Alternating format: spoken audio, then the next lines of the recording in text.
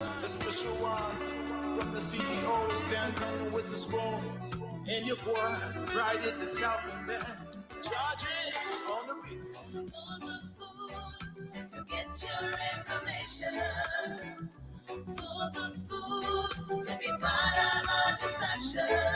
Spoon, spoon, spoon television. Spoon, spoon, spoon radio station. Spoon gonna tell you what is happening in Liberia. Spoon gonna tell you what is happening in Monrovia. Spoon gonna tell you what is happening in Africa. Just to spoon you will know. If the children crying for starvation, just to spoon. You want to get a news update, my brother, to spoon. You want to know what is happening, moreover, to spoon. Politicians want to make their decision, just to spoon. You want to know what happening in the ministry, to spoon. Yeah, to spoon. Yeah, to spoon. You from Funjama, Maryland, to spoon. Yeah, to spoon. If you eat kepa, congratulate my brother, to spoon. You got a Spoon TV, you got a Spoon Radio, to. Well, folks, welcome to another edition of the program, Spoon Talk on Spoon 107.5 FM, Fabric 101.FM. We are also live on Super 95.5 FM. And of course, we are live on Spoon TV and Super TV, Fabric TV, and on YouTube, Spoon Talk. We like to say welcome to this edition of the program. It promises to be fascinating as usual. And my name is Aaron Kuban, your sound coordinator for tonight's edition of the program. And it's a pleasure being here with you. And I hope we can together be here up to the end of the show as we all, listen to get the necessary information from the panelists who will be here just a few minutes from now to jumpstart this all-important program. We'd like to say welcome to all of you. Those of you listening to us via the radio, we'd like to say welcome on 101.1 FM, 107.5 FM, or one that's 95.5 Super. We'd like to say welcome to all of you. As usual, we will begin the show by having you placing your calls to tell us what's on your mind. What are those burning issues you want to talk about? But just before we do that, we like to congratulate a Liberian who flew from the United States of America, Maryland to be specific. Arrived in Liberia today. We were at the James Prince Bean airport, domestic airport. That's Amna Yuli. Yes, he arrived today, and he's a young man. And every young person in this country, and even the older ones, should be proud of his feat he has established. He's accomplished, and it is a welcoming development. It's historic, and we all Liberians are proud of him. And one of the things that actually made me very proud that I was part of that event today is the Liberianness that I got for him. We've heard so many times that people have a Liberian lineage. Maybe they're born in the U.S. and their father or mother from the U.S. and maybe just one of their parents from Liberia, and they want to link them. Like it happened in the case of Just Sam, the lady who won the certain award she won. Her grandmother from here, and then she said she was going to build a hospital here. I don't know where the start of the hospital. But in the case of this young man who flew from the United States yeah, everything about him is Liberian. Yes, everything about him is just Liberia. When he opens his mouth to talk, everything is America. Okay, the American Got Talent and America Got Talent. Yes, she won that. And so for him, he's a total Liberian. If you listen to him, the colloquialness, everything is just unique. Someone say American Idol again. Yeah, I think I want to agree with saying the American Idol she won. So everything about this man is just Liberian. You know, you could see his family members. He talked about schools that he attended. He said he attended Bounce Academy. So he's a complete Liberian. You know, people say African American, and so, but I was that was one of the things I went there for today to look out for, to see as to whether I'm going to hear about this man. You know, that he's a Liberian. Maybe people claiming him, and then he has a whole lot of series in his mouth. You know, not having any history of the Liberianness, but he is actually a Liberian. Anyone who listened to him today we attest that this is a Liberian, and I'm proud that when I listened to him saying "your hello," yes, it was like my hair was already rising. You know, it was something like I was in. It became very emotional to see someone who has the colloquialness in him, and he speaks colloquial very well. Uh, you know, establishing or accomplishing such a feat, I felt very proud, and I'm very, very much, elated to have such a young man. And I know maybe the CEO might talk about it more. So, folks, we will take the calls. We will make sure that we ration the time so that we get more people calling in. We will ration the time so that we can have more people calling in this on the segment of the program. Then before the panelists will come in to drive you through on the show. Once again, my name is Aaron Kuban, and I'm your sound coordinator for tonight's edition of the program.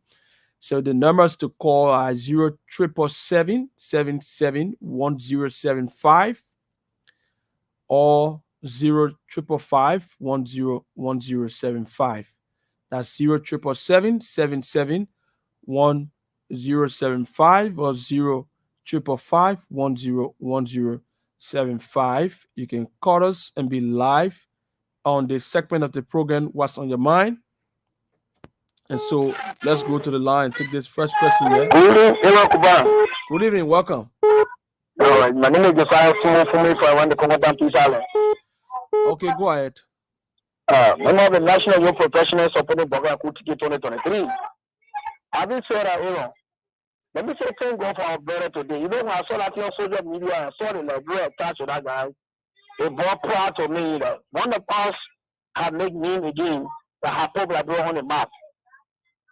Having said that, let me say thank God for him. Go to the other side. You know our brother Jerison Koji. You know I was surprised to know that all that thing Jerison Koji having press conference had and said about the result. You know about the state election. You know that we have been on BBC. No, so that how to call it? You know, we're reading that thing today on the show on OTFM. You know, the president that is the father of the nation has come to congratulate, has considered defeat. That has said, no bygone be bygone. Let all powers that we have won. Let forget about the past. Let all try to embrace a new government. So we all can work together as team. Who is you that can't make committed by giving you job, you coaching, that you'll be going having press conference and write contradicting what he has said, with a repetition that he has made, whatever he has said, telling the world that, you know, for the store election, all kind of things, if you see what's going on. So you in the president, who more than your friend? Okay, thank you. Who more than your friend? Thank you very much. Let's ration the time. Thank you. Let's Hello? take this person. Welcome, you are live. Go ahead. Yeah, this is Pastor Baka. I do join the conversation from this 3 specific pipeline road. Okay, go ahead. Yeah. Firstly, extend my thanks and appreciation to Honorable Priest Ward Johnson for his feeding explanation today. You know, I stand by Priest Johnson for the forensic audit of this past, the outgoing government. In the sense that, you know, if we don't say a president in this country, people will continue to go with impunity. Let me warn Let me send this caveat to the incoming president or the president-elect. We elected you because we know that you are a leader that listens to your followers. So please go by our demand so that you'll be re-elected come 2029. Thank you very much. Thank you ever so much for being very time conscious. Let's take this person here. Good evening, welcome. Thank you. You are live. Yeah. Good evening. Thank you. I just want to say thanks to you for the show, and I do listen to one of your sister stations to how to call it by how to call it clean, but I'm so excited to have Liberian in my direction, and we are proud of him. As he said, he's a pure Liberian guy. We are so proud of him to make sure Liberia flash the war again. But I want to say this, and we stood by the Unity Party. We are glad that Honorable Parker is the president-elect. On a serious note, I listened to Honorable Parker, and he 100 days deliverables. I do agree with him. Rural network, rural connectivity, it has absolutely impact on any country to boost the country's economy.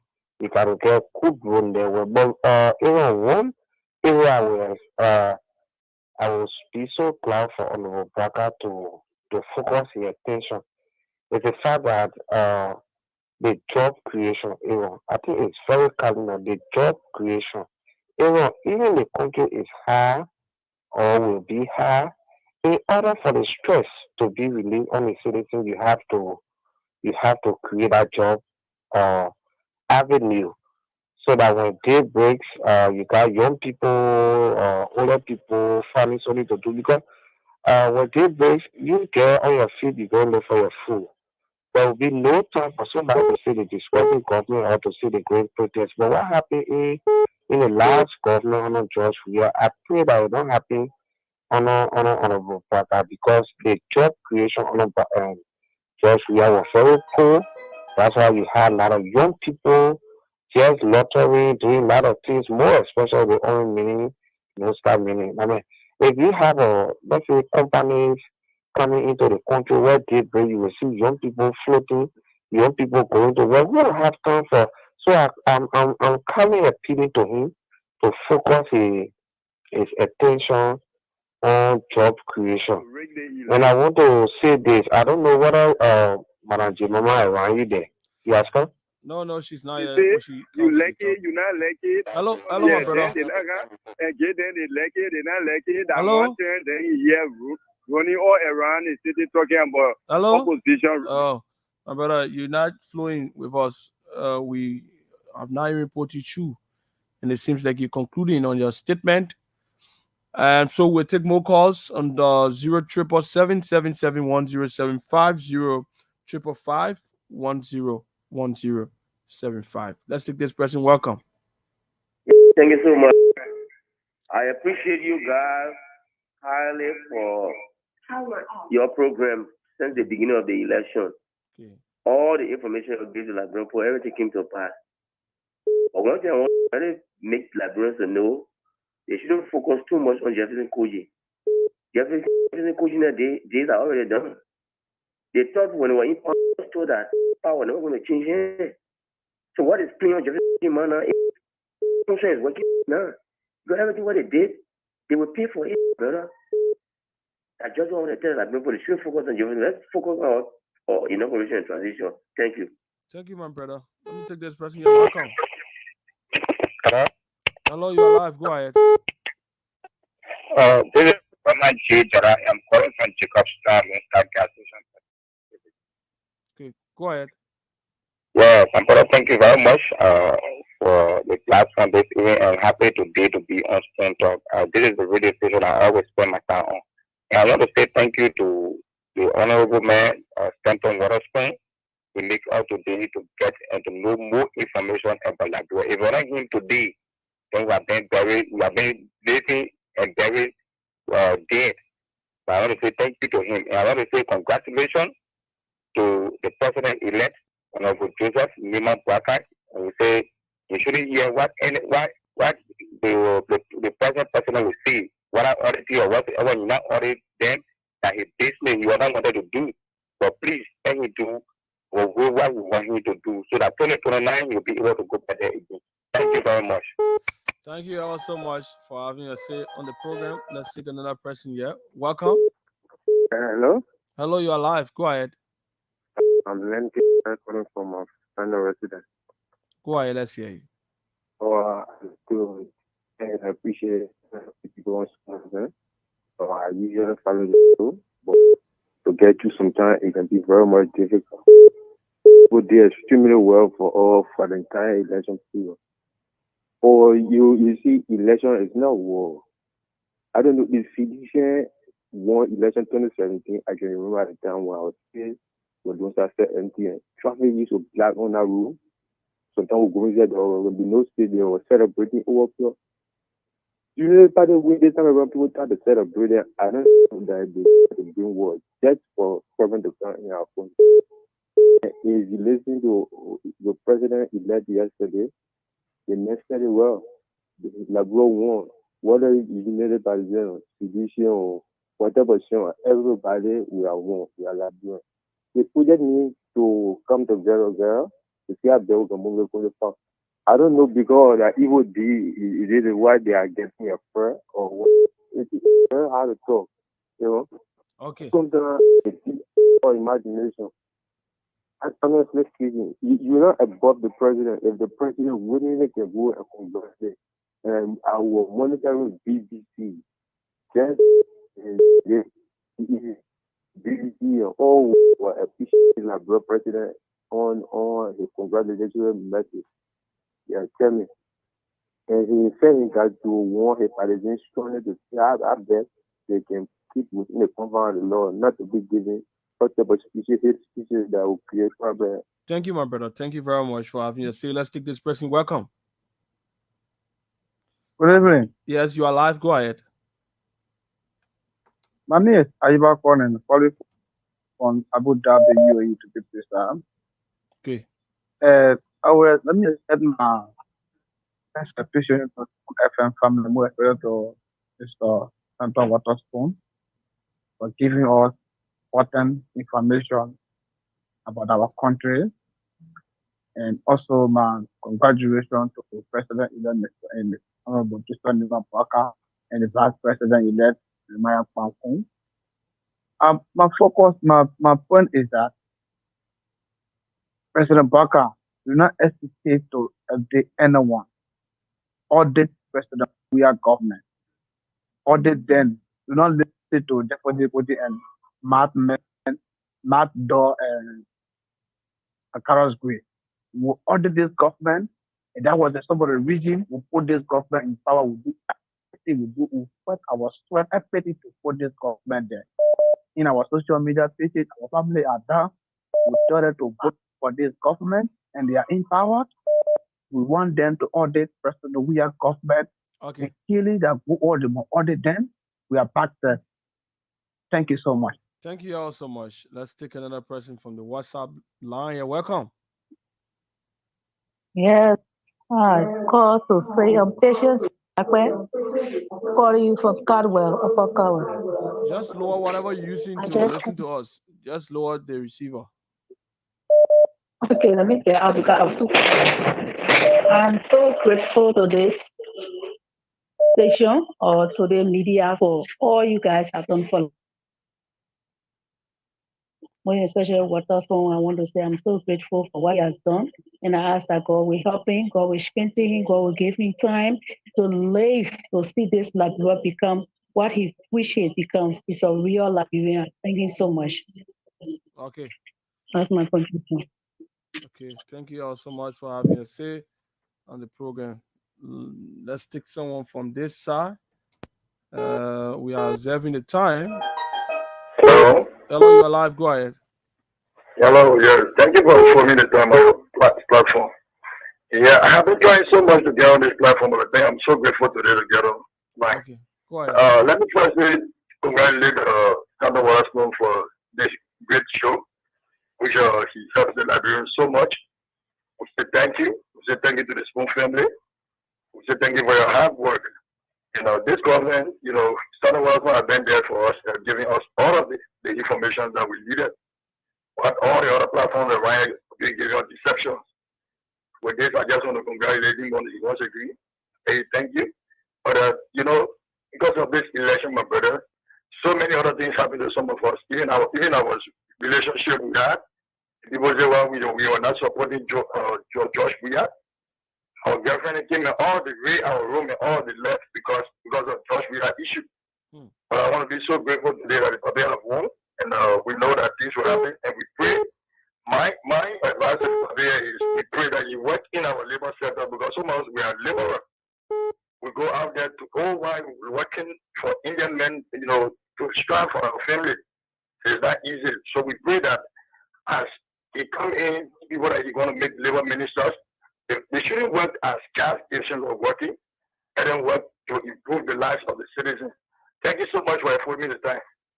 Thank you all so much. We've the time at let's say just 8 minutes to go on this segment. Let's take another person from this side. Hello, welcome. How are you? I'm fine, thank you. Go ahead. My name is Terry T.J. Colette, and I form Foundation number 10. Go ahead. Okay, what on my mind is just simple. Concerning about Liberia, it's all about people being responsible for their duty. You getting me right? Indeed, I'm getting you. Go ahead.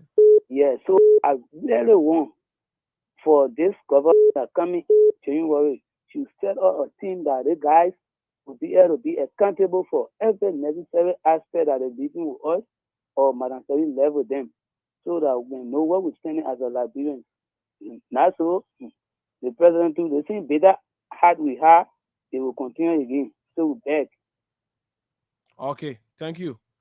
Thank you all so much for having us here on the program. Let's take this question here from this side. Hello, welcome.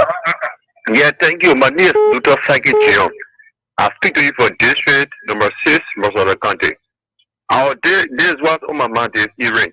Our impulses are Waka. Some of we know the reason why we voted for you for to win the election. And please, waste funds is doing for all the things. Please, we want you to all it, not the waste funds.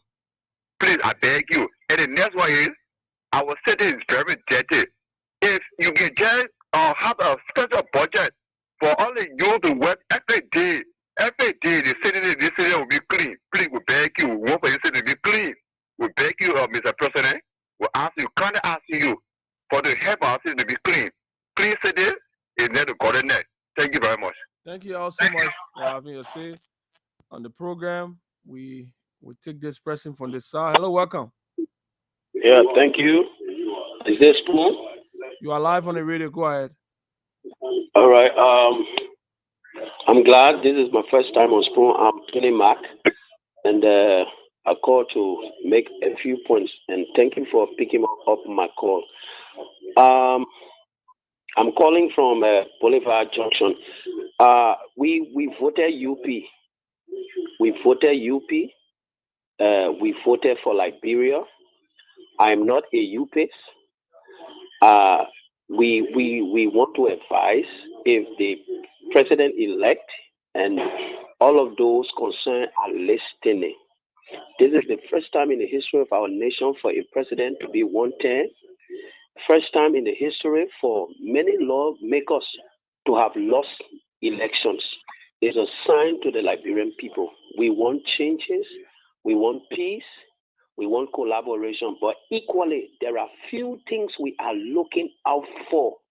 Me, personally, one, the appointment of the cabinet ministers I am watching as a Liberian. That is, we should not go back to the mistakes that CTC made. That is nepotism or tribalism or the issue of taking people from one group or one county believing that we voted him the most. This thing, we are watching that to know whether this thing will be decentralized or qualified Liberians will be taken. That is one.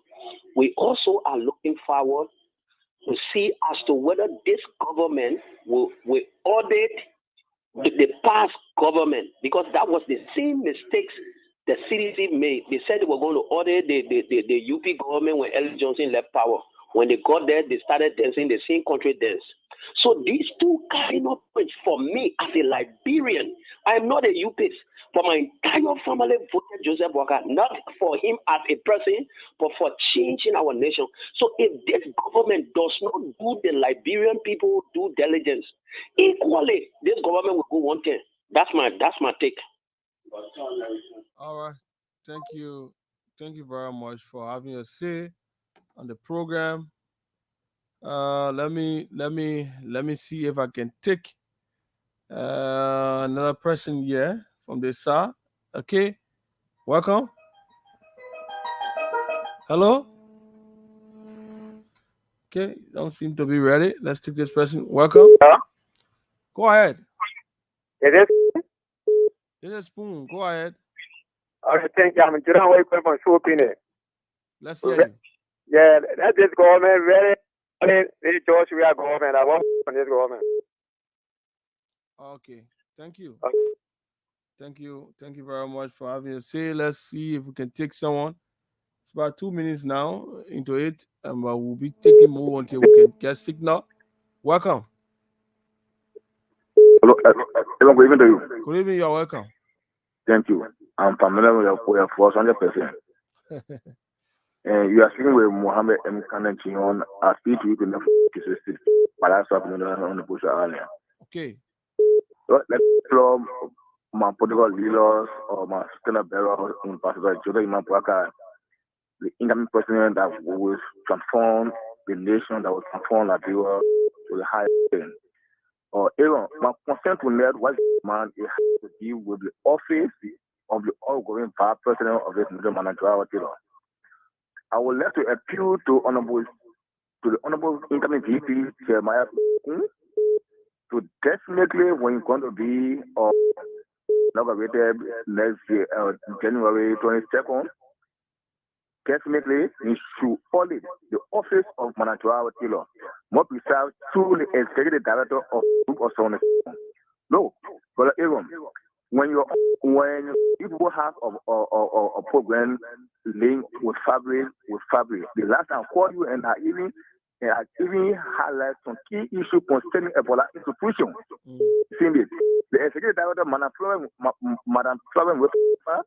where in which she is behaving to that institution, to our colleagues there from there, it is very, very much violent. You will not get our disabled, our physical challenge, dwelling and status, even into that institution. Indeed, even meals or food for them to eat is very, very much difficult. So I would like to appeal to the incoming vice president, Honorable Kuhn, if you will be seated on a managerial and the problem that will be audited when they find guilty. Please, let the people that they should be helped off, send at the Memorial Center prison. Every account they should give, we need every account pertaining to that institution because our budget that has been sitting on there more than 1 year plus now, almost 2 years plus. No food are not being given to that institution. Thank you very much. Yes, hello. Yes, hello, welcome. Yeah, one of my man, I want to tell God thank you on a few and to the whole entire thing. I want to take the time to appreciate it. God first in particular election, God go for number 2 CEO. Let God bless you. The well and do for the Liberia people who just pay for him. And you are in our field or the work that you do. The patient that you pay for the CEO. All the things are happening your pain attention. Let God bless you in our field. Yes, you work for the Liberia people and number 1 CEO. You know, able to kind of say God thank you for CEO. Let God bless you. Let God be long life in your family. Thank you, my brother. Let's take this final person here. Then, hello. Hello. Yes, you are live. Go ahead. Hey, is this Aaron? Yeah, this is Aaron. Go ahead. You are live on the radio. Yeah. The thing on my mind is very, very serious. I really want Dr. Richardson to teach Kev a lesson. The last time I heard CEO talking, I will talk to Dr. Richardson to forgive Kev. Kev disgraced Dr. Richardson badly. So I want her to take Kev to court and let him face the wrath. I don't have to forgive Kev. Kev lied too much on her. Kev spoiled her character so bad. Damn it. Let's sue her for defamation of character. I beg the Richardson she must not forgive Kev. She must take that lawsuit seriously. Seriously. Thank you very much. That's what's in my mind. Thank you all so much for having a say. We'll continue to take calls until we can get signal from the CEO and the team. Yes, we'll continue to take calls until we can get signal. So you can put your calls to 0777 771075. Let me take this person here. Welcome.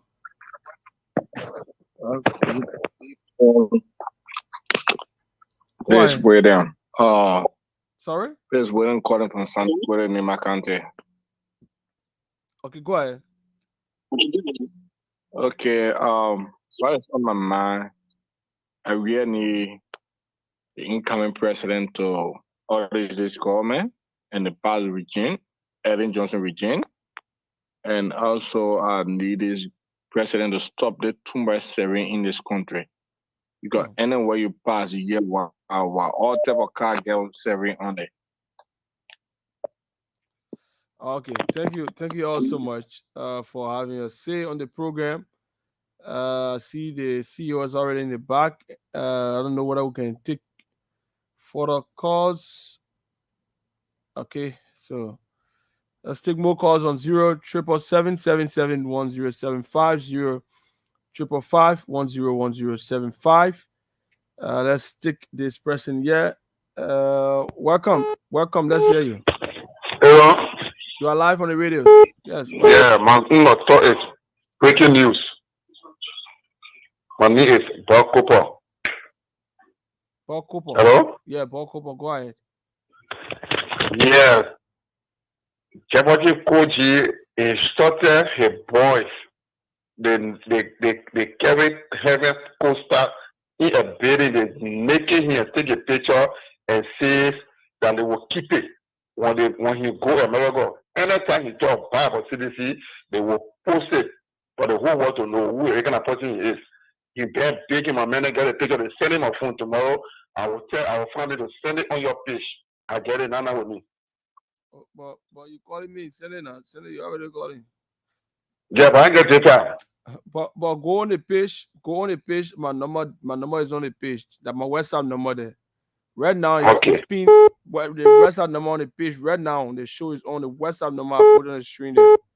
I want to send. Yeah, I will check for it. Yes, I will check for it. WhatsApp number. Everybody will see it. All right, thank you. We'll look at it. What are the costs actually? Let's take this person here. Welcome. Hello, you are live. Go ahead. Yeah, thank you very much. It's been Roger Matara calling from the Golden Purple this evening. Go ahead. Yeah, the issue of our especially this election, we first of all want to give glory to God for the level of work, how He directed us to have voted willingly for the Unity Party. Because I know that Ambassador Barker and the non-president elected did not make commitment to anybody to protect their family, for the level of mayhem that they carry on this country, for the level of corruption that they carry on in the country, for the level of bad governance. So as far as we are concerned, the issue that had to do with prosecuting people who took away government property, who took away money, it is going to be the hallmark of this government. Because we need to set a benchmark so that other surrounding African countries will follow us. Because if you follow the history of Ian Kama, when you were president of Mozambique, you saw why he did, So, we need to set an example. The late Professor George Tambo Magufuli, you saw why he did in Tanzania. So, this is the same thing that we want for Ambassador Barker and and the vice president elect or Jeremiah Kwan need to do in this country. Other than that, the country here, there are some individuals that are even richer than Liberia.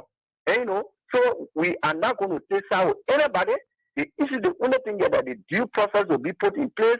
Those who will be arrested of allegations of corruption, they'll be taken to court, and when they are guilty, they're going to serve as sentence according to the law. We are not going to miss our words because we started the struggle, and finally it has come. It's not about an individual, but it's for Liberia, because the pathway of democracy that was introduced by the government that will be taken off on the 22nd, the 29th, I mean, was a wrong pathway. What that means is that they were empowered individual instead of empowering an institution. Yeah. So I mean, thank you very much. And like I say, have so to Stanton Waterstone for his bravery, for his courage. Other than that, it would have been a different case. Thank you very much for affording me the opportunity this evening. Thank you, my brother. Welcome. Yeah, welcome. Yeah, Aaron. This is Henry. Go ahead, Henry. Where are you calling from? Yeah, I'm calling you from China. Okay, go ahead. Yeah, good morning to everyone. Yeah, Aaron, what is actually on my mind is about this auditing issue. You know, I'm seeing physicians talking about it should start to audit from 2006 upward. We expected the CDC government to start the audit during Eden regime from 2006 up to 2011. They didn't do it. So for Joe Braga, we want him to start it from 2018 to 2023. That's what I want him to audit from. So that is what my mind. Okay. Thank you. Thank you for having us say. We'll take more calls until we can get signal. Let's take this person here. Welcome. Yes, good evening. Go ahead. Okay, thank you very much. This is Alexander Mupapa. I'm calling from District 6 within Montserrat County. I just want to be grateful to the Spoon Network for the job well done. And I also want to be grateful to the former CEO and the current CEO, all of the workers, at Spoon in Liberia. I say thanks to you guys for the job well done. Okay. Having said that, I want to be very much grateful to the president-elect, Ambassador Barker. We sacrificed our time, our little resources. We went twice, we voted him, and we expect a perfect job to be done.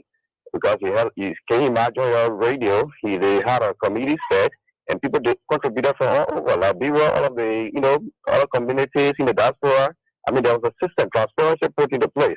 Yeah. So I just want to join my voice to the many voices that Ambassador Barker, he has a legacy that you don't have anything to record. So I don't think he will be able to make his record, to be diluted with some bad issue in terms of corruption. So it is imperative that all Liberians are speaking right now that Ambassador Barker should see the needed reason to audit this government, make sure that before he can take over. Having said that, I'm so happy and I respect the ongoing president, President Weah. He's a great president. He's had a great legacy into Liberia.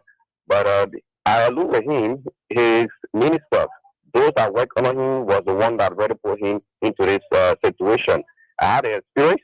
I'm a degree holder. I have a BSc from the Ministry of University of Liberia with over 8 years experience in my field. Can you imagine? I will call it the agency news. The FDA, I went there, I qualified me having over 8 years experience into logging. I mean, the guys exploited money from me, 25 hours US. I can go to 8 hours free. At the end of the day, I never got a job. Yeah. So I'm very happy that we have this opportunity today, that they will bring about, transparency. Those are qualified will get a job.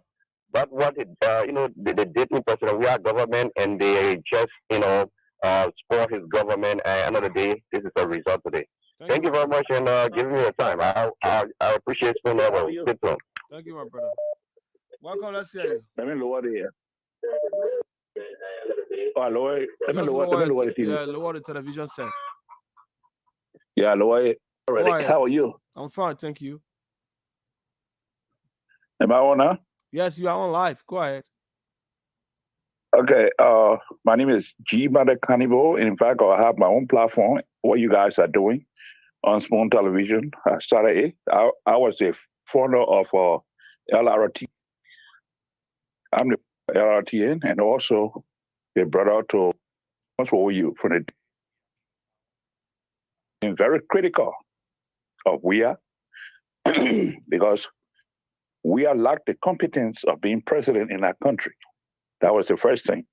And of course, Jefferson Kochi have been murdering people over there in our country. And in fact, I intend, if Joseph Boakai doesn't pick up the pieces of trying to bring Nathaniel McGill and other people to justice or bear in our country at the Supreme Court as it relates to the murder of the 4 government auditors, I will file a lawsuit at the Supreme Court.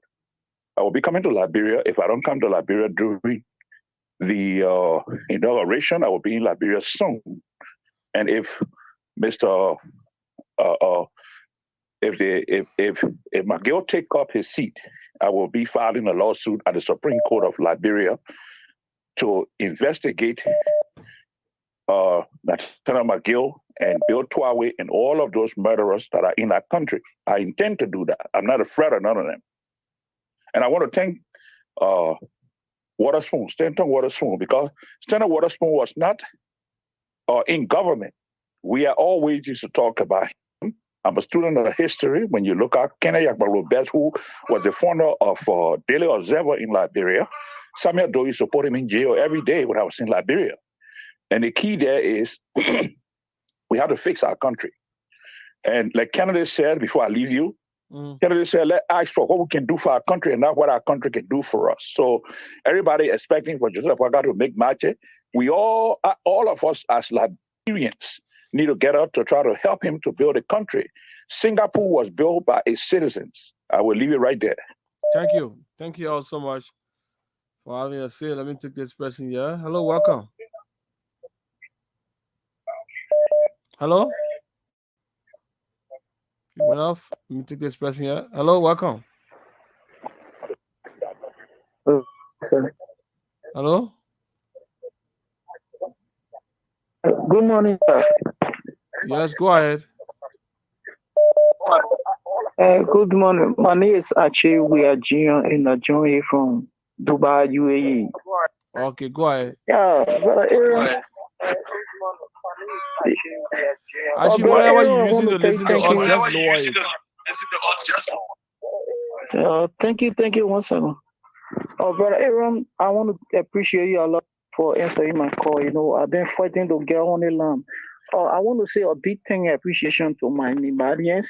They're listening to all on Spoon FM, and I want to say a big thank to the CEO.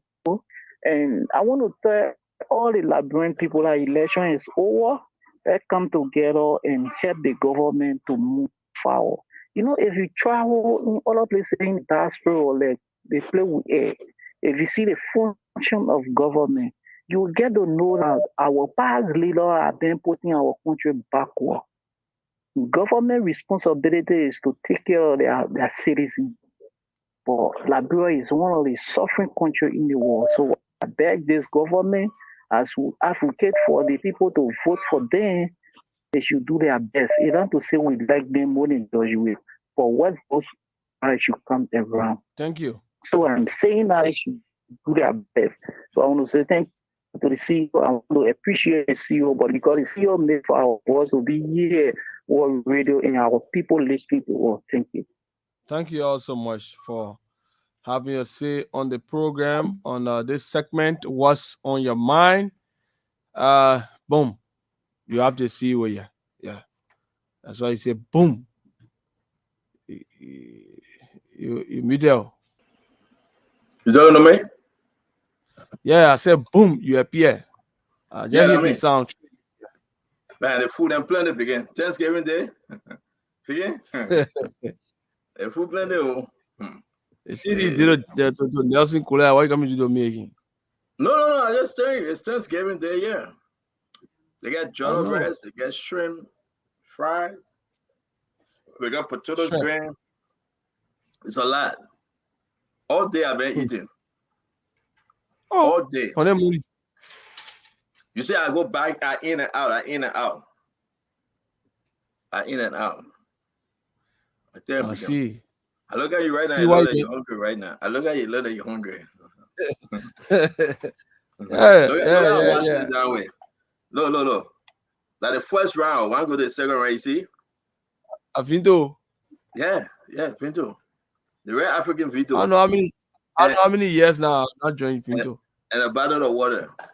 So if you see me That's asleep, long. I'm going to get a couple of spoon and come back. Now it's beginning. Is that buffet style? Eat all you can eat. You know the buffet? Eat all you can eat? Yeah, I know. Yeah. Yeah. You just go there, you take anyone you eat. And just sitting down. But the people get call off town. One time when I No Boulevard call off Palace. That my house. Where I don't can get we call off get time for me. the people landlord they say that town finished. Cut off town. No. All the No. people they were looking at you, That my ah, house. putting They well can't in get call off time. No. I can enter in the kitchen, the dining room, all over. No call off time for me. I just went there and made the salad, the potato salad alone, not the vegetable salad, just a potato salad. You take small. You know the potato salad, you do it with the mayonnaise and put the egg inside and all the other one. You put small in the plate, then you take small and vegetable salad. You gotta add the people that you eating vegetable. You just take small the vegetable salad and put it on the side. So what's about the other day you're eating it? It's Thanksgiving. It's a holiday. Oh, okay. People, you gotta buy your turkey, your turkey and just bake it. But you do what you want to do, the dry one, the fresh one. The dry one you put it in the dawagi, the red kit to the dawagi with the African palm oil, water oil, dawagi oil. You mix it and put small soda inside. See you. The way they describing the food said, Huh?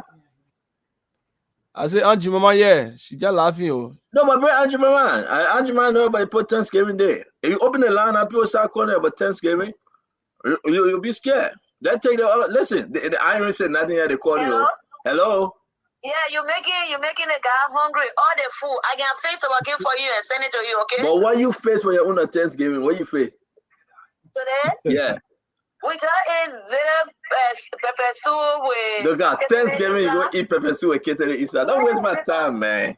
Don't waste my time. I will cook the working for you and send it. I swear to my living God. You don't have to swear. I believe you. I believe you. What kind of dawagi you cook? What kind of dawagi? I know how to cook. I'm married to Loma man. I cook tawagi every day. Kettle tawagi, bean tawagi, and everything. Potato green, you cook potato green dawagi too? Oh yeah. I can cook potato green tawagi. I can't hold on. Listen, with the big white beans in it, Wow. Yes. But I tell you, the Thanksgiving Day, that time to eat and be thankful. Thanksgiving experience for no. I will surely cook your tawagi, your favorite, freeze it, and send it to you. Thank for you. You and your phone. Yes. Listen, somebody shouldn't count on our life here, Robina, Famata, Louis Vinci. They won't go cook pepper soup that was also water. We on Thanksgiving, they talk about food. Don't come here and can't all you can cook. I will call her name again. I'll even find her picture. Robina Famata Louis Vinci. No, for me, seriously, no joke. I can cook. Okay. I'm the best cook in the whole world. You're the best. Only your husband can say that. Because I eat your food, yeah. Let me eat your food, then I will tell you. I talk to him. All right. Let me take the CEO next call. Let me take the next call. Hello. CEO Famata can cook. Happy Thanksgiving to you. How you doing? Yeah, let's go get to Arizona, Phoenix. Yes, what's up? Roman, never can the GB. That eating today? You said that you finish eating? On the Thanksgiving, you eating GB? Maybe this Wait. Tell me the truth. What is secret? The only thing I can cook, but what you can put in the GB? They say you can put cow poo in it? No. Goat poo? That's not true. The man I say. My man I say that goat poo you can put in it? It's a serious thing, goat poo. Yeah, I'm supposed to. I got a nasty thing. That's not true. No, hold on 1 minute. What are you? Are you Gil or Mano?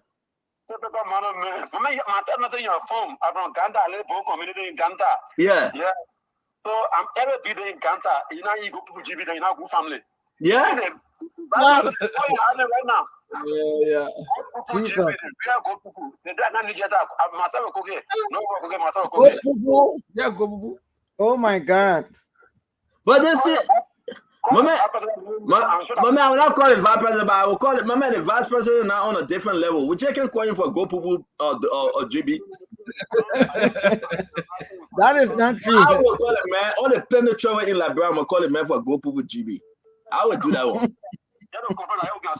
So you agree you can eat Go Pupu? That's not true. Wow. That's not true. Boy. Nene bake, nene.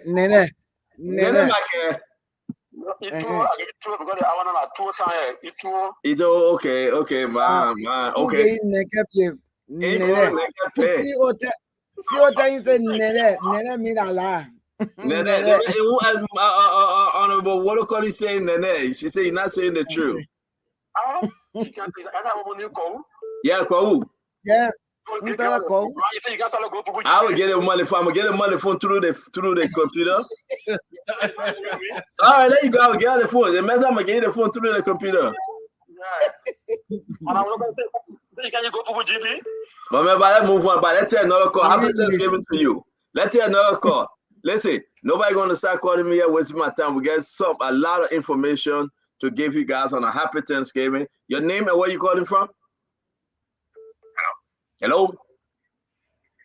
Oh, is it? My man, you call the show. Don't ask questions. It's a bad. You live.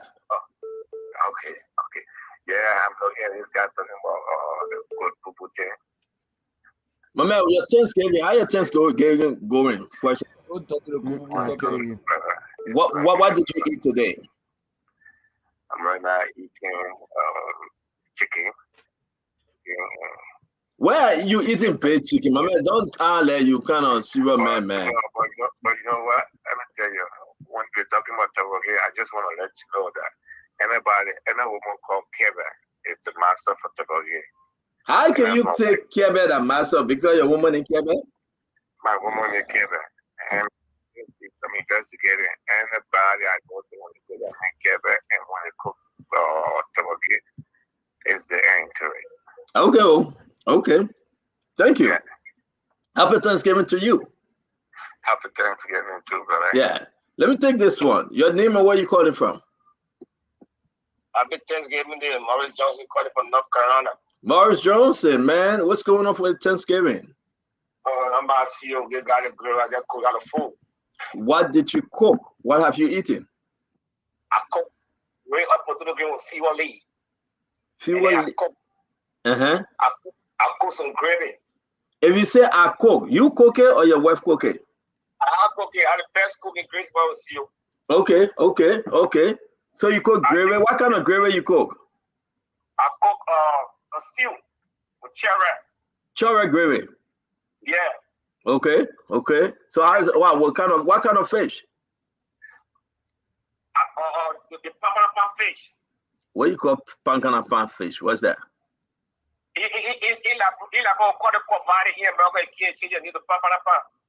My man, leave me, man.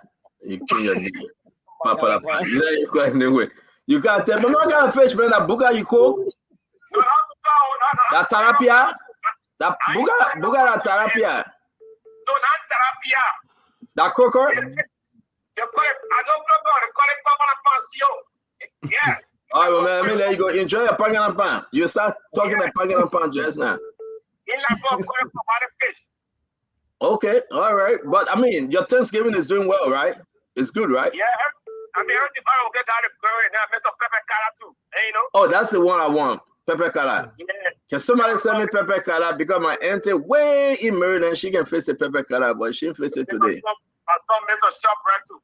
All right, but enjoy yourself, my man. Happy Thanksgiving and thank God we can have a wonderful show. All right, see you. Thank you for the family too. Yeah, happy Thanksgiving. Let's take another one. Let's take another. Folks, happy Thanksgiving to Brian. Your name and where you calling from? Yes, hi. How you doing, mama? My name is Yade. I'm calling from Boston, Mass. Yade, what's up? Happy Thanksgiving to you. Thank you. Wish you the same. What's cooking? What's cooking, Yade? What's cooking? Let me start it. I heard that you call that fool because I ain't in the bag. They hold my help, but you know, I step in the kitchen cook. All right, so what you got? We have turkey, we have red snapper, we have a chicken, we have what else? We have cassawali, we got fried rice, we got seafood boil. You guys are how many? How many are you guys that you cooking all these food? About 12. Wow. Big family. The only thing I'm interested in is the ajeke. So what I mean, you face the goat meat or the fish ajeke? Which one? We have steak. I need that one. We got steak too. So that is the steak coming with the ajeke? Yes. Okay, beautiful, man. Listen. This is what we're gonna do. It's Thanksgiving. Recognize some of your family member at least. Just send a shout out to them. Then from there, you look on the screen, you see the cash app, you drop what you can drop in. We are doing so. You know, you're not free now, okay? But go ahead, greet somebody, say something to somebody home all year. I want to say shout out to my family in Beverly. Says hi, Uncle Kamara. Beverly, Massachusetts. Shout out to my family in New Jersey, Philly, North Carolina, North Dakota. You gotta call their name. Oh, I have my Auntie Rose, Auntie Yoni in South Carolina. I have Uncle Trocom. They're too plenty. Yeah, but we said thank you very much. And what's your name? My name is Yade. Yade, thank you very much. You always follow us. We appreciate you. This is the Spoon Talk. Thank you, Yade. I mean, let's take a few more calls. I will get out to you and Prince and Steven Johnson Page. We'll get back to y'all. Hello. How you doing, Mr. Happy Thanksgiving. Happy Thanksgiving to you. What's happening from your end? Man, I'm just here, man. I'm eating some tawagi with all the animals in it. What's your name? Charles. Charles who? Charles Biavoki. Okay, you sending a shout out to somebody this Thanksgiving? Yes, just a shout out to all the Liberians, man. Y'all have a happy Thanksgiving. So the woman that cooked the food for you, you don't want to recognize her? No, not right now. Oh! They've been a bad man. Hey, Charlie. So you don't want the other people to know. Okay, we leave it alone. I don't want to call me. I don't want to call me Mr. Whatever. I hope she listened to you that you disowning her now. But thank you, man. No. She know what's up. She know what's up. I understand. Cool. Thank you. Happy Thanksgiving to you. Let's go ahead. Let's take another person. Your name and where you calling from? Well, my name is Bishop Elmos Hager. I'm calling from Pennsylvania, USA. Yes, sir. Where we're on the road driving and listening to on TV. We want to say really happy Thanksgiving to the Spoon family for the great job, excellent, wonderful job you did for the Liberian people. And I'm telling you, Mr. Witherspoon during the election period, I could not even say hello to my wife. Everything was Spoon. So what's your wife's name? What's your wife's name? Her name is Rose. Rose Hager. Rose. What? Here right here with me. I'm telling you. Is that the same? Is that the same? My man, let's take it easy now. Is that the same woman? Is that the same woman you I spoke to the other day when you called me? Yes. But what are you laughing for? What are you laughing for? I'm telling you, the way you did. My man, not cheating. I was getting jealous of Spoon TV now. I said, Spoon, my wife, everything was Spoon. The man teach you fast. My man. Rose, happy Thanksgiving to you, Rose. And thank you very much for taking care of our friend. Listen, enjoy the Thanksgiving. Drive safe now. And we'll talk to you guys later. Yes. We get a lot of food. You can't come here, but Philadelphia, we can do it big. Oh, you guys in Philly. That's good. Yeah. All right, good. Thank you very much. First, let me step back a little bit. I have to take this call, but Prince Maxwell, Steve Johnson, and Minister Woodacoli, I'll be right back. Let me take this call.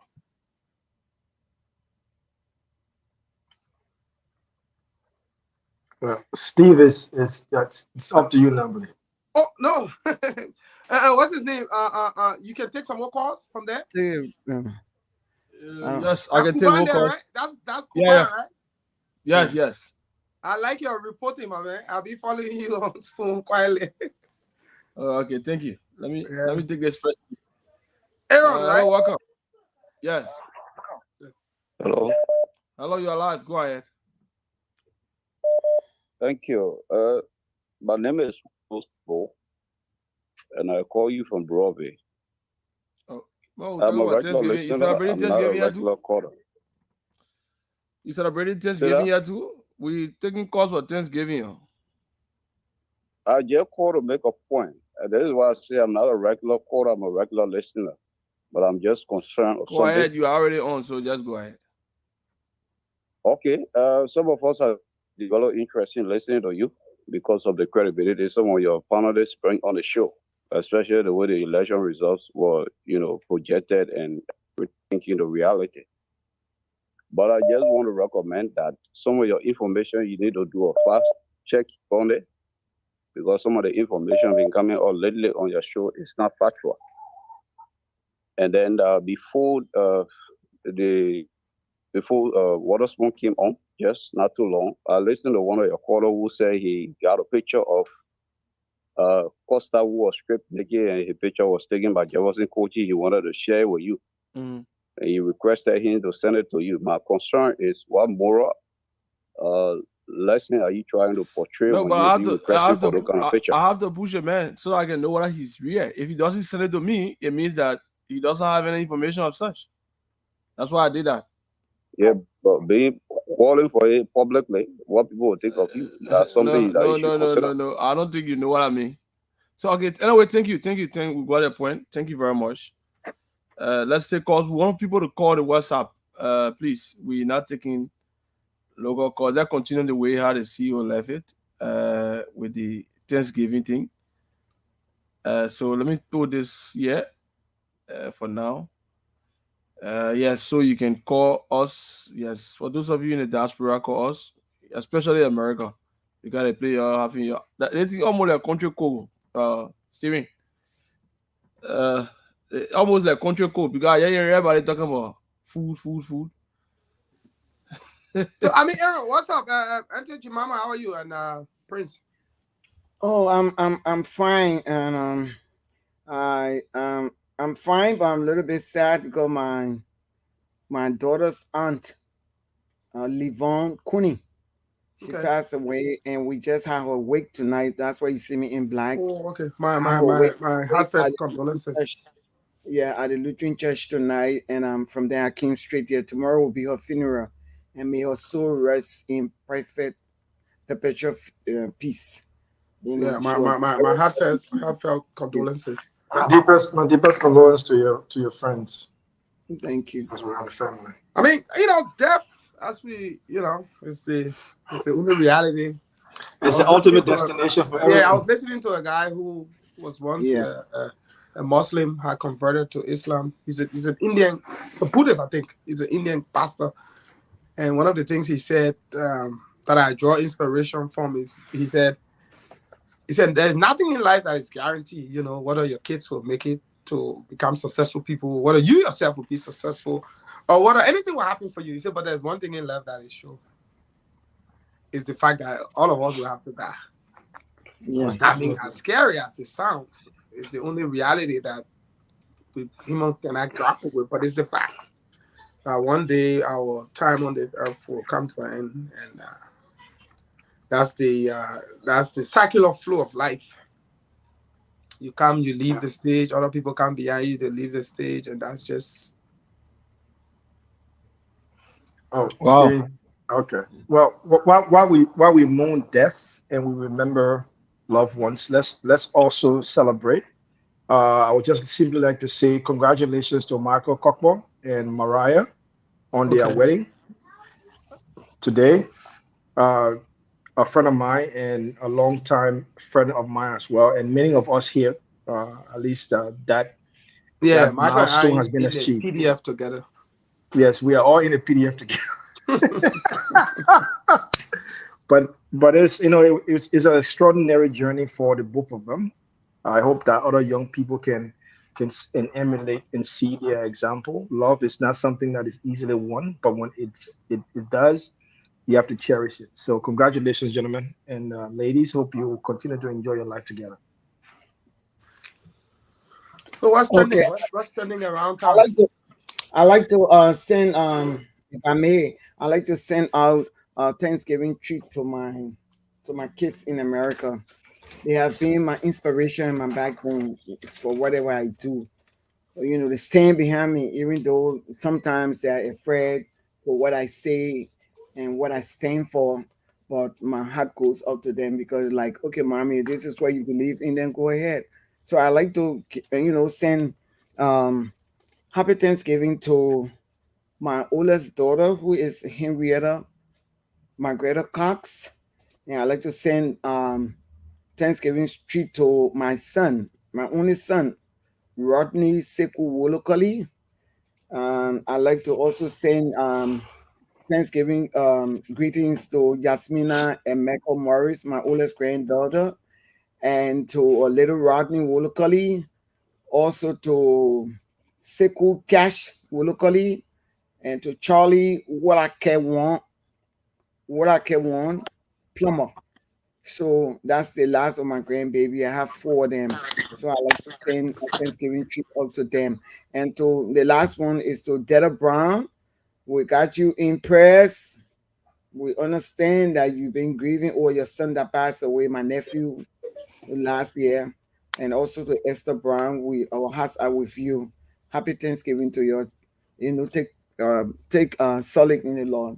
Okay? And happy Thanksgiving to all those who I didn't name in America. Thank you.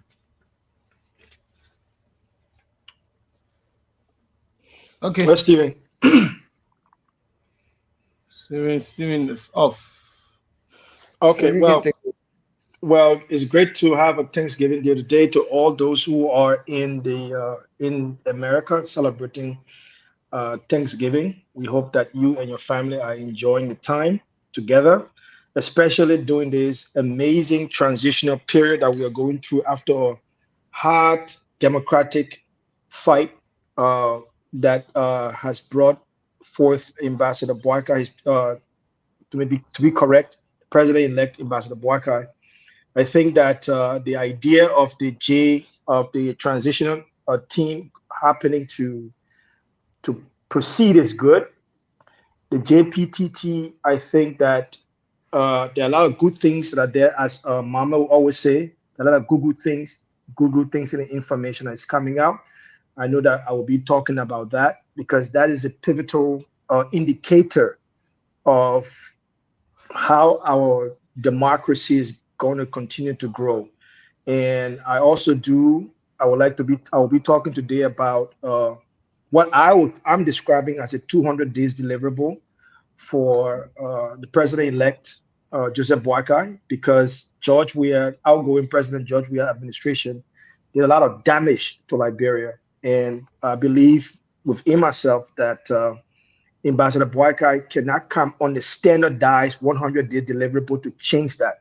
We need to give him the utmost patience, and we need to understand the level of expectation that we are exerting on his government, because there are a lot of things that he has to fix, from the issue of corruption all the way down to the issue pertaining to women's rights in the country, from our economy all the way to our fiscal responsibilities, including the inflation rate and our currency. These are all things that Ambassador Boakai's government will have to be working on. So right now, I just want to put it out there that the expectation of the Liberian people should be much more cautious, so that we can enable Ambassador Boakai and his cabinet, and his incoming cabinet, to do excellent work that we expect them to do. And there are other things that will be talked about, including the issue of the corruption issue that just took place, was reported on Spoon TV, that took place at LRA, that's been reported, because we consistently talk about corruption here.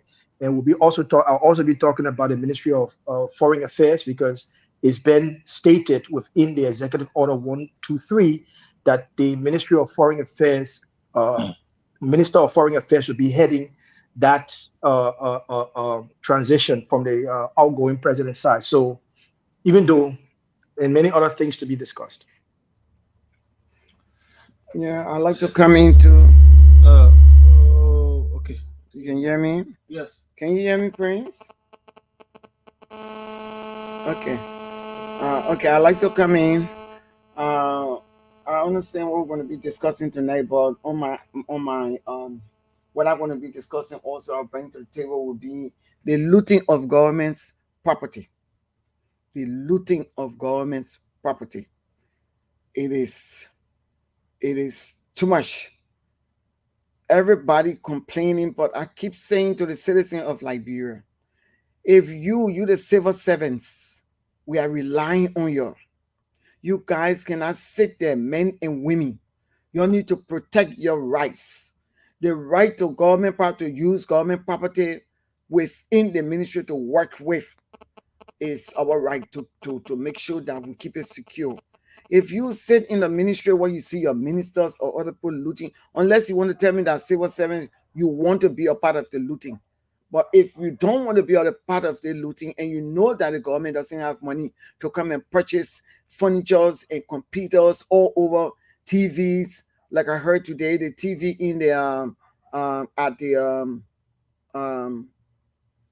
health ministry, Enfield, right? Enfield has been looted. I heard it today, but 50 of them has been looted. We need to protect the civil servants. We are relying on you. Please take control of this. Do not allow your bosses or your superior to come and just loot the properties. Those are your taxes. You pay for them. And even the ones that the international community brought in for us, we have to protect it so other people watching around the world can say, yes, we need to add more. We need to come in and help this government. The government belongs to you. Like I said, power to the people. The government belongs to you. So, civil servants, don't sit there. Stop it. Do not allow your bosses to take whatever belongs to you or the government. The government, people make the government. As I said, for the people, by the people, and of the people. You have the power. Stop them from looting government properties. So we're going to be discussing that and many others. So I'll rest on this case. Yeah, for me, I'm not really part of the panelists, but you're asking for trending issue, and since we're still awaiting the CEO, there is something that happened today at the Liberian Senate. On the issue about the budget, Prince, you know that there is a reform of our law, the Public Financial Management Act, that the budget for the ensuing year, that is 2024, should have been in by October, the 31st of October, but we had this election period with the legislature breaking most of the time when the election is drawing closer. But on today, Senator Dillon raised the issue about the budget not being before the legislature, even though we are in November and going, to the end of November already. And so the Senate mandated the chairman of the executive, that is Senator Saab Joseph, to speak with the executive to bring forth the budget, because we have an annual budget now. And so the budget year, it begins from January to December. And so when we already in December almost, and we do not have a budget before the legislature for deliberations, that's one of the issues that we saw today at the Liberian Senate. That issue was raised with the budget being put forth before the legislature for public hearings, in previous years. But now we have public hearings ongoing with the budgets committee, the joint committee from the both houses, hearing institutions on how they would generate revenue, or how they spend those monies that were given to them in the past budget.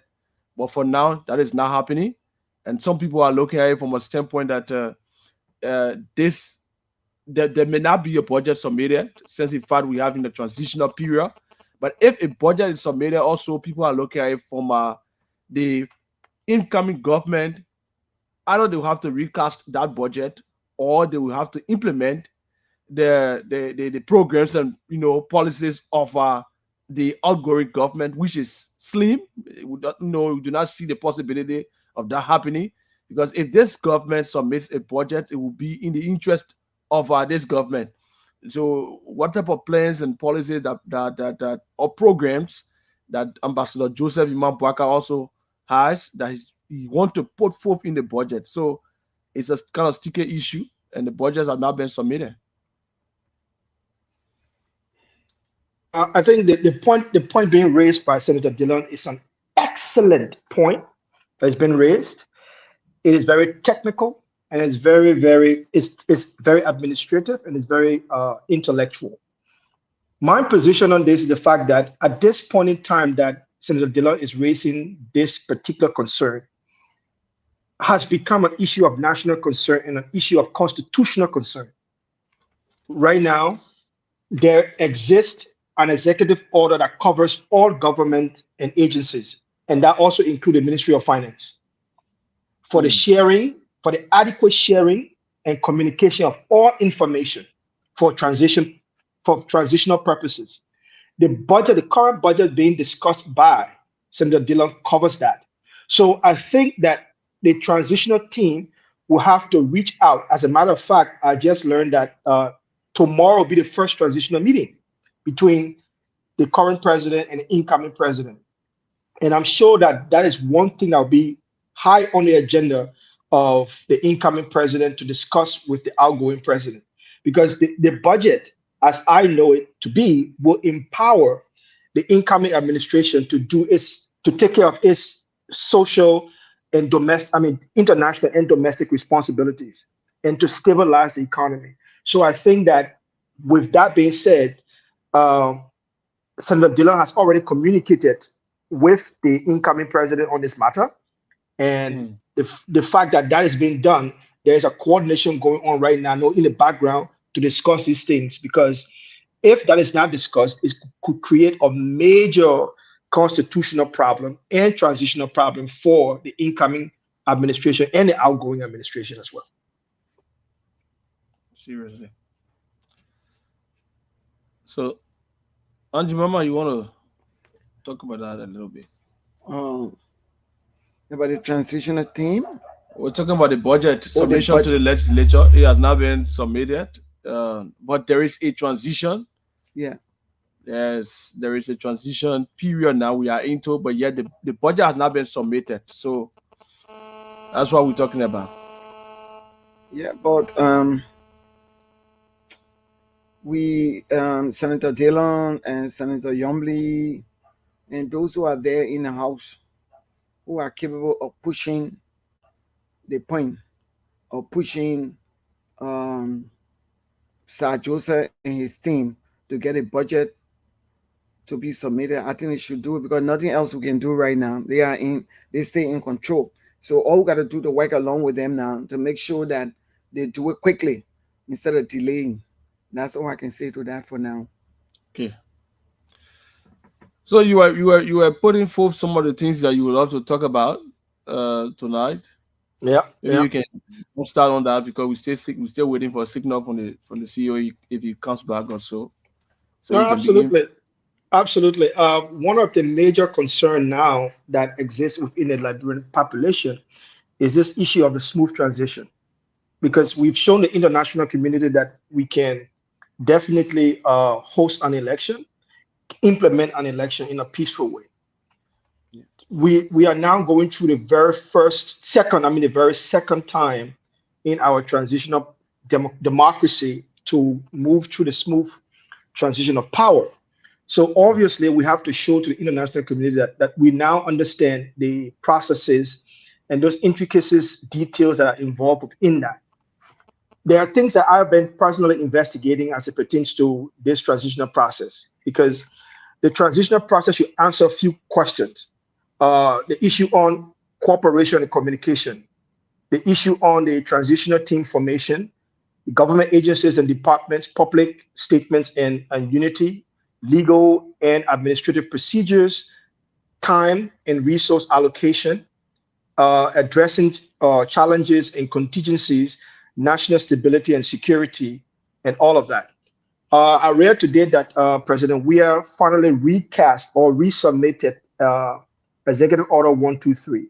And in that, he quoted directly what the JTTP, where is it coming from?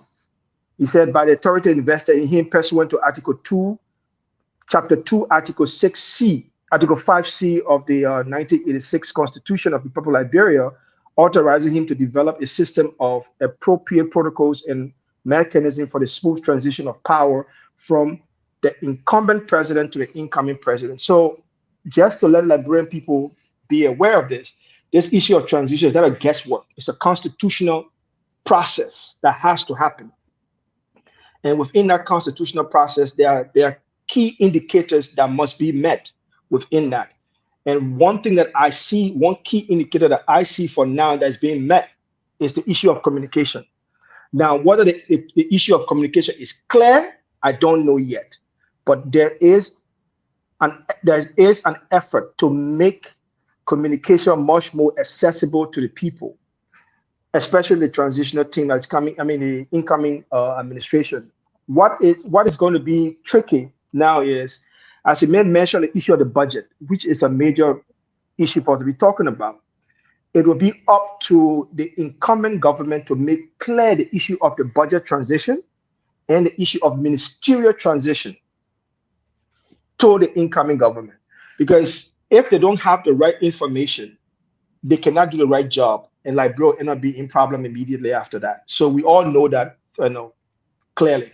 So President Weah, the outgoing President Weah, has nominated few individuals. So the president who and the president-elect co-chair the Joint Presidential Transition Team has already appointed members of his government, which is to include the Minister of Foreign Affairs, which is the doyen of the cabinet, the Minister of Finance and Development Planning, the Minister of Justice, the Minister of National Defense, and the Minister of State for President Affairs. And it also includes, this is the outgoing President Transitional Team, the Minister of Internal Affairs, the Minister of Mines and Energy, the Minister of Health, the Governor of the Central Bank of Liberia, Economic Advisor of the President, Legal Advisor of the President, National Port Authority, National Social Security and Welfare Corporation, Liberia Maritime Authority, Liberia Revenue Authority, the Director General of the General Service Agency, Liberia Legislative Corporation, and 3 other members of the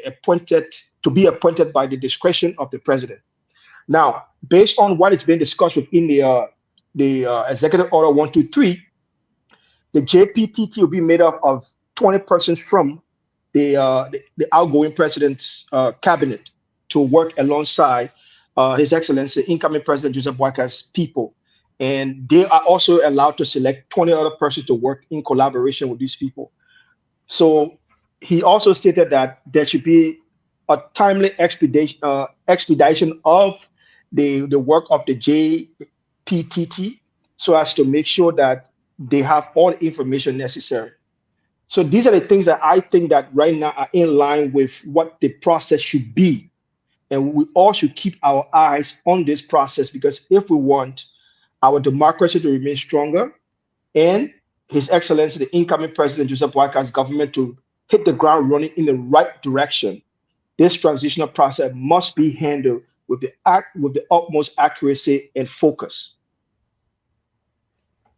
Okay, Prince, I'd like to ask, first of all, have they named the UP side of this transitional team? Have they named them? No, that information, I've not seen that information anywhere in the research I've been doing yet. That information will be made public, I hope maybe today, because according to the information on the outgoing president's administration website, the first transitional meeting will be taking place tomorrow. So before that transitional meeting happens, the incoming president should be able to produce a list of all of the people that will be working alongside the outgoing president transitional team, so they can have a proper coordination and contact of sharing of information and directives. Yeah, but my question to you is, why is it being delayed? Because since since the CDC government announced the transitional team, I thought by now we would have ours, but up to now I'm still sticking for the names. We need to know the names of those who all will be on the team. But let me just speak it back on history. History has shown us that the United Party has a very robust team. They are always been abreast to time, and the sensitivity of time. I think right now there's an in-house discussion. I believe there's an in-house discussion right now ongoing with the president-elect.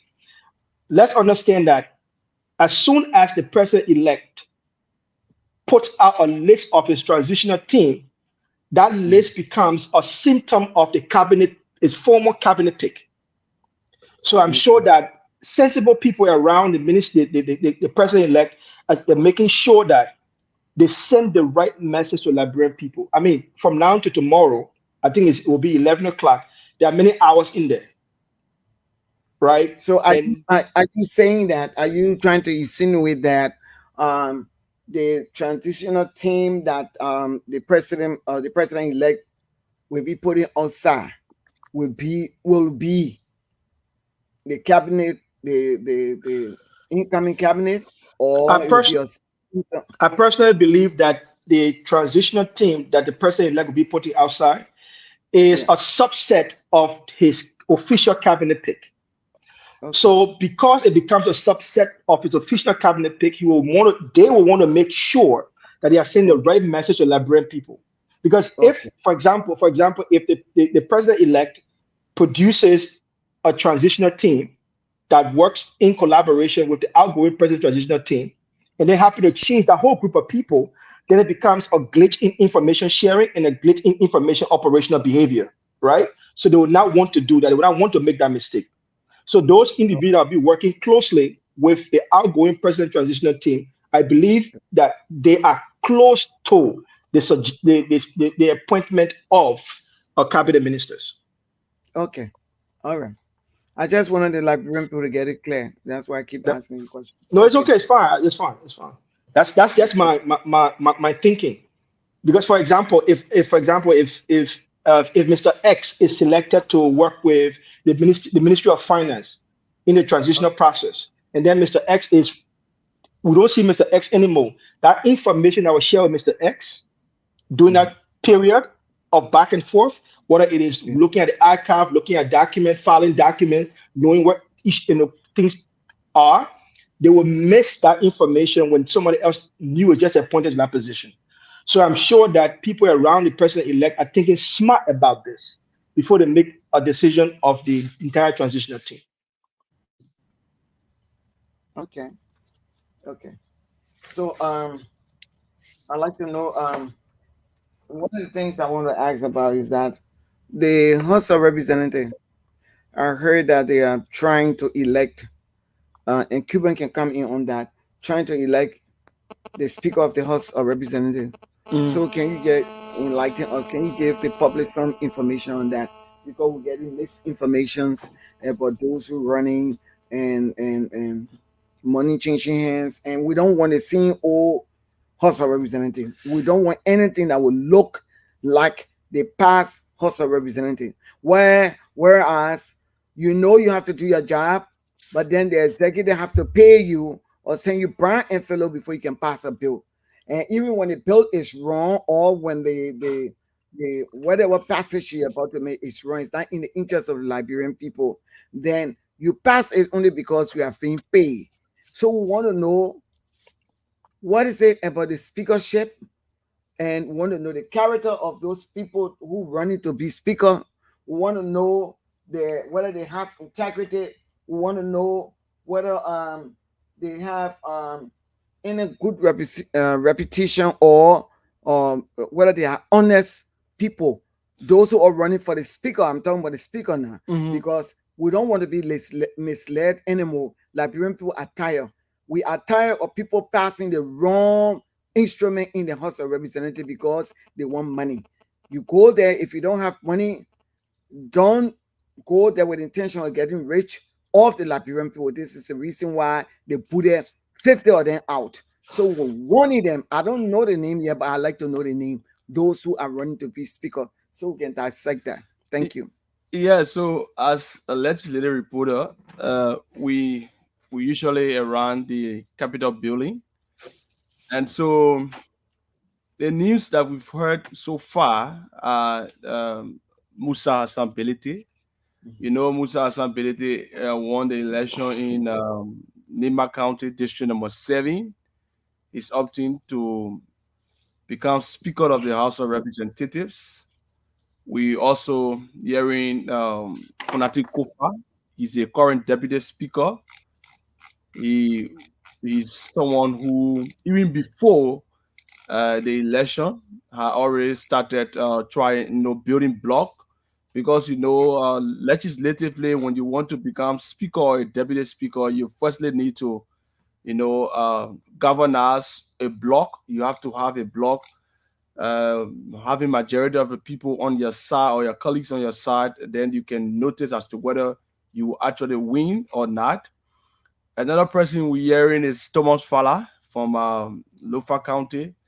Thomas Fala is my goal up for the speakership. And one surprising name that many people did not, look out for is Richard Kuhn. Richard Kuhn is from District Number 11 in Mosquito County.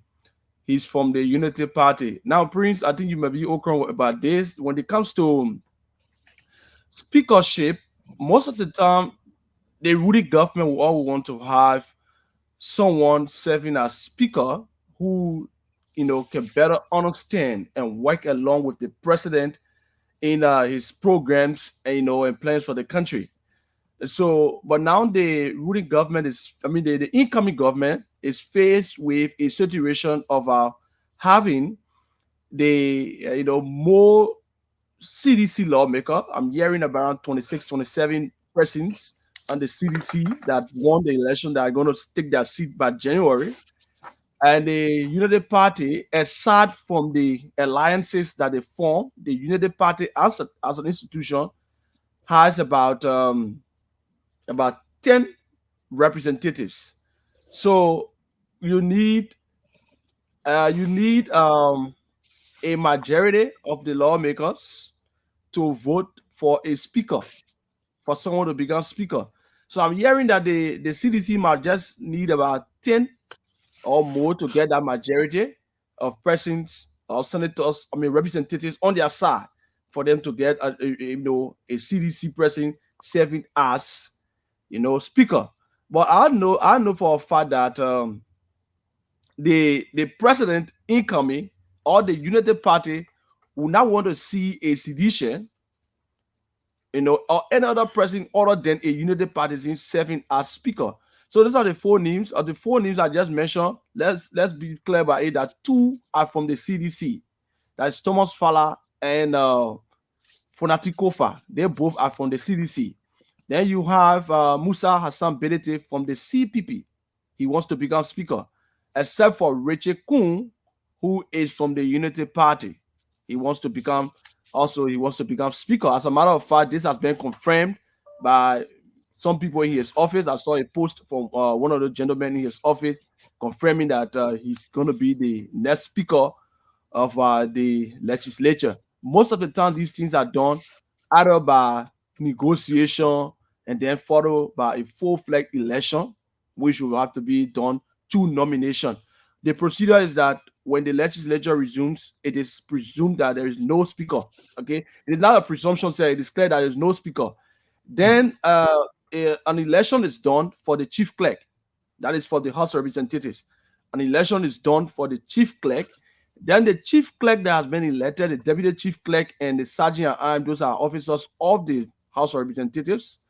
There will be a nomination process. So a particular representative will come up to nominate someone who they believe can serve as speaker. And then if the nomination is done, then an election is held for that person to be voted. If we have about two persons, then you will have an election. But what we saw back then in 2018, we saw a negotiation between the two parties, the two leading parties.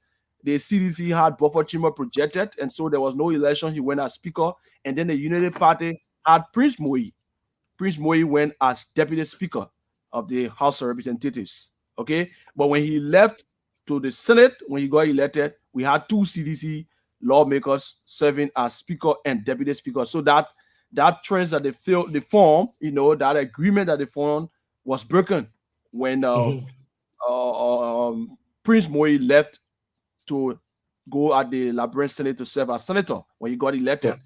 Yeah. But if in an event wherein there is not a full-fledged election, they may go back to that same agreement, having maybe the United Party serving as speaker and then the CDC deputy speakership. For the House of Senate, the Protem spoke on Tuesday, and he said that his colleagues should firstly consider negotiation before going to an election.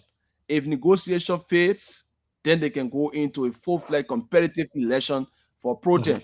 Similar thing was done also during the 2018 period when both Buffer Chima and him came on board to negotiation. There was not, an election held for the both of them because they both were known to be affiliates of the president. At that time, Albert Chie was not a seditious. He later joined the CDC, but he did not enter the legislature as a seditious. He later joined the CDC, elect Buffer Chima, who was a seditious at that time before becoming speaker. So that's the tricky part about the entire thing, who becomes speaker and Protem, and Ambassador Joseph Imam Bouaka and the United Party, who love to see someone from the United Party or the United Party's alliance serving as speaker and similarly as Protem. So that's the entire thing about it. So those are the 4 names that we have so far. There are not many names coming out from the Liberian Senate, unless we heard, many people projecting Madam Yombi Kanga Lawrence to serve as Protem of the Liberian Senate because they believe that this is an agreement that went on the far the matter that she was not picked as running mate to Ambassador Bouaka. That could be her own, share as a means of something that led to her endorsing or going back to the United Party after she was not picked as a running mate. So she could be the favorite of Ambassador Bouaka to serve in that position as Protem. Anyway, let me just state that there's an issue of separation of power here. So we're talking about 2 separate branches of government. I know that the incoming president will have his preference, but we have to respect the separation of power issue. The president does not intervene. The incoming president will not intervene in that because he's a Democrat. He's a Democrat, but all presidents do have their legislative team that works closely with these people. On the issue, before we just go forward on this issue, the issue of, I mean, just talk about something that one of our commenters made clear to me, and I mean, just point that out. I also believe that based on what the commenter said, Zezu Carter Jr. said that I should also make sure that we mention vetting. I think that, yes, it's very, very important. You are correct. It is very, very important for the incoming administration to vet all of those individuals. And I know that they are doing that. It's not like they are also doing that as well, to vet all of those individuals that will be part of the transitional team with the president, even if they are not going to become cabinet ministers. That process, I believe that process is ongoing because the president-elect Ambassador Bouaka is very strict on those issues. And especially all those that are around him, they are very strict on that issue. So I know vetting is going on. Okay, let's come back to the Senate. As Protem, I do agree when it comes to Honorable Yombi Kanga Lawrence.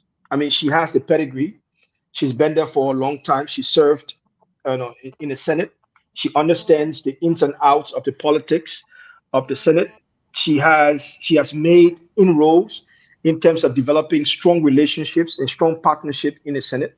She's from one of the biggest counties in Liberia, Grand Bassa County, one of the most economically potent county in Liberia, Grand Bassa County as well. So she brings a lot of things. She brings experience, she brings knowledge, she brings international connection, international travel. She brings a huge portfolio to the Protemship of the House of Senate. So I think that if she gets in that position, Liberia will benefit. I don't know who will go against her. I think whoever may try to go against her will just suffer a simple defeat because she's done everything in her power to be in that position, to be as strong a candidate as possible in that position. And I also know that she has a very good friend that is very close to her that supported her over the years, and many other, I can call many of them names, but I will just call Senator Dillon, who has supported her strongly in her position on what you talk about, women's rights, democracy, our rule of law. She's done all of those things. She's been in the forefront. So definitely, if she comes up to be a Protem, Liberia will benefit wholeheartedly from her. So anyone going up against her, I mean, you may just be wasting your time because she's a very, very strong and potent candidate with a very strong record. The party have to build a consensus. They will definitely have to build a consensus. There's a tricky issue when it comes to the speakership. They will have to build a consensus. I'm not very versed in parliamentary politics because I'm more of international and executive. But I know fully well that they will have to build a strong consensus as it relates to the majority that they want to build. Now, every president around the world definitely want a speaker who aligns with their vision and their policy. Every president. We see the case in America, the biggest democracy, not the biggest democracy, but the strongest democracy in the world. India is the biggest democracy in the world. The strongest democracy in the world is the US. The Democrats and the Republicans have to figure out how to go about our business because the president agenda is also a legislative agenda, not just a political agenda. There are two sides to the president agenda, all presidents around the world, legislative and the political agenda. So Ambassador Boyka's, the incoming president, Ambassador Boyka's legislative agenda has to be on point because there are many things that we, the Liberian people, are demanding of the incoming president on the issue of corruption, the issue of drugs. These things have to be legislative, right? They have to be legislated into law, not executive order. If a president keeps moving with executive order, it's not good. So I know people right now are in Unity Party. They are doing that groundwork. And Unity Party is good at doing legislative groundwork to make sure that the incoming president is empowered to be able to move his legislative agenda. Are we frozen? Yeah, so and you might listen to the names. Yes. And it's someone talking about vetting. Yeah, I was waiting for him to finish. Yeah. Prince, are you finished? Okay. Can you hear me? Can you hear me? I think you're on. Yes, he should be getting you. Okay, good. Let me try to set up something here. And why you both? No, I can hear you clearly. Okay, good. I want the Liberian people to hear, to listen. We are not doing business as usual. When you look at this list, the list, my brother Musa Belite. Musa has a lot of baggage that he brings to the table. He says, my brother, he is my little brother. But let's be very honest. Musa wants to be Speaker of the House. Speaker of the House, when you become a speaker, you are third in command in the country. Now, to be Speaker of a country represent a lot of things.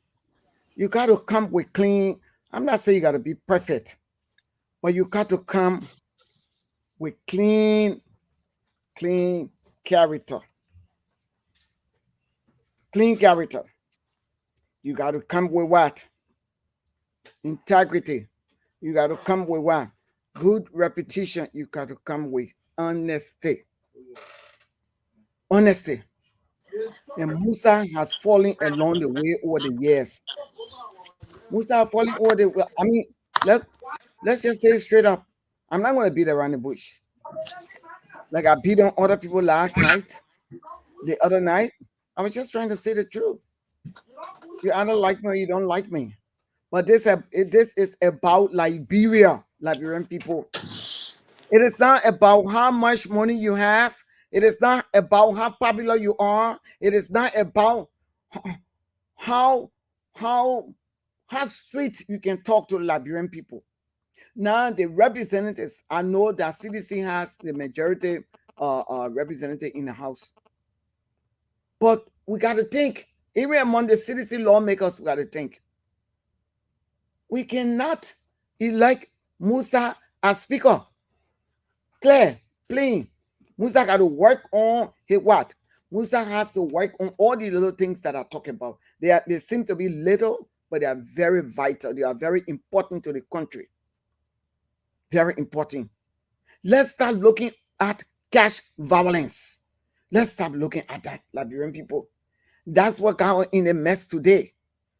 And your new representative who just went into the house, you got to listen. Liberian people want to know the entire crime, the entire. Musa cannot be trusted with money. Musa cannot be trusted with Liberian people interests.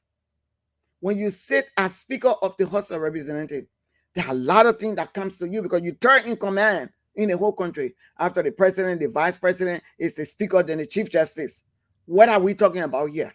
I'm not going to eat crab with shame. Simple.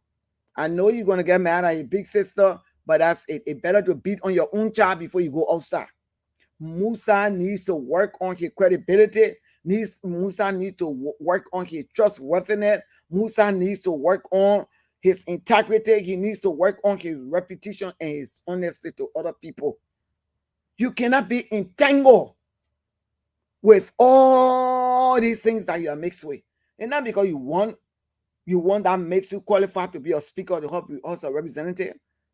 And I would really, really be taken aback, or I would be shocked for many, many months if they should take money from Musa, because I heard that Musa is spending a lot of money and he buying pickups and giving it to people to become Speaker.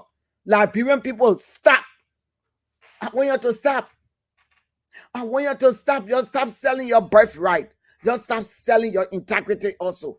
Because if you go and elect Musa as Speaker because he gave you a pickup, look, let it stop. It happened in CDC government where they send envelopes, big fat envelopes, 50,000, 30,000 when when the executive wanted things to pass. And it passed and they blunder and they mess up the whole country. That what brought the suffering. Investors start coming here and people wrote books on the House of Representatives and on Liberia that people in Liberia, majority of the people, we don't have what? We don't have integrity. And that makes me feel bad. If my own son, my son is Seku, so he has a Mandingo background. You see me saying, I'm not trying to be tribalistic, but I'm just trying to say that we all are one. But if your child does wrong, tell the child. That's what I'm saying, Prince. I'm speaking to the people here tonight. So I'm trying to say that Musa should be crossed or period. Now, he needs to work on it and repent and tell the people Liberia have become a good citizen. Then maybe we can look the next time when he runs. But you cannot be in problem with FIFA suspended you for I don't know how many years because you ate the money, because you did this, you did that. Bad conduct, bad governance. You govern the LFA did that. Then you come now to say you won't be Speaker. Why? You owe all the different banks in town, including myself. You owe me 104,000 for TK LFA when you were there. And but it's not even because of that. But I'm saying if you go all in the entire country, you credit from all the banks, you credit here, you credit there, you can't pay the people money. Then as soon as a new government comes in, you jump on that government and you get close to the government, and then nobody can prosecute you. That's completely nonsense. It is nonsense. And Liberian people are not going to take that anymore. That's what the people spoke. The people spoke. I hope you're listening to Liberian people. I don't want the government to be like the past government. So let me get rest on that for now, because I can debate the issue when it comes to Musa. That's my brother, but I'm not going to back him because he has lived a very wrong life over the years, and he must be punished for that. You cannot be Speaker of the country. He will sell the entire country. He will sell the whole country. I cannot trust Musa to be Speaker for 1 minute. Look, Musa was just to my office the other day. He was just there the other day. He gave me $50 for lunch. I took the money because of my little brother. He said, "Peace, sister, you have $50. Take and buy your lunch." $50 US dollar. He came to my office. He stopped there. He gave me my lunch. I took it. But that doesn't mean. And he owes me 104,000 United States dollars for airline ticket that he encouraged me to give. But that's not the point. He been owed me since 2012.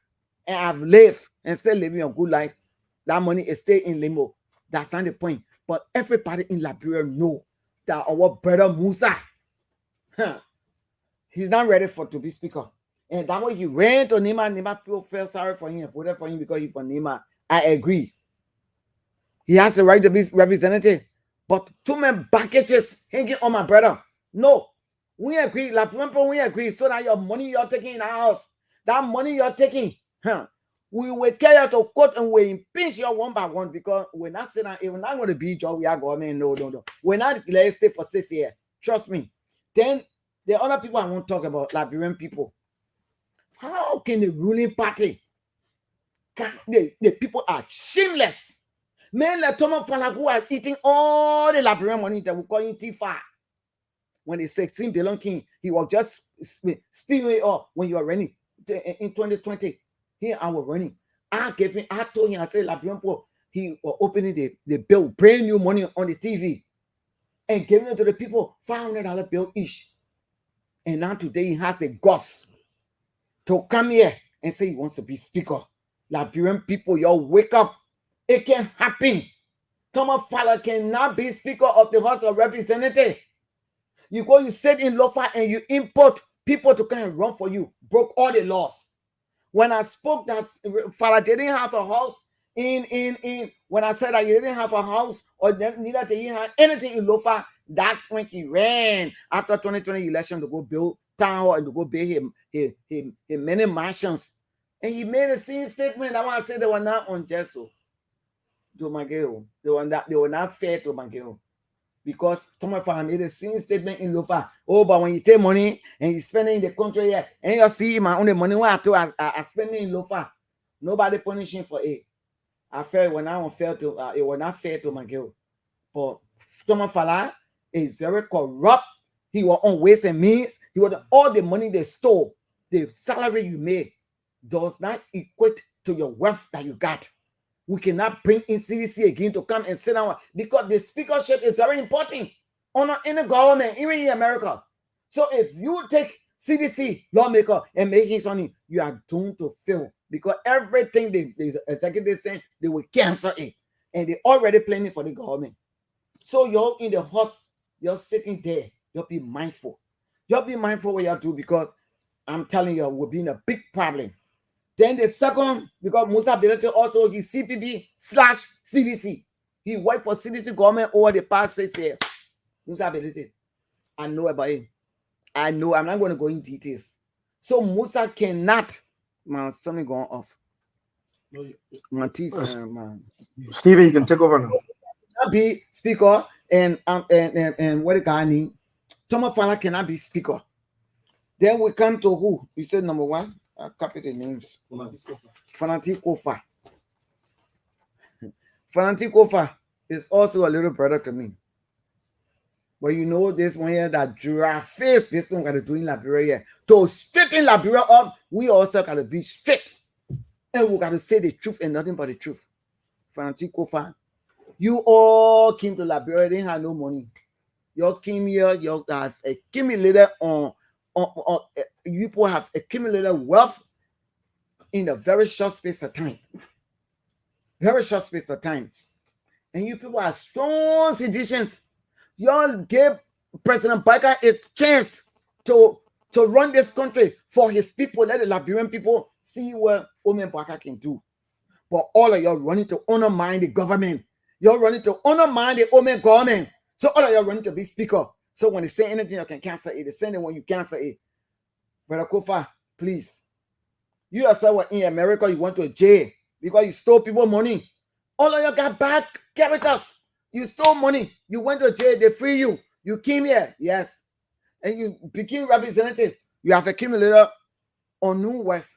The wealth from the Liberian people, all of you. You have extorted the wealth that's supposed to go to Liberian people. You people have taken it onto yourselves. You people are rich. Why are you looking for again? Why are you guys looking for again? So you're stop. You are deputy speaker. You got enough. Just be a flow memo. Fala, flow memo. Musa Belete, flow memo. We take somebody new. Somebody new. And like when people were sinning all around the world, God took Jesus and sent Jesus to Mary, Virgin Mary, because he couldn't find nobody on earth. He couldn't find nobody on earth. Everybody has sinned. Look at Lot. He went into Sodom and Gomorrah. He's saying angels, take out the few people that believe in God, that got good character. And they told Lot, his 2 daughters and his wife. Okay. That's what God did. So in Liberia, whether it can be 1 million person here or 3 million, 5 million person here, you will still find 1 or 2 people or persons who are good. So this man, because Richard Kun will be our new speaker, yeah, because he not corrupt, he not involved in money laundering, he not involved in bank crediting money, 5 million, 10 million, all the millions to buy this, to buy that, and don't pay. Those are bad examples for people to set for the younger generation, my people. So that money you're taking, you'll take the money, you'll eat it. Y'all take the money, you'll eat it. Maybe you'll take the car back from you, but eat the money because that money coming from the government coffers. That's what I gotta say. Y'all vote for Richard Kun, not because he UPO, but he's 10 times better. He one of the people that God took from Sodom and Gomorrah. He one of the people from there. God said, look for the few people who are good. And that those are the 4 people the Indians chose. So we take Richard Kun to be the next speaker, and all the other people let them go work on the character. They got That's right. Character. That's Thank right. you very much. All right, rest Steven. my case for now. Yeah. When you guys talking about the one speaker more thing position, is, I endorse Yombli Kanga. Yes, she has stood the test of times. She has also not only because she joined Women Parker, but Yombli, as young as she is, she a wise woman, prudent. That girl, when that girl made that statement to say, it is not about me, it is about the people, it is about Liberia. That's when I already said, this little girl, she will be somebody one day. She will become president one day. Because I know that men can become president in Liberia. She will become one of the second female president. Woman will be president. I'm the third female to become president in Liberia. Yes, but men have been 27 years, so men. So it's not, Yombli is a woman with integrity, is a woman. Liberian men say, to the market women, Yombli, that girl that got sense.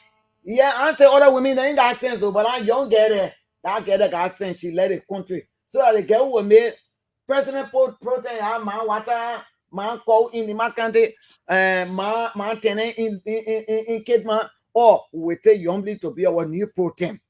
Yes, because she's a leader, she's a woman of integrity. So I agree to that one. Sanction, I'm in for that. Thank you very much. Thank you. Prince, you can hear me? Yeah, I can hear everybody. Okay, good. I haven't been following the speakership position in the legislature. Reason being is that we've all been involved with this whole aftermath of the elections and all of the intervening issues, including the transition and all of those things happening. But listening to Sis Jemima, I realized that for the lower house, which is the House of Representatives, I see that you have 3 or 4 persons in the race, and I like to speak individually, on some of them. In my view, I don't think Musa Bility should be anywhere within 500-mile radius of government to begin with. I don't think Musa has the credibility to even be in government. Look, there has to be a turning point in our body politics where we see people with fleecy characters, people that have used corporate means to amass wealth, should be given the back door. There has to be that period. Look, for Musa to even reach the point of being a representative, it's embarrassing. Here's a man, an indicted and convicted criminal by FIFA. This is not us. This is FIFA. He filed an appeal, and the board of FIFA, the investigation board that is independent of FIFA, upheld the ruling. Musa can now witness an ordinary Lone Star game for 10 years. So Lone Star versus Sierra Leone, he cannot even go anywhere within 5-mile radius of that stadium. But here's a guy who's fighting to be speaker of the country. This is preposterous. This is sad.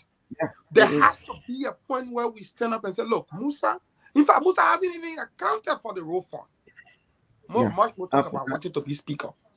These are the kind of people Liberians need to frown on, and these are people that should not, they are the people contaminating our public bureaucracy.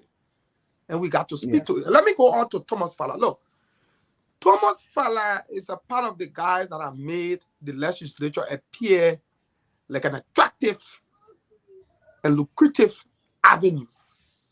Because what? A guy who moves from a selling plank on the plank fee in 12 years is a millionaire. Look, some of us have worked for more than 25 years in professional areas, far more sophisticated than Thomas Fala, but we're not able to even amass even 100 or 200,000 in our account. Is Thomas Fala playing magic that he in 12 years is able to be a millionaire, and people with far level sophistication than him cannot even become millionaire?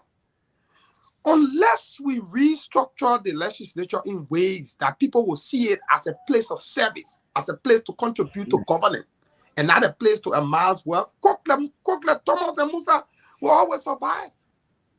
Yes. They'll always survive.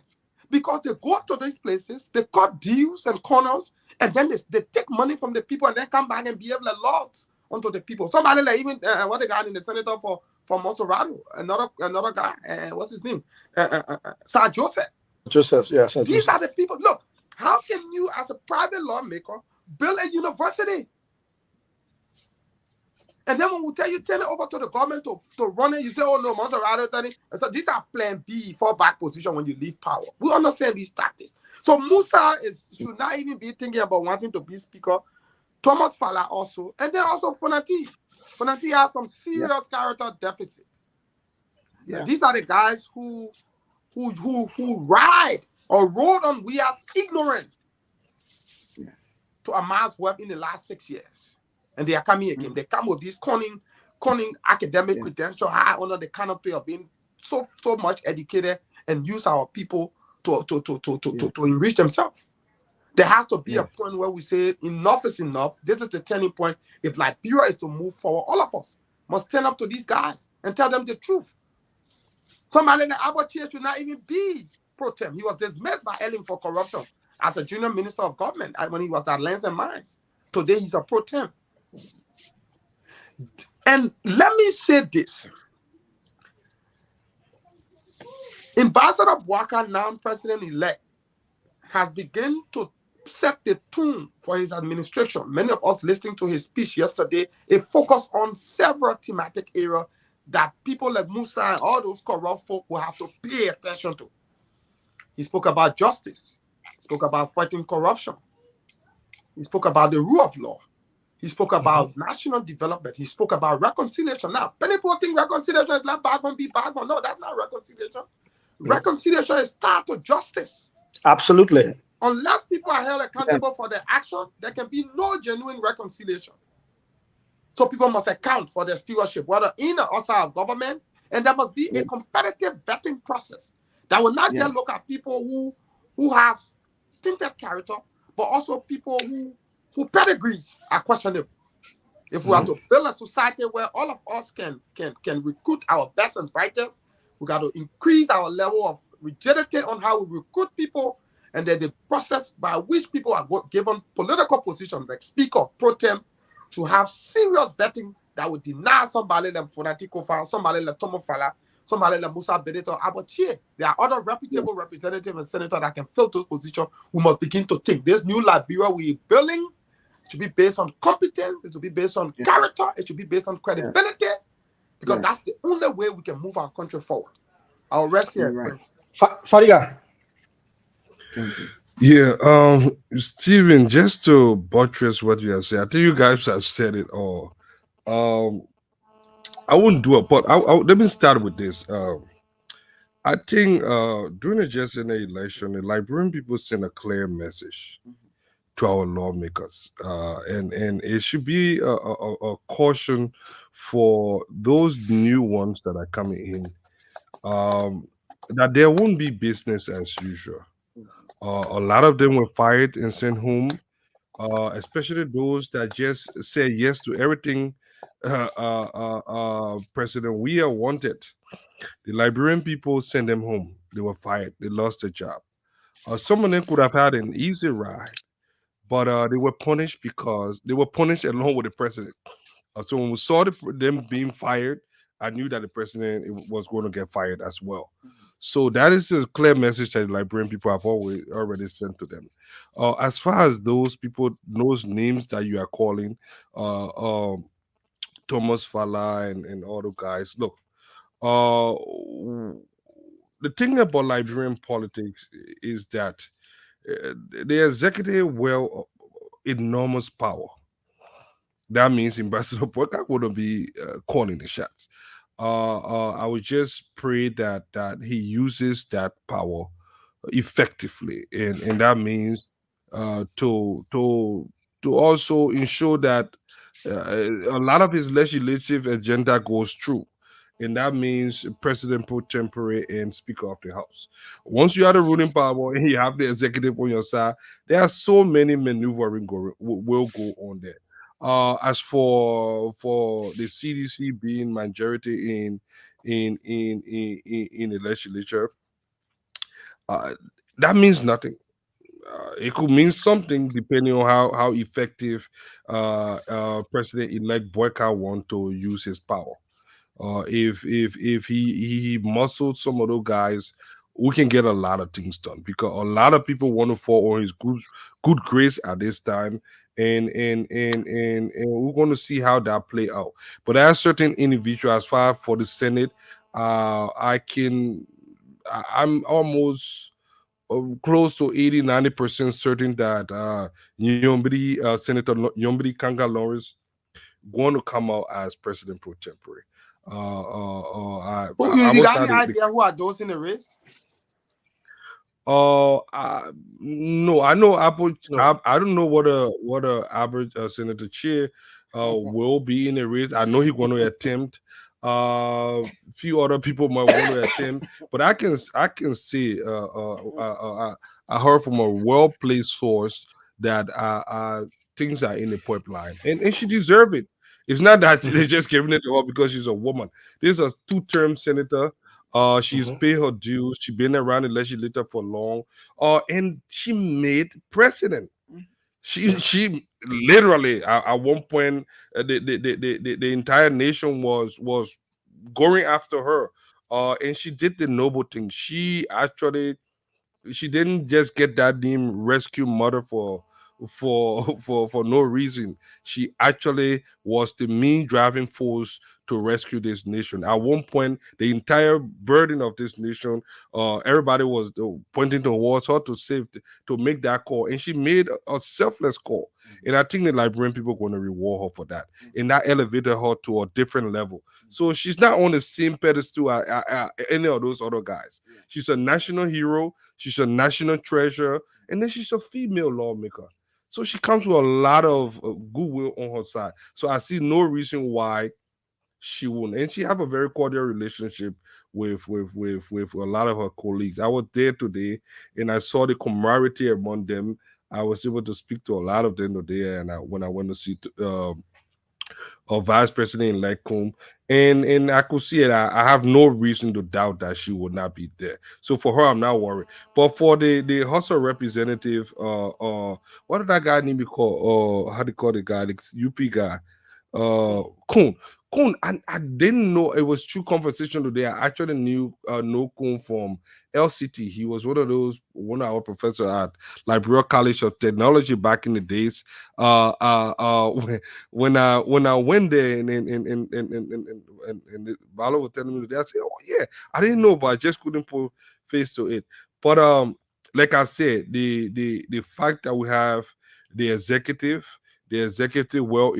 enormous power, and if we use it effectively, I think we should have no reason for getting that one as well.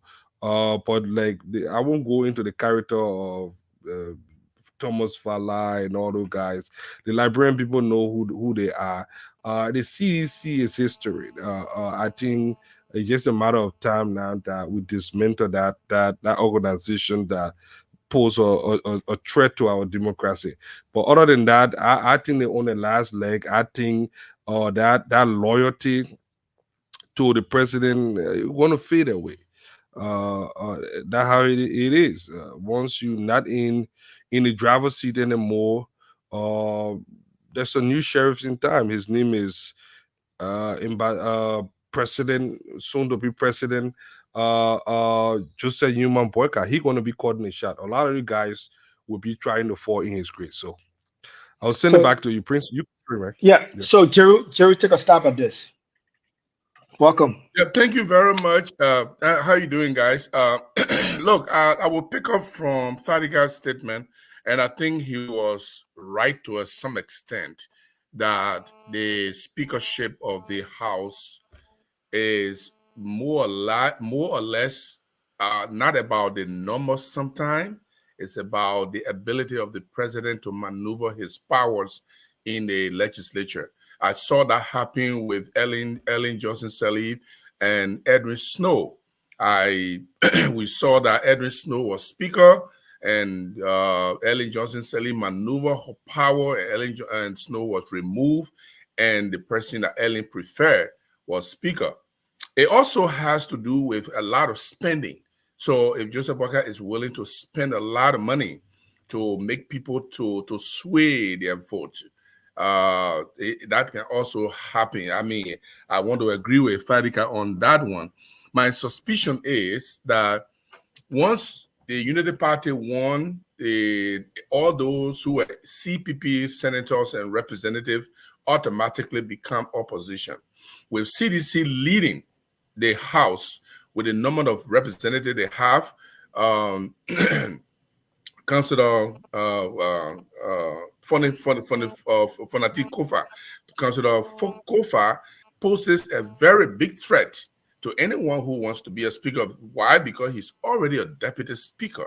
So he already got the confidence of his colleagues. There's a huge possibility that they can just say, okay, let him be the speaker. Let's try him and see. And then he could be speaker. Musa Bilete has a lot of money.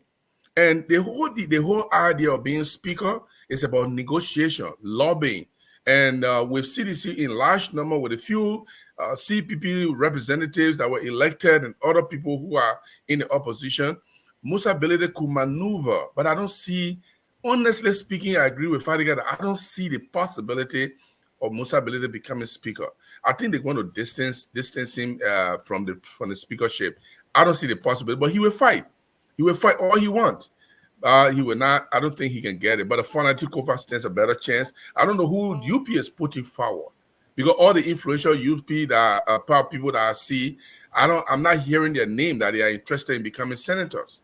I mean, becoming speakers. So we want to see who is in the UP legislative caucus that they want to put up, and that person should be able to command first the respect of the colleagues, and two, the president must get absolutely involved, personally involved, and call meetings and meet with the people and take the telephone and call people. Look, man, I want you guys to carry this guy. He will help our system, and he will develop the process.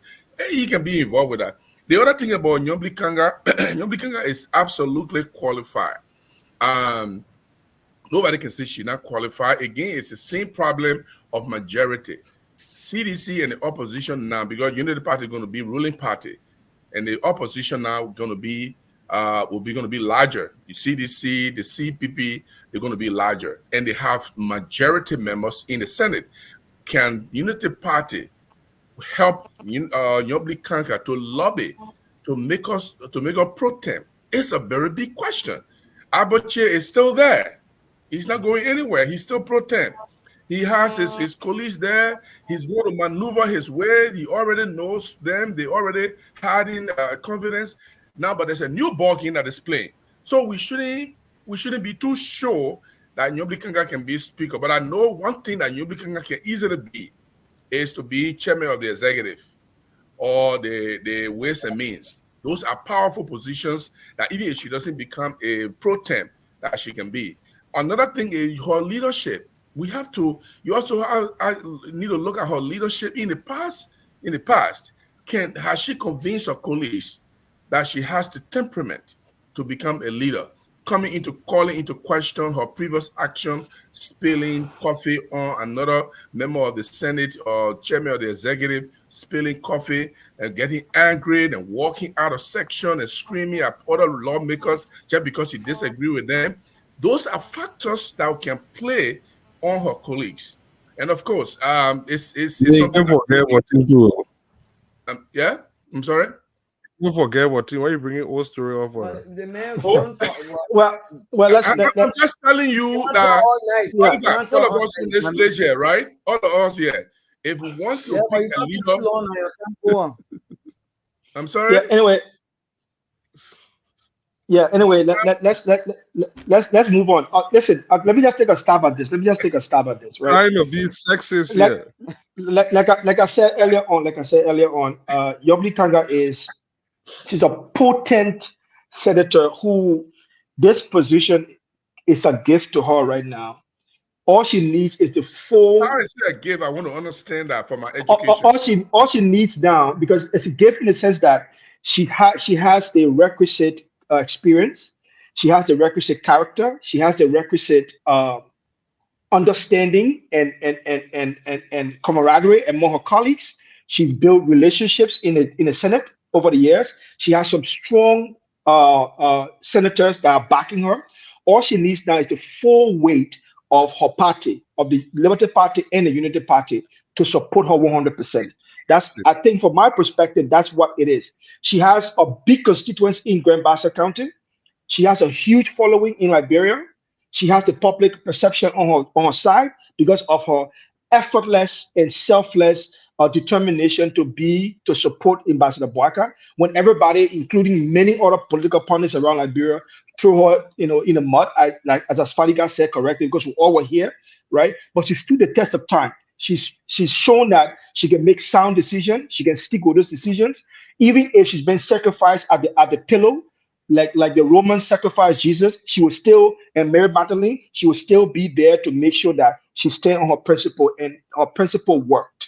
And today we have in Ambassador Boaka a president-elect, so we can trust in her ability. So I believe that she has a good head on her shoulder and she can move forward. Not only that, she's one of the most permanent female now we have in the country in terms of body politics. She understands that, and she can bring a lot of the women issue to the table, right? That we need in Liberia at this moment. So that pro tem position, like I said, is a gift. All she needs now is the full scale weight of the party and that of her other colleague to lobby within the House of Senate to gain a majority and become the pro tem. When it comes to the issue of speaker, I do agree with what Stephen said. The Liberian people have done something extraordinary. They've shown that they now need credibility and they now need dignity in their body politics. They now need accountability in their body politics. I don't think that extends only to the presidency. I think now it extends across the aisle to the House of Representatives, House of Senate. Now, most of those most of the representatives that were voted in, they were voted in based on credibility, dignity, and accountability. Even for the new ones that are coming in, I don't think it will be in their interest to forego those principles for which the Liberian people voted them on, unless they want to die on their own political sword. So I think that the idea of bringing Musa Belete in, who has over the years established a track record of many up and down and sketchy dealings. Thomas Fala, who we know fully well, has been consistently involved in corruption in the country and peddling of a bad administration. Sir Joseph, who we know fully well, is not even there. You cannot even count his name. And Fonati Kofa, who has never established a full-scale understanding of his own loyalty to country or to party, right? So these things, Liberian people remember that. And I always say on Spoon TV, Liberian people have long memory, but it takes the time to execute that memory and prosecute that memory. I think now the Liberian people now have a free rein to prosecute those memories that those in power have thought they forgot. Fonati Kofa and everybody else will suffer that. We see the example in the Southeast. That's the reason why the speaker is no longer the speaker anymore. So that perception is going to come. That wave is going to come back in the House and the House of Representatives and Senate when the time comes. Lastly, this is something that I really, really want us to talk about in the coming days, which is very, very important. Stephen talked about Ambassador Boaka, His Excellency Ambassador Boaka, President-elect, setting the tone in his recent statement he made. I don't think many people around Liberia, many political pundits right now are doing justice to that speech that Ambassador Boaka made.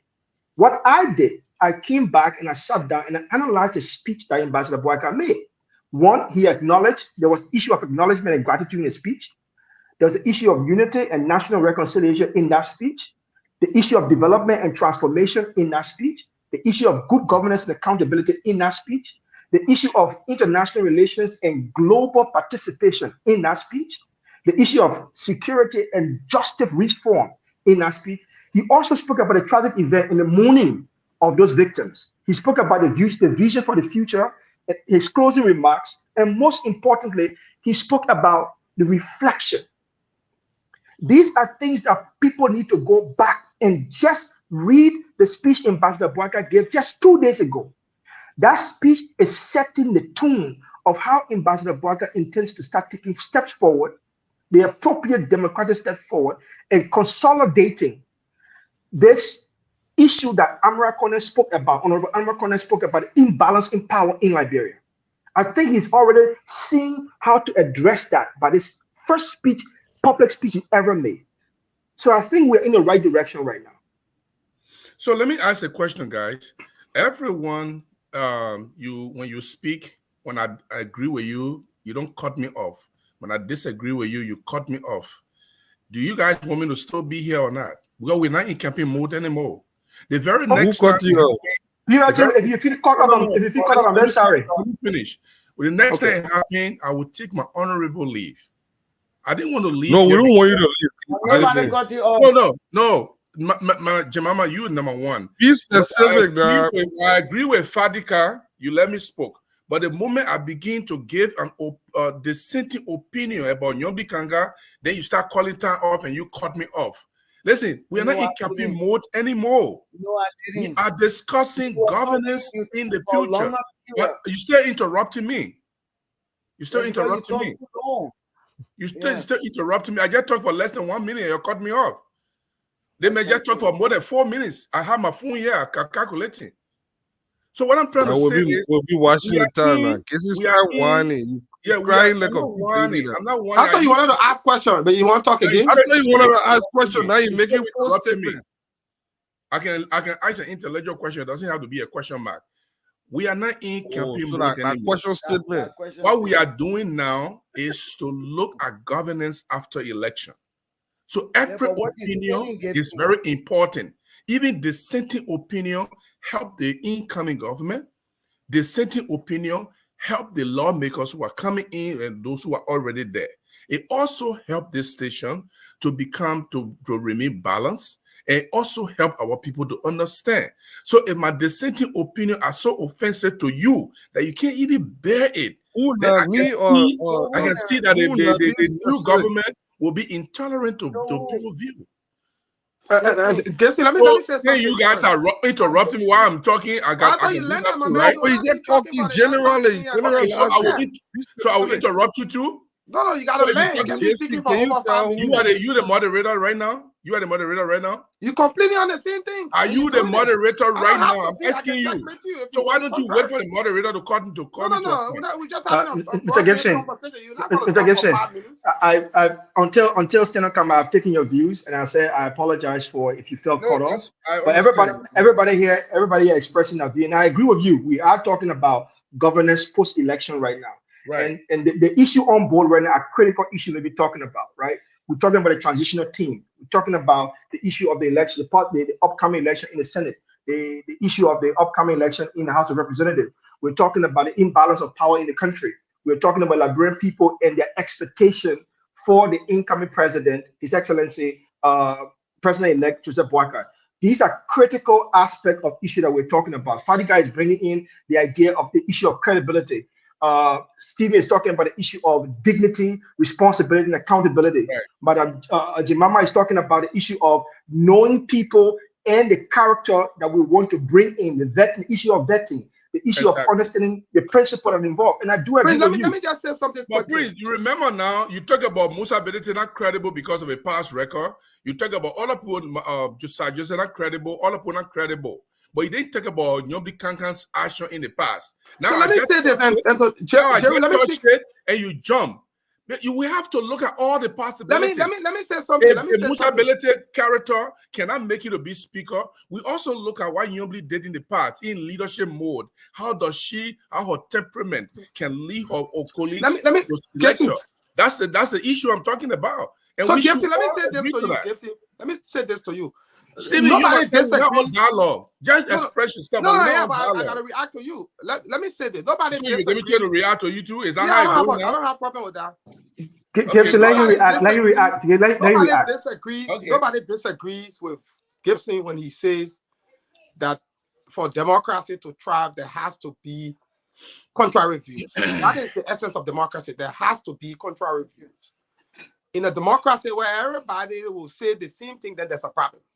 We must be tolerant of one another's view, whether they run contrary to ours. Nobody disagrees. Now, but yes, what I disagree with Gibson on is the moral equivalence he's trying to draw between an isolated incident in which Nyombli may have reacted to something versus somebody who has a protracted history of public corruption.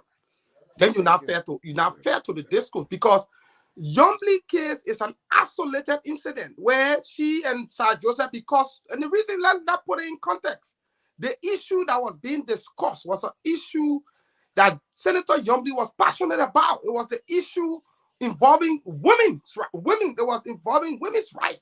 And she was passionate about it. When she flagged her, when she raised her hand to make a point, Sir Joseph, who was presiding at the time, on numerous occasions ignored her, and she felt deprived and reacted. I would not judge somebody's character or somebody's leadership ability on an isolated incident. I will judge them over a period of time. So unless you can name me more than one incident where Nyombli behaved the way she behaved to Sir Joseph, then that issue, that argument about her leadership ability is moot. Now let's look at the positives. Senator Nyombli Kanga in the Stephen, let's look at. Let me just learn in 1 second. The issue you raised. Let him learn. Let him learn. Let him learn. No, then you come in. You see the disparity. I'm trying to balance. He will speak, then you come in. Let me show you, because he did it to me. I yield. So let him yield. The thing is, we're talking about Nyombli Kanga walking. No, we're not just talking about spilling coffee. We're talking about walking out of section. But walking out is not a. My man, you see, you're not patient. But you just interrupted me. Then you said, okay. We're talking about screaming at other lawmakers because you just disagree with them in the hall, not in the section. Those are issues. When before you are elected by a colleague, you must command their respect. I'm not saying she doesn't or she does, but I'm saying those are things our colleagues will be looking at. Can we pass this and put her there? Can we consider this and not put her there? Those are things we are just juggling. You muted, Gibson. No, somebody muted me, but let me mute myself. Go ahead and talk. Oh, no, Gibson, I don't see anybody on the show that get it. Nobody are muting you. Nobody are muting you. Let me conclude. Yeah, so Gibson, are you okay with your opinion now? Because I want to move to Spadiga and the other people. Even the argument about raising voices. Look, we've seen Stephen, just drop it. Let's just move on. No, yeah, but let me go in circle on this. We've seen brutal debates on Senate floor in different democracies, where it gets even beyond heated for people to raise voices. When you measuring somebody's character on the basis and you're trying to look at their leadership ability, isolated incidents will not be the foundation of making such determination. Let's look at Senator Nyombli Kanga on the floor. She's been a lioness on the floor. She's raised prominent issues on the Liberian Senate. She's written a lot of communication in at making our democracy better. When we've seen many cases where she even the case with the leges and other things where she's been very vocal on corruption issues, very vocal. And so somebody who has demonstrated such pedigree over the last 5 years plus is somebody we need in as the protest, because yes, why? The new administration has a shared vision, and Senator Kanga Lawrence is part of that shared vision. And if we are to move the country forward, it means that everybody, including those who control the legislature and the judiciary, must be in sync with a collective vision that will move the country in a direction that will yield prosperity for the betterment of all of us.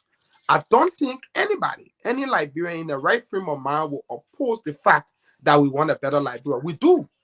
This is why we're saying that those who will lead in the 55th, must be people, one, that have demonstrated the history. They must be people with the character, and they must be people with the shared development vision under the arrest agenda. Because in Ambassador Boaka's mind, the arrest agenda sets the tone for national renewal, nation building, and prosperity. And that those who are providing leadership, whether in the executive, judiciary, and or legislature, should all be in sync in ways that we can move our country forward. For too long, we've lagged behind as a nation. I think this is a perfect opportunity for us to turn that curve. And the way to do so is putting credible and respectable people into position of trust that can yield positive results. So let me just conclude on this. The issue of Senator Yomi Kanga is isolated. It's not a systemic issue. And I think that Big Brother Jeru, the issue you've been speaking about, you're speaking from a systemic perspective. No one think that and the Liberian people do not think that the issue of Senator Yomi Kanga systemic is isolated. But let's move on. Let's move on to the issue of the joint presidential transitional team. Can Liberian people want to hear Stephen, Fadiga, Jeru, and Madam Wolokoli? Liberian people would like to hear your view on this. The president has passed Executive Order 123. What is your opinion about their executive order? Do you think it meets the required transitional category or mandate to actually engage the incoming president, His Excellency Joseph Yuma Boaka's government, so that information sharing and collaboration can be smooth and the transition can be necessary as possible? Well, why don't you break it down for the common people to understand?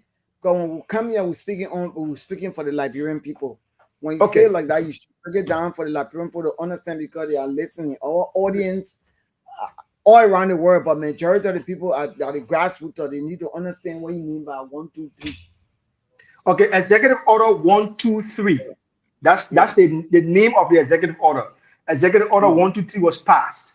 An executive order is an order by the president. It's a law by the president that everybody must respect. According to our constitution. That's what you meant, 123. Yep. Yeah, 123. Executive Order 123, 123. As a Liberian, we are calling it. People to tell the grassroots what you mean, because those are the people that listen to him. The executive order that they passed 123. What is it?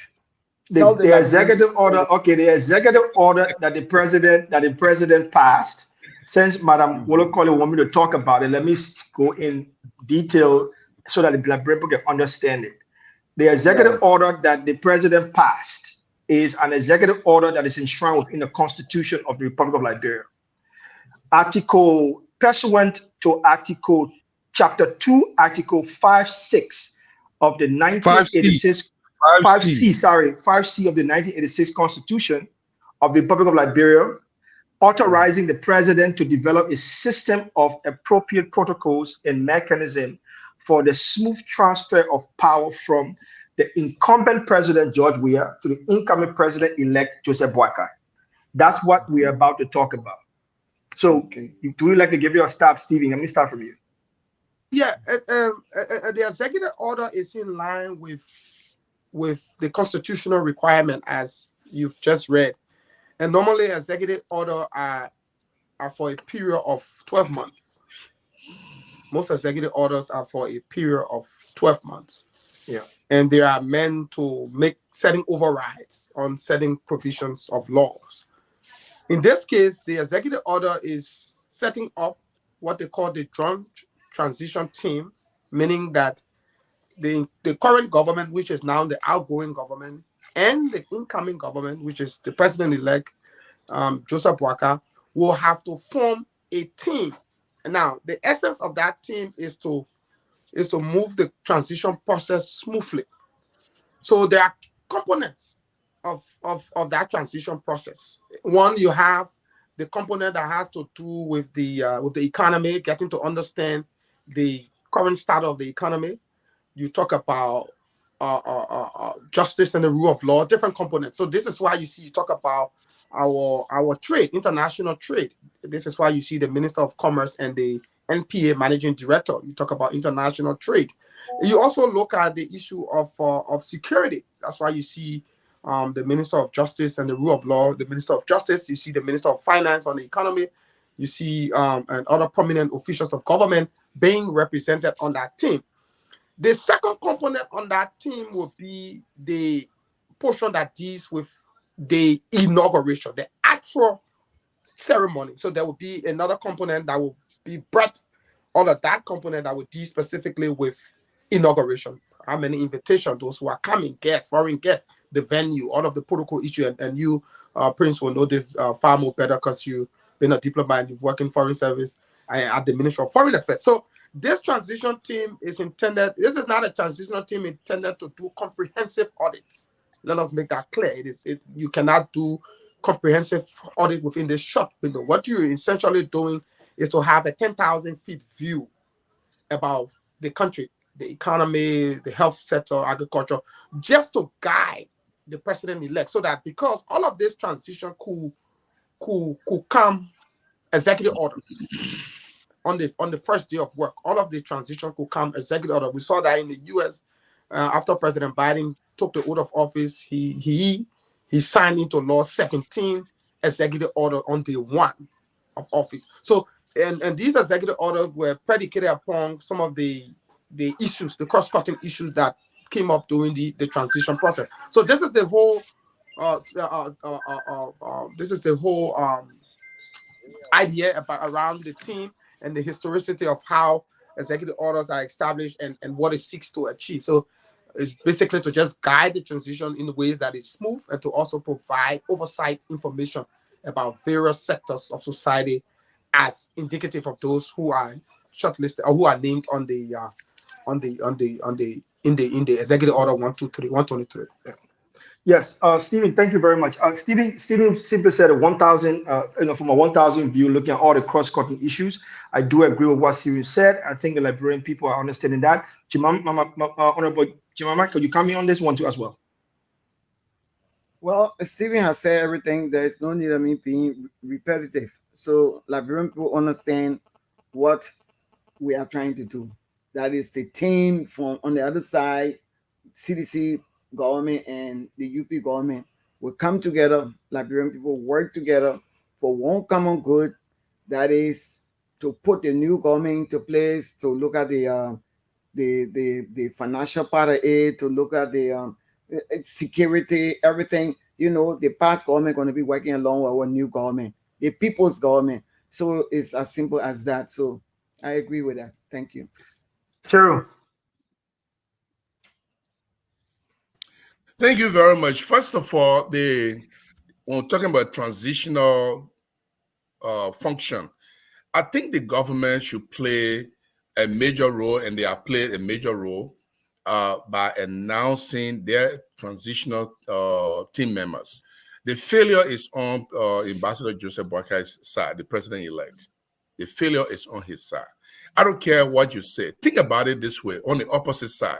Let's say Joseph Boakai was the first to announce his transitional team, and up to now, the government of Liberia has not announced the transitional team. Somebody from the opposition will say the government is reneging on their responsibility. They don't want to transition. They are delaying this thing. They are dragging this thing. Now the government had announced its transitional team. Today is Thursday.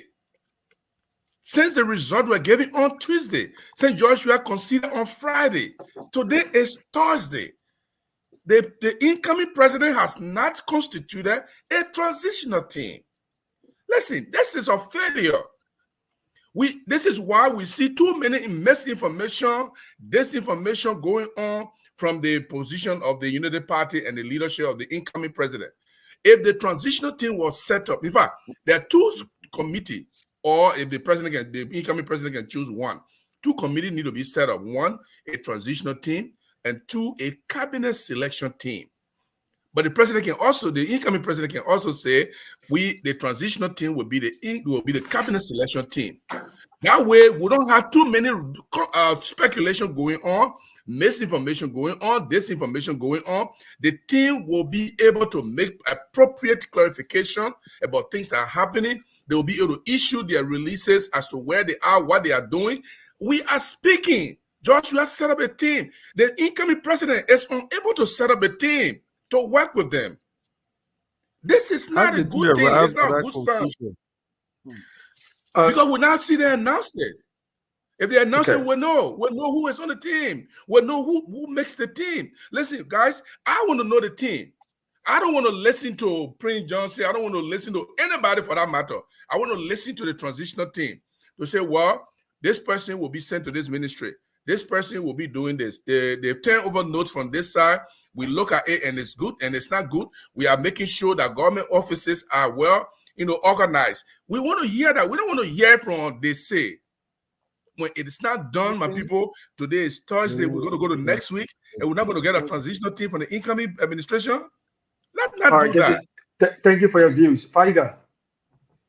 Gibson, your intention, nice try, actually. You can keep trying. You seem to be showing the kitchen sink and think to see which one will stick, but nothing has stuck. Honestly, when it comes to professionalism, I don't think the Unity Party is anywhere near when it comes to the CDC. You're talking about government that have been that performed so poorly that the Liberian people booted them out, and you want to compare that. Look, I can tell you this based on what I know, that Ambassador Boyka has constituted a panel that is working on his transitional team, and he's not working for you. He's working for the Liberian people, and you have chosen to be on the other side of the Liberian people. I don't think he owes it to you to tell you any of these things. When the time comes, when the right time comes, when the team is formed, you're gonna know like everybody else. I don't think it's a secret. The right time, those information will be up. But I can tell the Liberian people that are listening today that the team is working on it. He's very meticulous about it. He want to ensure that the best and brightest are on that team. Look, bad things happen in the country for the last 6 years, and we're not going to allow it to slide like that. So we have to be able to find the right people, which they are putting together that team, and they will look into those things, and there will be a smooth transition. We can only thank the president. We are for his team. That's the easiest thing to do. He's the ruling party.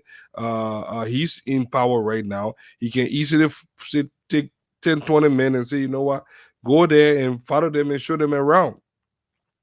Now it is the responsible president, elect Ambassador Boyka, to look around and put together a team. This is not something that is a rush thing that you have to do at guessing Jared time. And if it didn't happen 2 days ago, then it's a failure.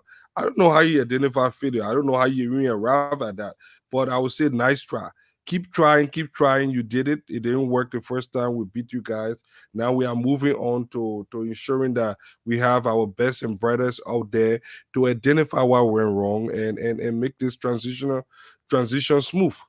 So we're not going to fall for your bid. But yes, Prince, that's as far as what let me just comment on that. And I'm not trying to go against you, Joe, but I just want to make a clear correction on that. I don't think the issue of transitional process is a hasty process, especially when you see. No, it's not a hasty process. When you take into account the mess that was created 6 years ago, that the incoming president, President-elect President Boyka has to come and fix. One thing you also understand that everybody else that will be on that transitional team has to be vetted. If Ambassador Boyka will just urgently and hastily push out a transitional team lead, you will be the very first person to ask this technical question: were those people vetted? I know you get Jerry. I know you. Let me say something too. It's more than just 20 people. Those 20 people just going to be the heads. You're talking about at least extra 5 on each of those 20. So it's not just 20 people, Honestly, it doesn't have to even be 20. It can be 50 people from the interim government and from the transitional government. Let me continue and say what I was saying. That's the number one. Number two, the issue of corruption is the issue of corruption is something that we all sat on this platform and we hammer against consistently. If the incoming president's selection will slip on the issue of one individual being corrupt that they overlook, Hugh Gibson will be the very first person to lash at them immediately.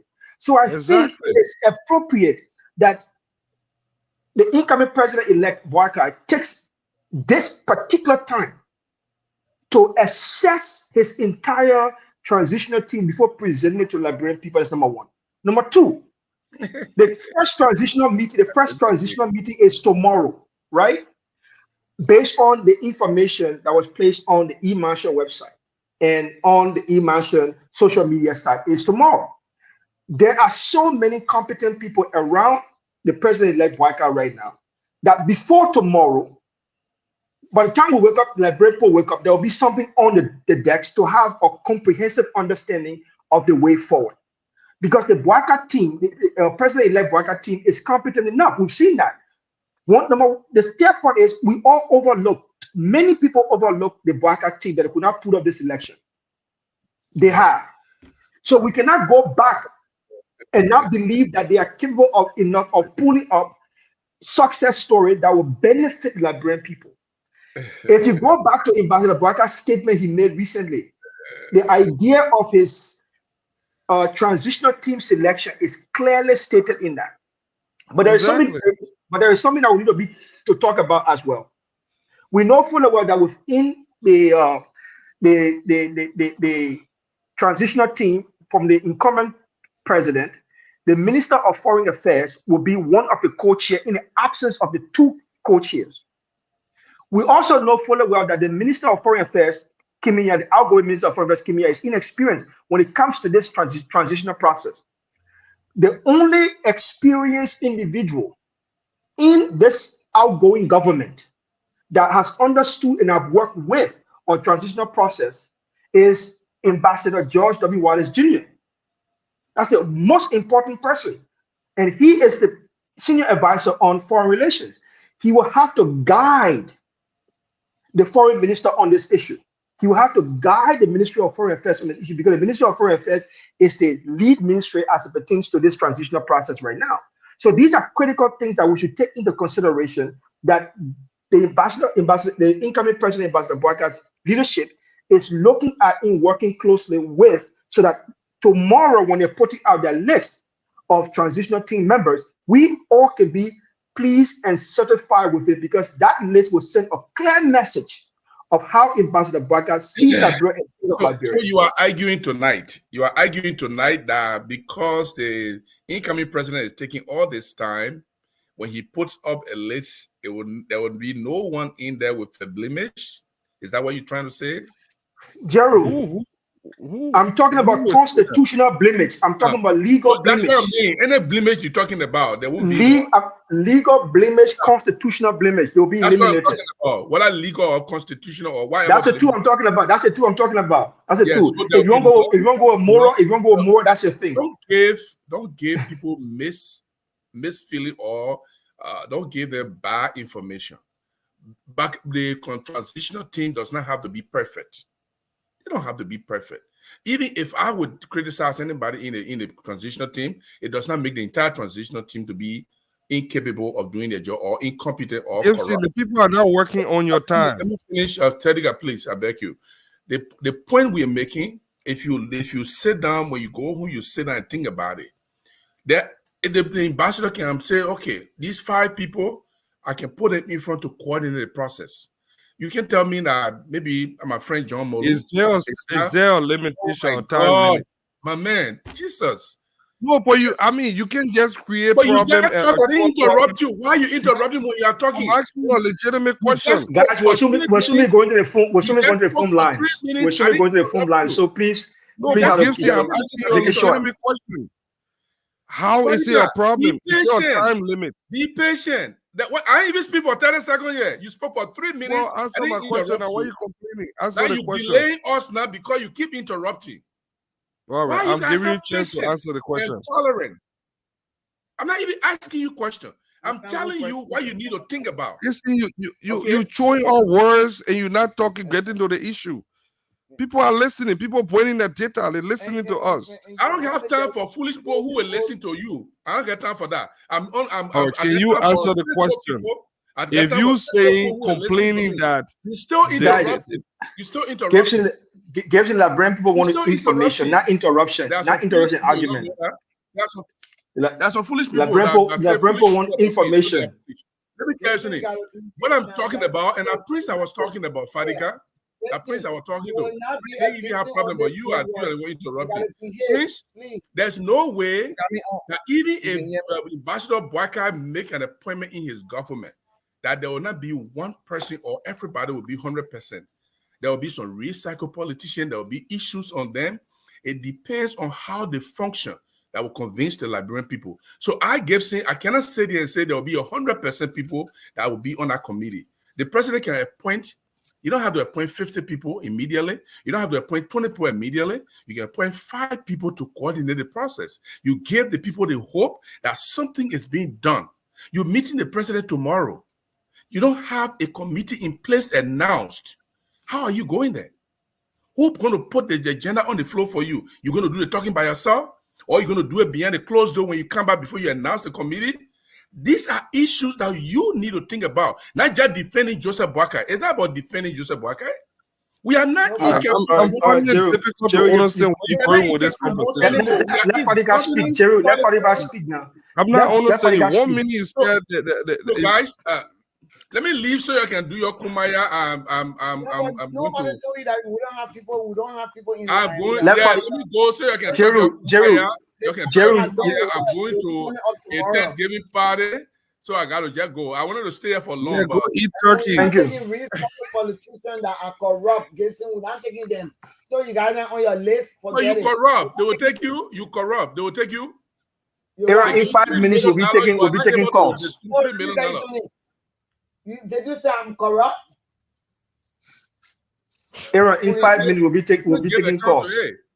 You are one of the most corrupt ministers ever that lived on Liberia. Gibson, stop accusing your panelists. They give her 3 minutes. Gibson, stop accusing your panelists. Gibson, stop accusing your panelists. Or your man. Please bring Stephen back. Please bring Stephen back on. Let's open the lines. Gibson, you have to stop that. You have to stop that, Gibson. Oh, Jemima, you can't claim to be anything because you are not one of those. Don't say that. Gibson, you have to stop. Gibson, you have to stop. You have to stop.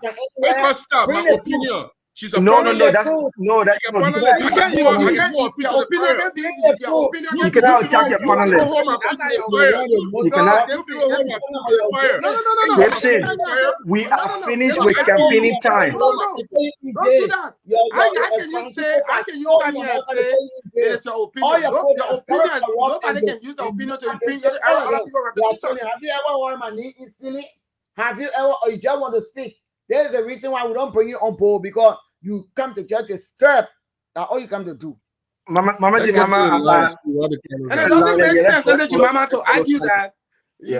How can you impinge somebody's character? You say that your opinion. You're not entitled to that. Exactly. that is not something that is not acceptable. That is not acceptable. By the repetition, it has to be fact. That's not acceptable. That is not acceptable. Could you? He just saying things because you want to say. Aaron, please open the line for our people to call in. Jeru has disrupted this elegant conversation that people are getting information about. Bringing other people's personal character involved is unprofessional, and it is not something that you attack our panelists on the show. And we're not in campaign time. We seen Taban stole the $3 million. You're watering him with a job to eat, and he says, "Please, don't know that he ate all that money." You got any proof? I've challenged them. Oh, why they can't come and say, Jamal, what do you call this story? They got document. They don't have it. But I can name you. You're a water the man when somebody steal. Someone from stole all the money from wasting me. You're a water him to be what? So rogue. You can hear government. You want nobody to talk about it. My character is very clean. If you say I've stolen, bring proof, bring document. I've challenged you over 4 years. You can't bring nothing. You can't bring anything. Aaron, please open the line. Mandima, thank you so much. Just leave Gibson and let him go. He will come back and then he will move on. That's Gibson. He always doing his cantankerous things. Like a big notice. Aaron, you can open the line now. 1075 1075. Let me take this person. Yeah. Hello, welcome. Yes, hello. Hello, you're live. Go ahead. Yeah, I applaud the panelists for the show, but Jeru got no ready there. Me and Jeru, he was prepared to come and disturb our show, and we get incredible information for school. So we need me and Jeru on board. Let Jeru pass himself go because he's insulting or female. You got no evidence that you tell the homosexual corrupt, and your government, they are the worst people. We the common liberation, we do that. Jova government is a corrupt government. We know, Madam Wilconis, when she was working to come out, we know what she did for us. It's too tall. I know they can feel for that. So even the common people we do all. We the yellow boys we do all. So we won't get any ground to say you will be insulting or disturbing the show. So we beg you, you don't look at the room. You please give our information. Thank you. Thank you very much. Let me take this person. You're welcome. 78-year-old man. I got a call here. I got a call here. We taking no call for that. Hello, welcome. Who keep playing with the D? Why they keep taking me up? Thank you for the call. My name is Stu and I'm calling from Europe. I got a call here. Go ahead. Yeah, for the topic on discussion, I'm listening to Jeru. That guy, he's just a mess. He's just a mess. I must admit. No. Why would he You come can't speak to the panelists that way, please. So just address the issue. Just go to the issue, please. Okay, to the issue. To the issue on discussion, like concerning the House or representative, looking at Musa Belete saying that he wants to be speaker, it sounds so. Why would you take such a corrupt man to say he will be speaker? Like people should please think. They should please think, and they should do everything possible for them to elect somebody who will be able to help Jose Yuma Boakai to draft the agenda for the Liberian people, because the Babe was elected for change. So looking at the Senate also, I'm also satisfied with Senator Yomli. She's good. She's awesome. Like Gibson was saying that she wasted on Honorable Sir Joseph. I think she did it for a reason, because of the issue that occurred in District 13.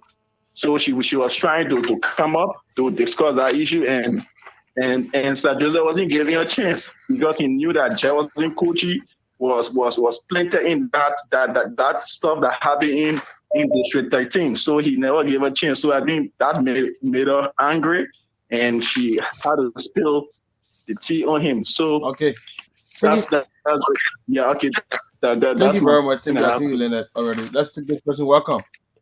Yes. Good afternoon. How you doing? Fine, thank you. I'm Dr. Kwame Slongbala calling from Pennsylvania. Go ahead. My thing I have to do is, let us be very frank. Mr. Chiri is very lousy on this talk show. I don't think Mr. Chiri should come and be discussing things on the talk show to be backing other criminals who exploited this country a lot. You look at the likes of Tomo Fada, you look at the likes of the other guys, like in the house. All of the guys are held responsible for the death of the officers. But these criminals, those rogues, should be backed at Jeru. Surprising, disappointed in Jeru. And Anthony Obama, that is your beginning. Just forget about him. You don't know what he's seen, because he's a paid agent. Somebody pay him to come around and cause a function for our program, and cause disturbing that we will not listen, that Liberians will not get the total meaning of this conversation, of this discussion. So I will appeal this program. Let Jeru move from this program. we Liberians here, we will organize and get a spoon. Let children please excuse this program. Thank you, my brother. Let's take another person. You're welcome. How you doing today? I'm fine, thank you. I want to let me greet all the panelists and thank you for keeping the Liberian people informed. My name is Mark. I'm calling from Minneapolis. I just want to say, you guys should continue discussing the issue. You don't mind Gibson Jeru. Gibson Jeru is plenty on our show to disrupt everything. And Mama, we know you, we respect you. Don't mind what Gibson said. You know, let me say something today that most people don't know. Because of Gibson's inability to raise his son, and Gibson's son met his untimely death, we say sorry for that. No. We will not go that route, please. No. So you gotta be very polite. What happens here between the panelists and between them? So you can't come and do that. Let's take this person. Welcome. Hello. Hello, everyone. How are you? This is Alex Minogue calling from Minnesota. Okay, go ahead. So, Mr. Beck, you please apologize to Honorable Chimama locally. Accusing somebody on international platform. You wanted the more corrupt minister, or you are one of the more corrupt minister. You don't do it like that. All right. Don't be personal in your argument. You seem to be too traumatized from the election. Calm down, cool your temper. 2029 is coming. That's all I had to say. Thank you, everyone. Bye. Thank you. Let's take this person. Welcome. Yeah. Hello, sir. How are you? Fine, thank you. Go ahead. Yeah. I first time I apologize to Omar on the studio in the studio, Omar Juma, and my things appreciation go to that rejection also are always on our program that made the program to stay be standing. Okay. One to you, Diamond and Dallas. Nelson Kohler. Besides that, we're begging you people, you talk to the old man, President-elect Joseph Jima Boakai. A first priority should be everybody going to fund himself, including all his cabinet ministers. That's all I want from you, please. Thank you. Let me take another person from the side. Hello, welcome. Background too bad. I don't know. Hello? Hello? Oh. Go ahead. Let's hear you. You are live. Yeah. Yeah. Hello? Go ahead. Yeah, I'm saying my name is Momo, calling from Madura. Okay, go ahead. Yeah, really, the show you're having tonight is a good show. But I'm getting a little bit annoyed because Gibson does not really have anything good to discuss on his show. It's too low. He is there needed to distract you people. So if you're there to discuss anything pertaining to our new government, Gibson should be a part. Because he's only there, to make the feedback about the new government. He's not saying anything good over there. Why he's there disturbing, and I said to say he's a really he's a really important person on the show. Okay, yeah. Thank you. Thank you for having us here on the program. Let me take another person too. This from this side. Welcome. Well, how are you, guys? I'm young Christian. I come from Caldwell. Go ahead, Christian. Okay. See, let me say thanks to the Spoon FM family. You people did extremely well during the election and during the campaign, everything. I want to congratulate you people too also, and congratulate our incoming president, Joseph and Boakai. Okay, but brother, you see, I think what the people discussing over there is not the Liberian people. And our head, who is Ambassador Boakai, I think he's an integrated man. So I think one of your panelists who is Jerome, to be honest, sure, it is not a bad thing. or to be with you people is not a bad thing. But I think if he wants to back somebody, everybody cannot be on the same side. But you should not be backing criminals, please.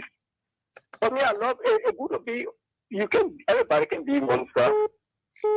But at least you shouldn't back criminals. Back people in your government that you think that you have done well. Fine. You know, some people will listen to it as well. We play attention to this show every night. Thank you, my brother. Hello, welcome. Hello? Yes. Yeah, hi. I'm calling pertaining to Jerome Gibson. Yeah, Jerome is very, very rude. It's not nice to disrespect a responsible woman like that. So he needs to respect himself as an old man. Let's be real. No. We're not here to listen to him. He's very rude. That will not allow that from the colors, you know. But we don't want to open up Pandora box where everyone will be attacking him that is not from a manner. Let's take another person from this side. Welcome. Hello, are you there? Seems like this person is not ready. Hello, are you there? Yeah, I'm here. Okay, go ahead. Yeah, I just want to contribute to the program. I want to thank you guys for the numerous ads you put out there, the encouragement you gave Liberian people. Hello? Yeah, go ahead. You are live. Go ahead. Okay. There's something I want the vice president to understand, because there are a lot of times people say that the vice president does not have a lot to do, but there are investments that are below $10 million. And these investments, the vice president can encourage these kind of investment into the country. You have investment like 500,000, 1 million. But if the investment is 10 million and above, then it has to reach to the executive, and there where the president gets involved. So we don't want this thing where the vice president will always complain that they don't have nothing to do. The president don't want them to do anything. No, you can write proposal, a stack of proposal, get professional in your office, write a stack of proposal that will make sure that you engage the international community to bring some of these investments. We need to build a middle class. If you don't build a middle class, you're not going to be able to provide jobs to the people. You see, everybody cannot work in government. So let the vice president stop, complaining and saying that, the president packed them and all that kind of thing. So, we need to move away from that point. If you look in the revenue law, you're going to see that clause. You know what I'm saying? So, thank you guys. And I hope what else will get back on the show. Thank you. Bye-bye. Okay. Aaron, take 5 more calls and then we'll move on to the next topic. Okay, 5 more calls. Let me take this person here from the side. Hello, welcome. Let me say thanks to you, and let me say thanks to your panelists. I will not speak on the issue that has to do with Gibson, because if you are propagating, for example, a CDC as the owner of that show, will you have or United Parties in there to be talking about back? And no, but you guys have the power to get Gibson from out of that show, and we have been saying the time without numbers, but you're still keeping them. But here is what I call for. I got a question for you, or for you guys to say. This Musa Belede guy in question, this is a guy that can go and watch football game in this country or anything that has to do with FIFA for good 10 years. This is the man that get for money for Liberia. I think if I'm not making mistake, I don't $6 or $4 million. Are we prepared to make him speaker?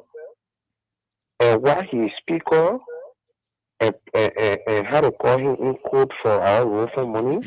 Or, the thing is just confusing. Liberia problem is a continuity. This government, we just told him about that.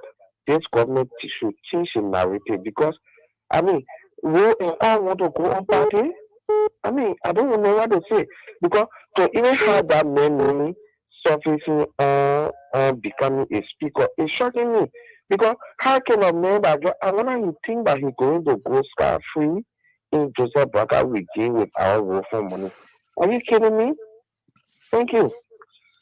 Okay, thank you all so much. We'll take another one. Yeah, welcome. Hello, you are live. Go ahead. Hello. Hello. Oh yes. Yeah, I'm Winnie. I'm calling from Australia. I just calling to ask a question. Yes, go ahead. Hello. Go ahead. Yeah, my question here is, why is the country not using their own money and we are using US? I know it's actually different from what you guys are talking about, but this is really bothering with the young people overseas that we have to keep using US when we go to our own country and we don't have the opportunity to use our own money. Is it possible that you guys can talk about that so we the youth can know the reason why? We got dual currency. I don't know, when you come here, you don't use Liberian dollars? No, I don't. We use US. If you go to the shop to buy stuff, you have to get US. Whatever you buy in Liberia is in US. I know, maybe the panelists will address it. Thank God for the guy already here, so maybe yes, really similar to that. So let's take 2 more, right? I've taken 2, right? Yeah. So let's take this person here. Welcome. Let's take 2 more, right? Yeah, right. More just lower, just lower you listen to us, please. Hello? Yes, go ahead. You are live. Yeah, my name is Mildred. I'm calling from Pennsylvania. Yeah, I just want to talk on the topic of you guys keeping Gibson on the show, insulting an older woman. He always do that. You have to stop doing that because he went on Susan's show. He said a lot about UP, this, that is not the case. But the problem that we are out of election time, that he stopped insulting people. If y'all want this show to go on fine while people watching this show, you have to take him out completely. That's the same way he been laughing. Yeah, talking all kind of thing about people. You need to stop that. We want to go on with this show fine. He's a Liberian. We respect him. But he have to respect a woman, especially insulting this lady. She haven't done anything wrong to him. Thank you. Thank you very much. Let's take another person. Yeah. Hello, welcome. Wow. That's so bad. Let's take this person. Welcome. Hello. Hello. Hello. This is Isaac David. I'm calling you from. Okay. Hello. Hello. You are live. Yes. Let me say thank you to the panelists. And let me provide information for the panelists. I hear that Mr. Ability is trying to vie for the speakership of Liberia. But please reflect his mind. On the closing argument, Mr. Ability dare say that if the Unity Party win, the seat in Nima County that he's vying for, he will resign that seat and he will give it out. And he promised to give $50,000 as his work because United Party was not even qualified to go to the second round with CDC. So if this man is not trustworthy, as per what he said, and today he's trying to go to the House of Representatives, if you, the panelists, cannot be able to bring this out to will protest vehemently that Mr. Billy did not take a seat because this was his utterance on the closing argument. The records are there. Please ask the closing argument to bring the records out. And Mr. Ability's voice is on tape there. Thank you for having me this morning. Thank you. Thank you all so much. I think we're done, right? Yeah. So, guys, we heard the callers. Anybody want to take a stab at what they said for us before we move to the next topic? Any one of the callers you want to choose that, and you can respond to that. I just want to make a short comment. And it's going to be like 30 seconds. You start interrupting again. You see there? I even thought you start interrupting. Please don't do that. First of all, I heard the callers. They say I disrespected Jemima. No, I did not. I want to say very clear here. All of you here have accused everyone in We Are Government. You have never produced one evidence about it. Accusing people of being corrupt is about You have not produced any evidence, Fadiga. We have. Who did you? Where have you been? We've been producing documented evidence. Traces, where have you been? You see the problem here, you want to lie, you want to sit down. You have That's your the time to problem. speak. You have your time to speak. You will say, this is the evidence I provided. The people are listening Fadiga, to let Gibson let. I claim my 30-second back. Okay? So the issue of accusing people of being corrupt is about how certain things are managed. If people entrust something to you and somebody else is messing it up, you have to speak out. If you don't speak out, it means you are in acquiescence of what is happening. That's how corruption takes place. Corruption is not just because you take the money and use it for yourself, but your inability to speak against the wrong thing that is happening is also corruption in government. So, and all the people that are speaking, all the people, they'll get Gibson out. Let me tell you, I wanted to stop coming because I'm a business schedule, but because of that, I will keep coming. This station is not for Unity Party.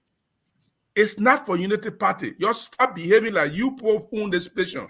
Stanton Fair, your president to elect for 3 years. He gave $60,000 to help his election. The man used his platform to elect the man. You ain't getting nothing. You want to own the station? I'm not leaving. I have. Wait. Me and my 10-second statement. I'm not leaving until I see a message from any of the Spoon reporter, editor, owner, CEO. When they say Gibson, don't come, you'll never see me again. But I will come every day because this is not Unity Party property and you start behaving like for you. You come here and sing Kumaya does not mean for you. It's not for you. You start behaving like for you. All right, let me come in. Okay, it's Fadiga's time. Gibson, I respect it at 10 seconds. Gibson, I respect it at 10 seconds. It's Fadiga's time. Fadiga, go ahead. Yeah, Gibson, your 30 second can last. I think you got a problem with timing too. Now you see, I'm interrupting you. So you interrupting the man, I guess. Let the man speak. Oh, Gibson, nice try. Look, you make I'm not interrupting No, him. he finishes, you can remind him. No, I need to remind him now. Gibson, stop. You ain't telling me stop when you're interrupting me. Gibson, stop. You're a big brother, stop. Fadiga. No, the thing about Gibson make good entertainment, and that is all he does. But as far as bringing anything substance to the table, I mean, yeah. But let me say this. I think one of those callers talk about, I don't know about US dollar. Yeah. Why we using US dollar everywhere she Yeah, the dual currency, I have problem with that too. But that's a whole big discussion that would take an entire show. But yeah, Liberia uses dual currency. There are more new Liberian dollar on the market now. As far as why, inbox me. We're talking there because it's too much. It's a long discussion. But then all the other callers were on Gibson. And I just want to Gibson. I mean, when people sing here, but you need too much that bad luck coming behind you. Yeah, you need to hold it back. Not No, necessarily. seriously, the people crying in your knee. Foolish people can call your knee. Foolish people can call your Gibson, knee. campaign time is over. Gibson, campaign time is over. I'm not campaigning. Gibson. Fadiga has to finish for us to go to Honorable Jimama. You're delaying the time. Interrupting. Let me finish. Let us talk something more important here. But we'll soon be Gibson go. Gibson just like a little child. You know, we gotta keep babysitting him. But we won't mind. Sis Jemima, I beg you, let us spend our time and resources and energy on informing the Liberian people and giving them the information that they need. Gibson is an obstructionist. He has chosen to come here and obstruct everything. He's going to continue it. So we should not indulge him. I swear to God. If we continue to do so, he will just be doing the same thing. What I want to say is that the transition team is shaping up. We're going to give you an effective transitional team. We're going to go on to the inauguration. President-elect Boyka going to be sworn in as the president of the Republic of Liberia.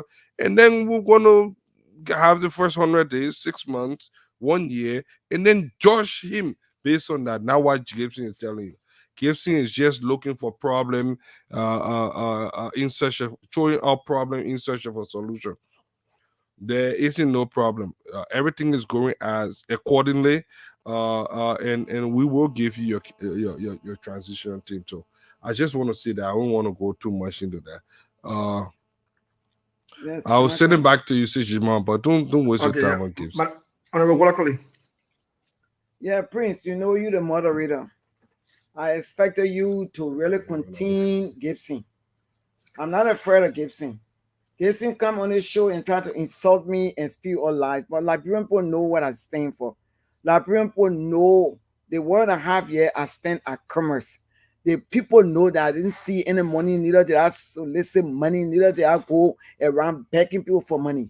I was there trying to do the people's job. They didn't like it. I criticized the government. They suspended me. I came back to work. Wasting Tappet took the loan and carried to the office. I have nobody in the Republic of Liberia. I have challenged them on many occasions to bring documents. I did not affix my signature to any money concerning any loan. So I want Gibson to know that you and myself, we don't have any confrontation. Don't try me. Because I don't take nonsense, so do not try me. Before you speak on anything, if you're looking for popularity, I got more. I can give you some for free. If you're looking for popularity, ask me. I will give you half of my own. You can take it. Okay? You're looking for people to be calling your name, Gibson. What you're doing is wrong. You on the show, I respect you. Even when things were happening on the show, I stood for you. But do not just say anything that you know that has no truth in it. And that one making me upset with you. You don't do that. Don't come here and try to but you know what? I gave my thanks to the Liberian people here and abroad. They know what I stand for. They know who I am. If you're angry, Gibson, if you are angry because I criticize your people in details, then let me know, because I think you're upset. When I talk about Musa Belete, when I talk about your CDC people, Musa Belete, and the Deputy Speaker Fanati Kofa, and I talk about who? Somebody else here again. Who was it? Thomas Fala. Talk about Thomas Fala. If you're angry and they send you messages to say go there and you cannot destroy me. I have built my integrity over the year that I can stand and boast of. I have a very good reputation. I have a very good character. You understand? $4 million Musa Belete took that money from Road Fund. Up to today, he cannot pay it. And you expect Liberian people to elect him as in the Senate as in the House of Representatives as Speaker. If you send you jobs, that you say you good document. You understand? Sir Joseph, everything that Sir Joseph has built over the years is in his name. Everything in his name. He doesn't have one time horse that he has built and said, okay, this is for the community people free. He has not. That university is built in his name. All the 10,000 buses he has brought in the country is in his name. What do you call that? They extort the Liberian people money and they take it and enrich themselves, and then they say they're doing things for Liberians. Why? And then when people talk about it, then they send you on the show to kind of attack me. Tie your dog, because you hear me. Tie your dog. I respect you, said 73-year-old man. Please, you older than me, because I'm 67. You 73 years old. So respect yourself, Gibson. I really respect yourself, because you know you should come to me and say, okay, your money. I should take care of you. You stay, my brother. But if you want to make it rough, you can really make it rough. I can hit you up then what you're doing. Let me tell you now. Can't sit down here and want to say something, but you see how you are making tonight? Bro, and yet everybody know, mama, they know what I'm saying for. I don't pretend. You can't sit down here. I don't know how much they paying you. I can never be bought. So stop it. I still got small respect for you, please. Steven. Yeah, I think Mama, thanks for. But the way you give to me holiday, can we still be friends? Y'all can be friends, my man. You know what I've attended to Mama before? I tell you what, Mama, I'm finished. Guess you got nothing against you, because you nothing. I can see through you. Nothing but chicken fella. Very light. I can see through you. I'm all right. Steven was on the floor. Yeah, I mean, it's good. But one of the things I like for us to say, one of the things I like to say on this show is that we're entitled to our opinion, but we're not entitled to our own facts. Yeah. Thank you. And when we try to impugn somebody's reputation, it must be based on fact. Most of the people we've spoken about here today are documented criminals. Yes. somebody like Fonanti, for example, somebody like Musa Bility. Yes. So these are not people we just throwing accusation against them. It is proven by documents. It is all out there. So we should not, come here and pretend now. But yes, what I like to say, on the issue, a caller spoke about the dual currency regime, and this is one of the biggest challenges with our economy, in terms of us using a currency that we don't have control over its supply. We have control over the supply of our Liberian dollar, but we don't have control over the supply of US dollar.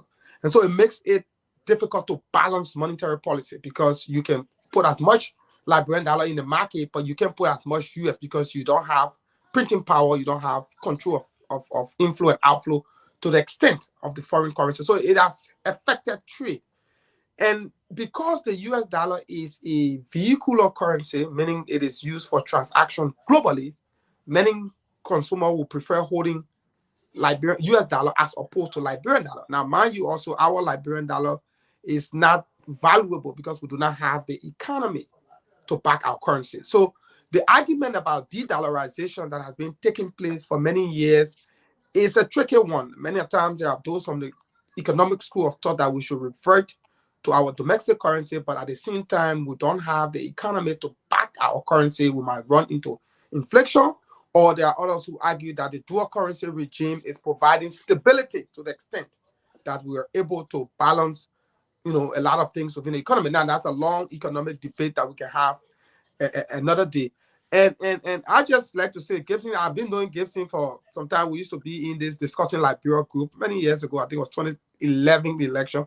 I know you can't remember me from there, but that's where I know you from. And we have some very heated argument, but I like Gibson.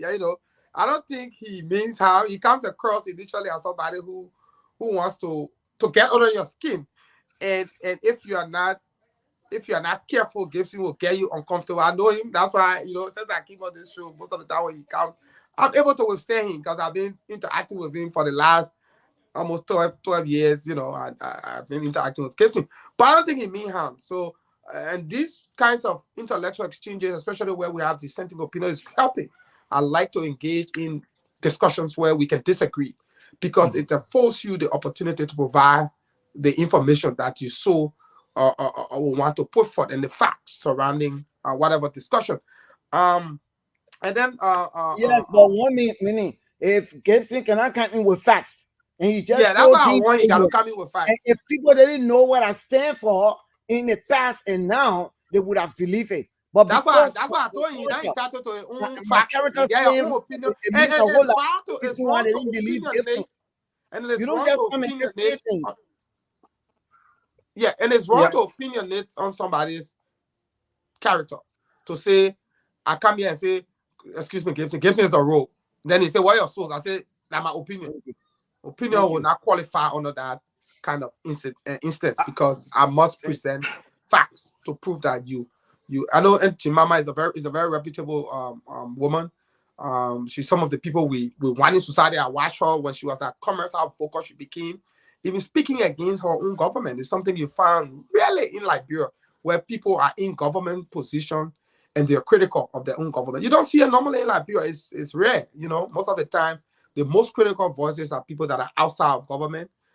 Those who, once they enter government, that critical voice it diminishes. So I just hope we can guide the conversation in ways that they can benefit the general lot of our people, so that we can be able to get the message across about this new transition, the change we want to see, and hear from them, rather than coming on this show and just throwing out allegations against one another. I don't think it's healthy for the conversation. Thank you. Absolutely, Stephen. And that brings me to the point that you made earlier on, documented criminals. And I realized that we've all been going around this conversation of corruption, rampant corruption. And I do know that the President-elect Ambassador Boyka was voted into the presidency on that mandate to curtail corruption in the country, because it has damaged our country reputation. And that led me to the rescue policy, which you spoke of on this show earlier on, Stevie. But I want to go specifically to Pillar 4 under the rescue policy titled Governance and Rule of Law.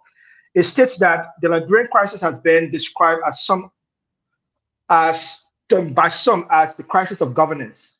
This means good governance, including the rule of law and access to service delivery, is fundamental to addressing questions of human rights and fundamental rights, accountability and transparency, public trust in national institutions, and public participation in decision-making at all legitimate democratic processes that mitigate historical marginalization of fossil in society. Fostering good governance in the rule of law will also earn the country's credible democratic credential and respectability among nations of the world and attract confident investment partners. Joe Boakai is President-elect Joseph Boakai plan for improved governance address the following areas: strengthening national security to ensure access to security for all residents, improve the rule of law and ensure access to justice for residents, strengthening integrity institutions and ensure accountability in public sector development. And it goes on and to detail these key issues. Now, I'm bringing the question back to the issue of corruption and, anti-corruption and audit. Now that His Excellency Joseph Boakai, President-elect, is going into the presidency, what do you see him doing within this 100 days or plus to start to build upon the mandate that Brempo given to arrest corruption in the country and bad governance? You see, Joseph Boakai, and thank you for that question, Prince. Joseph Boakai is becoming president against the backdrop of a government that is being heavily accused of public corruption, whether it was the missing 16 billion, the $25 million mop up, the 25 million for the COVID relief package, the 11.5 million for the subsidies for rice. The we-led government is living with the news of so many incidents of corruption.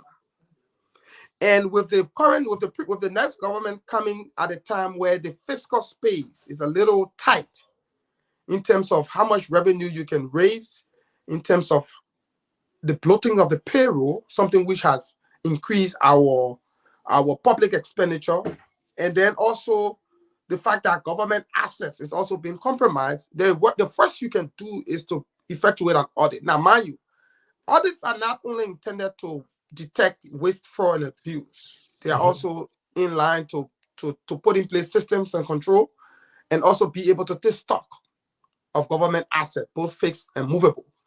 So a comprehensive audit, Ambassador Boakai, now president, has no option but to audit. The reason he has to audit is because he has to tell the Liberian people in clear terms and based on facts the health of the economy. If he fails to do so, the blame, the expectation of the Liberian people coupled with the blame, and this is something that we our government struggled with from the onset. When we took over in 2018, his failure to audit the previous government to be able to have an idea about the state of affairs of the country economically, they did not do so. What they did was they immediately started to they started to put their partisans on the payroll. It bloated the payroll. They reached a point where they could not fund the payroll because you didn't even know the status of your economy, how much revenue it was producing, but then at the same time you were bloating your payroll. So the government struggled at a particular time to pay wages because revenue intake had dropped. You did not know how much revenue was coming in, and then you were increasing your expenditure. So your revenue and expenditure was experiencing a mismatch. The government ran into trouble. A lot of us capitalized on that and used it as a political tool, and coupled with all of the other cases of death and other things of the auditor to engage the government. Now, Boakai will not want to make similar mistake. The first thing you want to do is to get an audit started so that you can be, and yes, what will happen when you audit and those who are responsible for public loot are held accountable, it discourages corruption in your own government because there will come a day of reckoning for your officials. The next time another government takes over, they will implement an audit.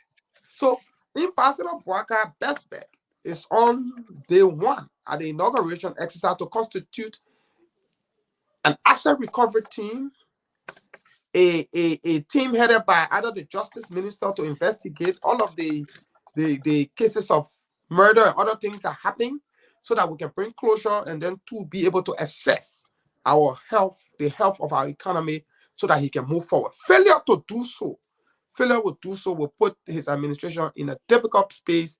And yes, well, let me close on this, Prince. We have over almost $200 million in domestic debt. About 101 million of that money is debt owed by NASCRO. So we meaning our pension fund is being affected. So those who are reaching retirement will begin to worry that how do we get our retirement benefits? So those are all of the issues he has to deal with. And that's why I said earlier that the transitional team will give him a global 10,000 feet view perspective about the country he's inheriting. But at the same time, they have to get to work on day one to be able to solve most of these issues that will come. So audit is necessary, asset recovery, justice, rule of law, and then we can move on to the issue of infrastructure and other development. Mama Jemama. Agree with what Stephen just said. Audit. And like most of the time when you say you're going to audit, people say, oh, it is revenge. The people want to revenge. No, it is not so. We got to know where we're starting from, where they end, and where we're starting from. We got to know the beginning and the end. It's just as simple as that.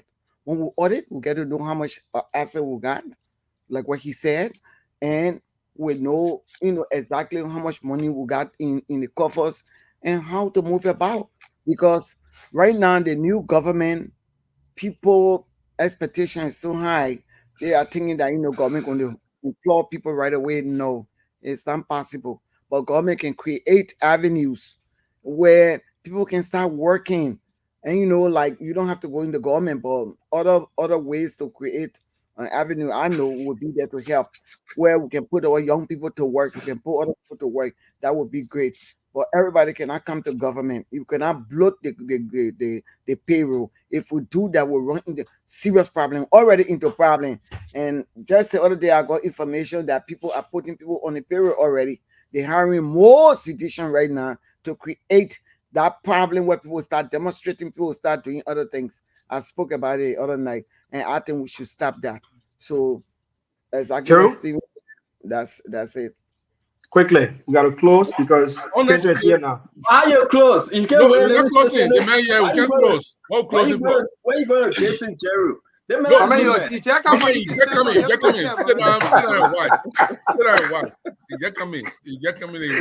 want to know. I gotta send a happy Thanksgiving treat to my people, right? You guys have a wonderful show.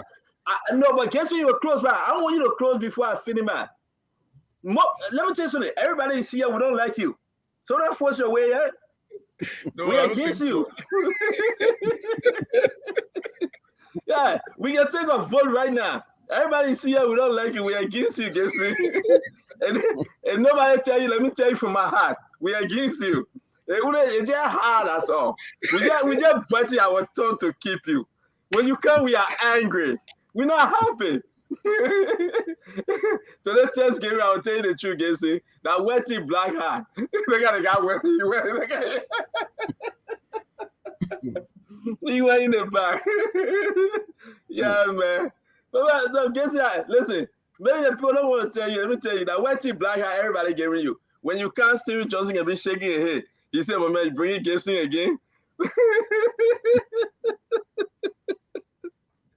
Man, Gibson, man, I ate today. Edmonds, I can see you still trying to pick your teeth. Special thanks to my chest sister Jackie Bruce. Jackie Cephas. Jackie Cephas put her finger in their food and today. The one can cook. The one she can sing and how she can cook. I'm telling you. But let me send a special Thanksgiving treat out to Emmanuel Smith. Smitty working at the port, and they know this guy from Newark Airport. And the man between Newark Airport and Philadelphia Airport doing his thing. He's a Liberian, a very decent guy. But you know what? The only thing I can tell you, well, don't cook too much. America don't get big. Smitty not get big. Then I said, no, you can eat. Man, I said, I told my woman to face salad, but she refused. And but then you can eat your own salad. But anyway, special shout out to Smitty. Florence Killer, Pastor Raymond Collison of the Lutheran Church, amen, the Redeemer Lutheran Church, and everybody right now they are at Smitty House eating right now. They're going into the, not to forget Pastor Raymond, second wife, Janetta Collison. Janetta Collison is Pastor Raymond. Oh, is that his second wife? I will ask. I don't know. Maybe that. I don't know. You remember that case with Bajabate and the other the rabbi said,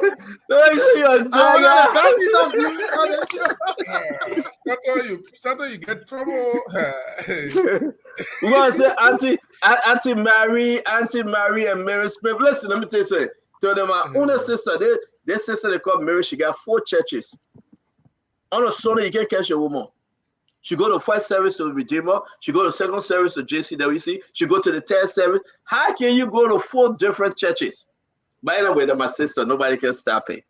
We want to say a special treat to everybody celebrating your Thanksgiving Day today. Pastor Raymond led Janetta, Jeanette, Olivia. Hey man, the 10th child name I don't forget. Jeanette, Olivia. Hey, I forgot to tell one name. That one part will leave it to God. She will kill me. But again, good food, man. Good food, folks. Good food. I received a beautiful information today. Let me share it with you. I had to step back because I had a special call with my own papa, my own uncle, JMB himself. And again, let me say this to everybody. He's strong. That thing JMB get for Liberia, you never see it coming somewhere else in town. Seriously. That thing JMB get for Liberia, nobody has seen it since Chattanooga Town. And I can guarantee everybody he having a meeting with George Manawia, he going to George Manawia house to talk to George Manawia one-on-one tomorrow at 11 o'clock, Liberian Town. He's going to lay it out that this transition and everything, let me say this. I'm not trying to interrupt your show. Get some people that burning all the papers, then they burning all the ministry, they put in there. You can go ahead and do it. You will pay for it. It's not witch hunt, guess it? It's not witch hunt. It's not. There's government. We are not scaring anybody, Maxwell. I'm serious. Today I saw a picture that Steven Johnson was in EPS uniform. This is serious. Nobody said it to me. Nobody said it to me. I can find it.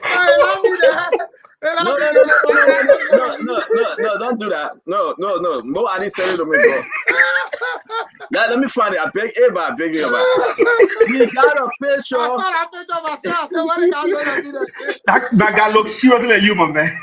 The man look at you. Hey, man, but Mo Ali took the picture, bro.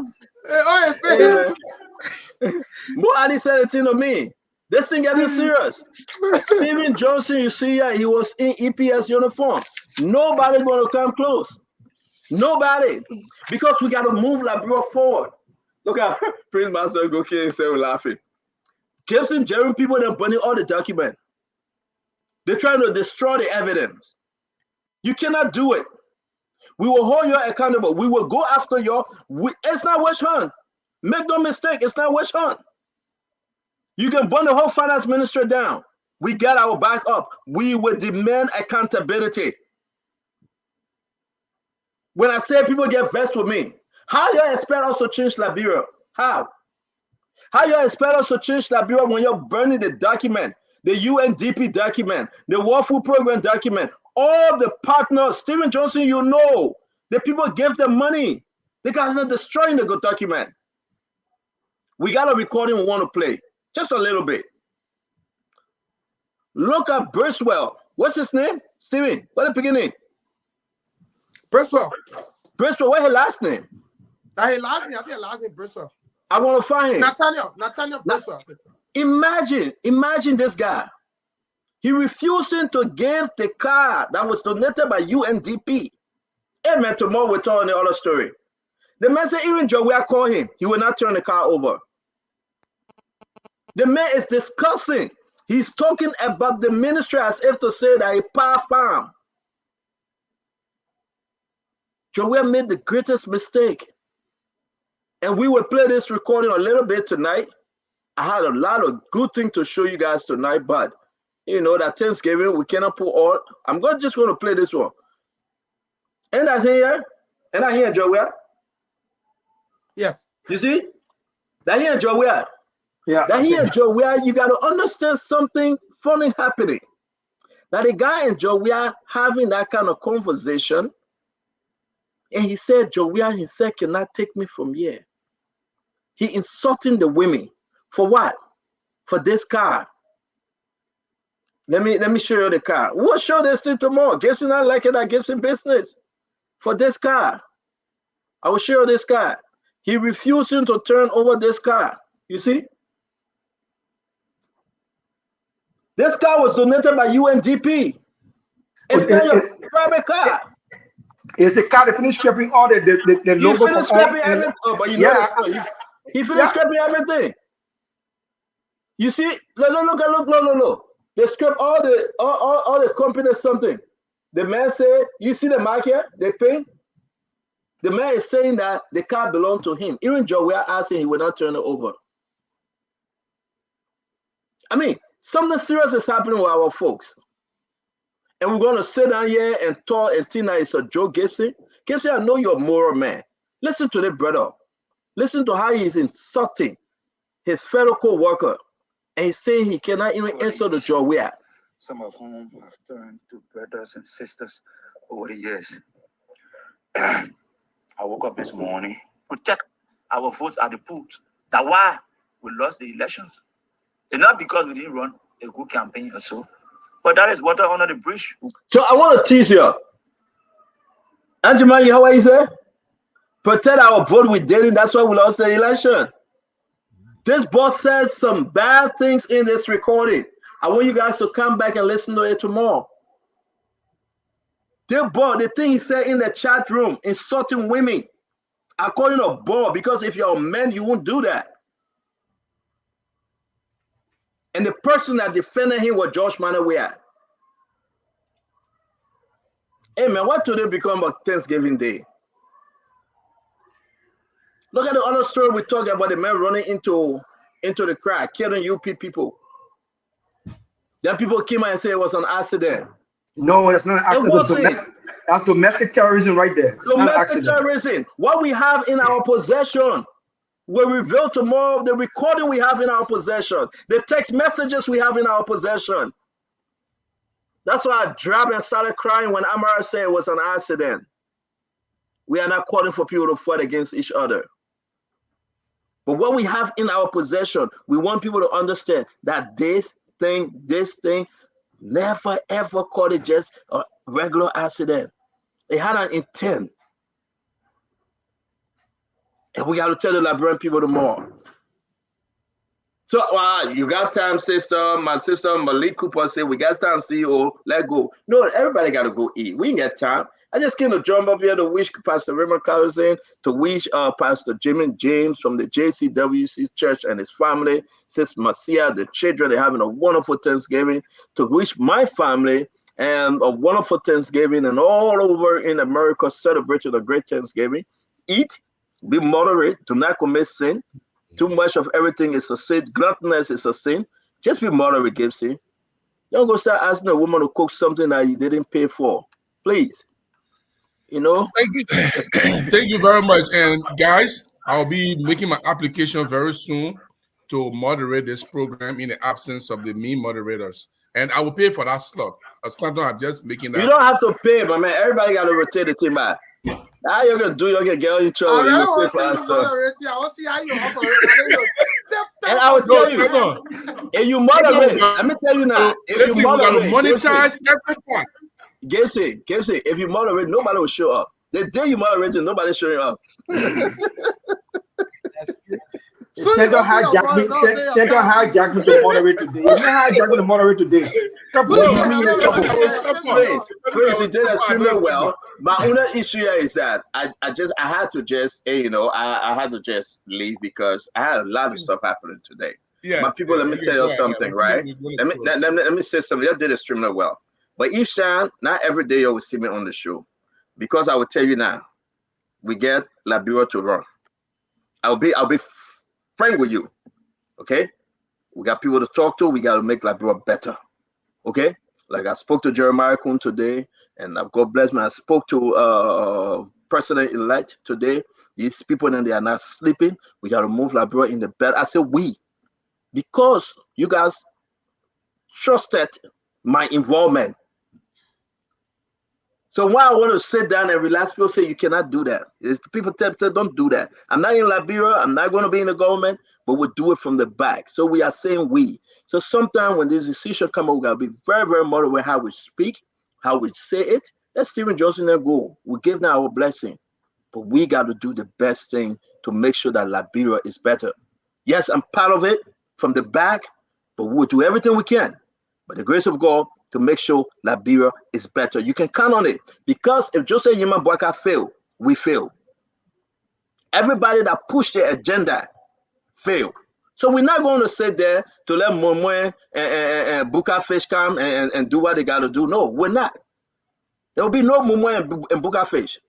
We will do what we need to do to change the status quo. If they're giving you a job, we got to examine you. There will be no cherry pick. There will be no hanky-panky. Your girlfriend cannot be to Freeport and you be to finance. Then you bring your contract to your girlfriend. No. Exactly. JMB is also young and able-bodied men and women that are waiting to speak up. Seriously. We have the microphone. We will say it and we'll say, let everybody hear it. Liberia must change. People are tired. Over $500 million going to Liberia from people in the diaspora. But look at our country. Then somebody said in the office and say they cheated in the election. You're not telling the Donald Trump that they cheated? Continue sitting in that office. Let that January 15 power by you. You will know whether they cheated. They cheated. Come to America and join Donald Trump. 6 years you've been there, the country is filthy. 6 years you've been there, the children don't understand. 6 years you've been there, why can you account for MCC? Then you, Jefferson Koji, must sit down and say, yeah, they will not satisfy, they ain't follow the mandate. You got mandate? You better examine yourself. Let's see you there after January 15, 12 noon, or January 22nd, 12 noon. Let's see you there. You think I'm we here for? Gibson, you need to tell them. It's over. Election is over. We're talking about good governance. Your leader, the president, said, I'm going to concede. Then who the hell are you saying, I agree? Go under the Rock and Hawk transformer. No, today Thanksgiving, let me slow down. Okay, let me slow down, Stephen. So I give it back your prince. Let me give it back the Prince Maxwell. Oh, let me say this to you. Prince, we will not sit here. We will not sit here and these guys don't do what they did in 6 years. Absolutely. Absolutely not. We will not sit here and they get green beret and black beret behind them. Absolutely. And we will educate the Liberian people. No way. The days of Muya is over. Absolutely. Don't sit there and say the president conceded, so I'm not going to. Who the hell are you? You're not going to. Who's waiting for you to concede? Go find a place to sit down. Who gave the constitutional power to say that? Who gave constitutional power? I find it difficult for anybody in government to say that they cheated, because if the president knew that they cheated, he would not concede. He will exactly, Gibson. Or if the president concedes, everybody else have to follow. And by the way, JMB becoming president, it doesn't mean that the whole world is upside down. No, the world is still the same. And JMB has program. The only thing I want to say here, and Stephen, you touched on them. I really want to agree with you today. I think I was shaking my head when you were speaking. When JMB priority, I didn't hear any 100 days during the campaign time, but the 100 days is very important. We want to see what priorities are set up straight. If the country succeed, we all succeed, bro. I'm doing business in Liberia. You think I want my business to close down? I got business in Liberia. I'm doing projects in Liberia. I want Liberia to succeed. That's what we all want. We're not here to wish hunt any government or try to be blind about what they are doing. But if their government is succeeding, we are happy. And that's why I want to say that. Asset evaluation, you spoke about it, Stephen. Asset evaluation and recovery is very key in this thing. Those people, if I saw release from the Agriculture Ministry outlining things that no government official can take. I saw something from the Information Ministry, and other ministries should follow suit. The Finance Ministry, the Major Line Ministry, Commerce Ministry, they should put their stuff down that what the government official cannot do. They cannot take things away. They should wait for the transitional team. If you have a personal laptop there, they mark it down, they give it to you, you carry it. But we cannot be every time one government leaves, then they take everything and carry it, then we got to buy new things. In fact, the GSA director has to come in here. The vehicle that Stanton was talking about, it should be gone, it should be taken away. Send officers there, they grab it and charge him for falsifying a public document, for erasing government seal on it to take it for yourself. That's crime. You know, these are things we want to see. Audit review committee, so that previous audit report and the new one that they will do, that these committees will be able to review these things, and the auditing commission should be. I really go for this, but I hope that we can get to this point. Until we get to this point, we'll keep talking about it, and nobody should.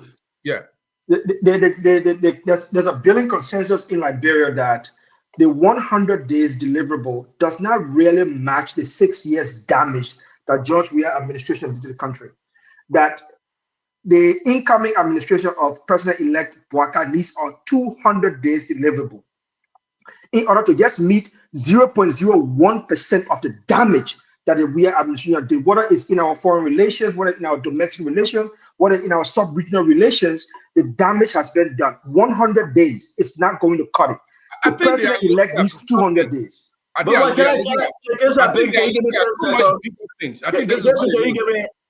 think, just to give it a 10-second, please. I don't think the 100 days saying that you should make the comparison that everything will be done. No.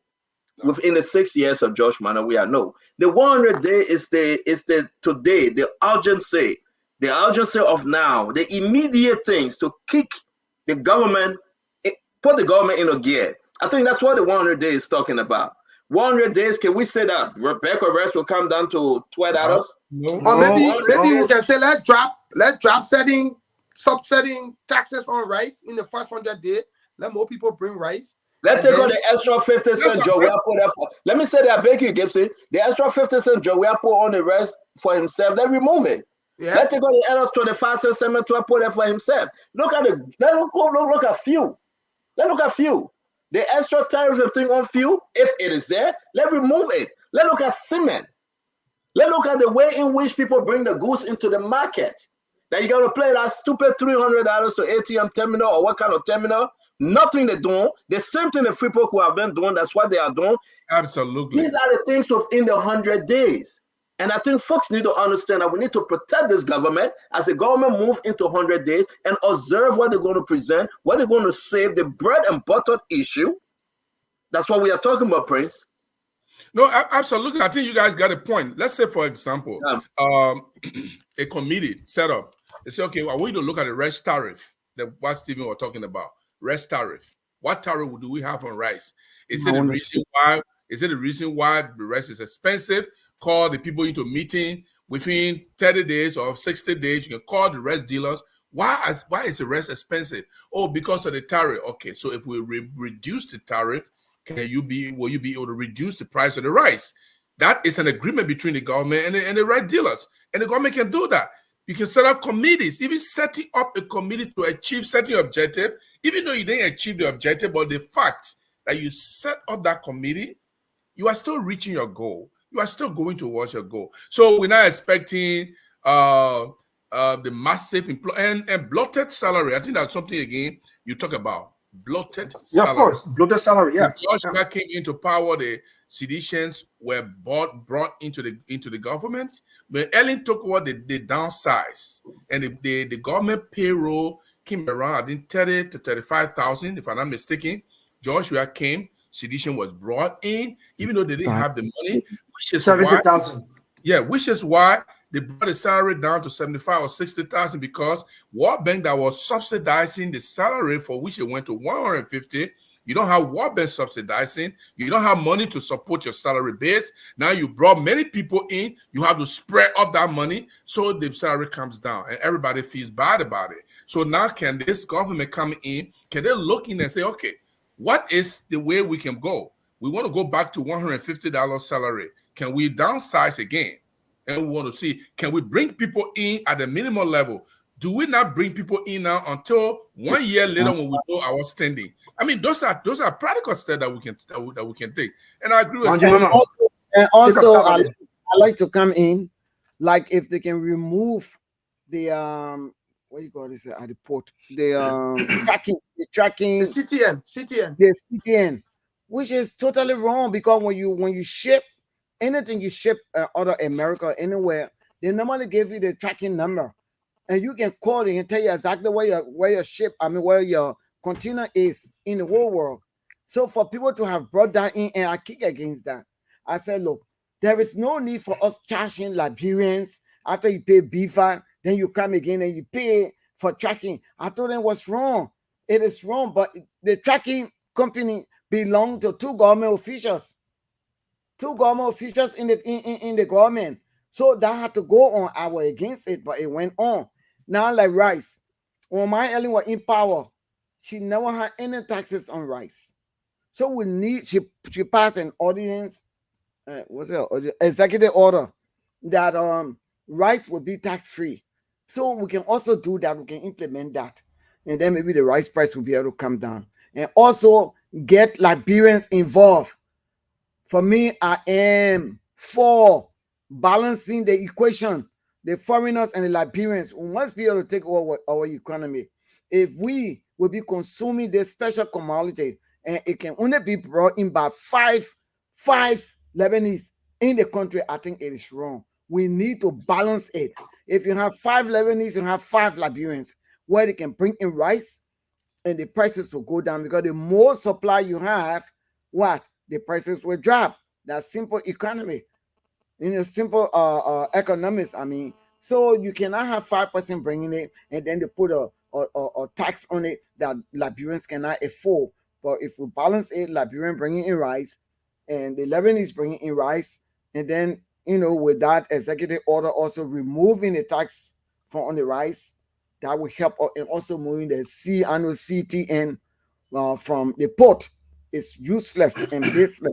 Our people are suffering. They cannot bring in goods and pay high taxes.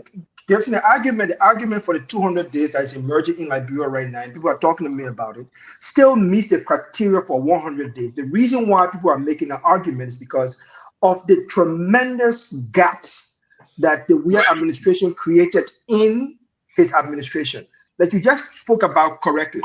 When the Weah administration was taking over during the transition of Ellen Johnson Sirleaf, these major impediments to good governance were not created. So the Weah administration could take over a 100-day deliverable period and do something with it, right? Right now, based on everything they have done, including if Stephen can get me right, even the servicing of our debt. The servicing of our debt has been damaged. When Weah administration was taking over, that was not an issue. Those were not issues that were given to them. So the president-elect Bouakai administration come in, having to resolve all these small issues within a 100-day period just to start the governance process is not enough, because time is very limited. So the emerging argument right now on the ground in Liberia is that the incoming president should have a 200 days deliverable period, so as he can see, as Stephen smartly said, from a thousand view perspective. I call it helicopter view perspective, to see what the economy is, what the social fabric of Liberia is, what is the administrative and public sector, in order to start diving deep into this issue of public governance. Look at the issue of salary. When he took over, we had 30,000. It's a bloated to 70,000. Whether they move to a right-sizing policy or downsizing policy, it's now all up to the incoming government to adjust. These things don't take 2 weeks to just happen over time. And once you take out 2 weeks, you already taking out enough days out of the 100 days. So the question now becomes, does the president-elect needs a 200-day deliverable schedule in order to produce what he needs to produce in the first instance for Liberian people? Not the entire picture I'm talking about. No, but that's the emerging consensus now that's building in Liberia. For me, I don't even think 200-day deliverables is even as different as 100-day deliverable. The president can even say 300 days deliverable. It depends on how he intends to proceed. Listen, one of the sticking issue when Ellen was leaving, Ellen said she left $150 million in the account. Joshua and Kim, they said they got more than $2 million in the account. Why the disparity? Because there was no proper turning over process that will involve both the government that is leaving and the incoming government. So somebody can say, we left $150 million, my people. The other man say, no, when we took over, we only saw $2 million. Well, what happened in between there? So the transitional team has to be careful, and that comes to the asset evaluation and recovery as well. How do we know that the Ministry of Finance and the National Bank of Liberia are going to be coordinating with the transitional team from JMB to make sure that when money is turned over, when we say 500 million is left in our account, when we say 500,000 is left in our account, everybody can say yes, that is what we know is left.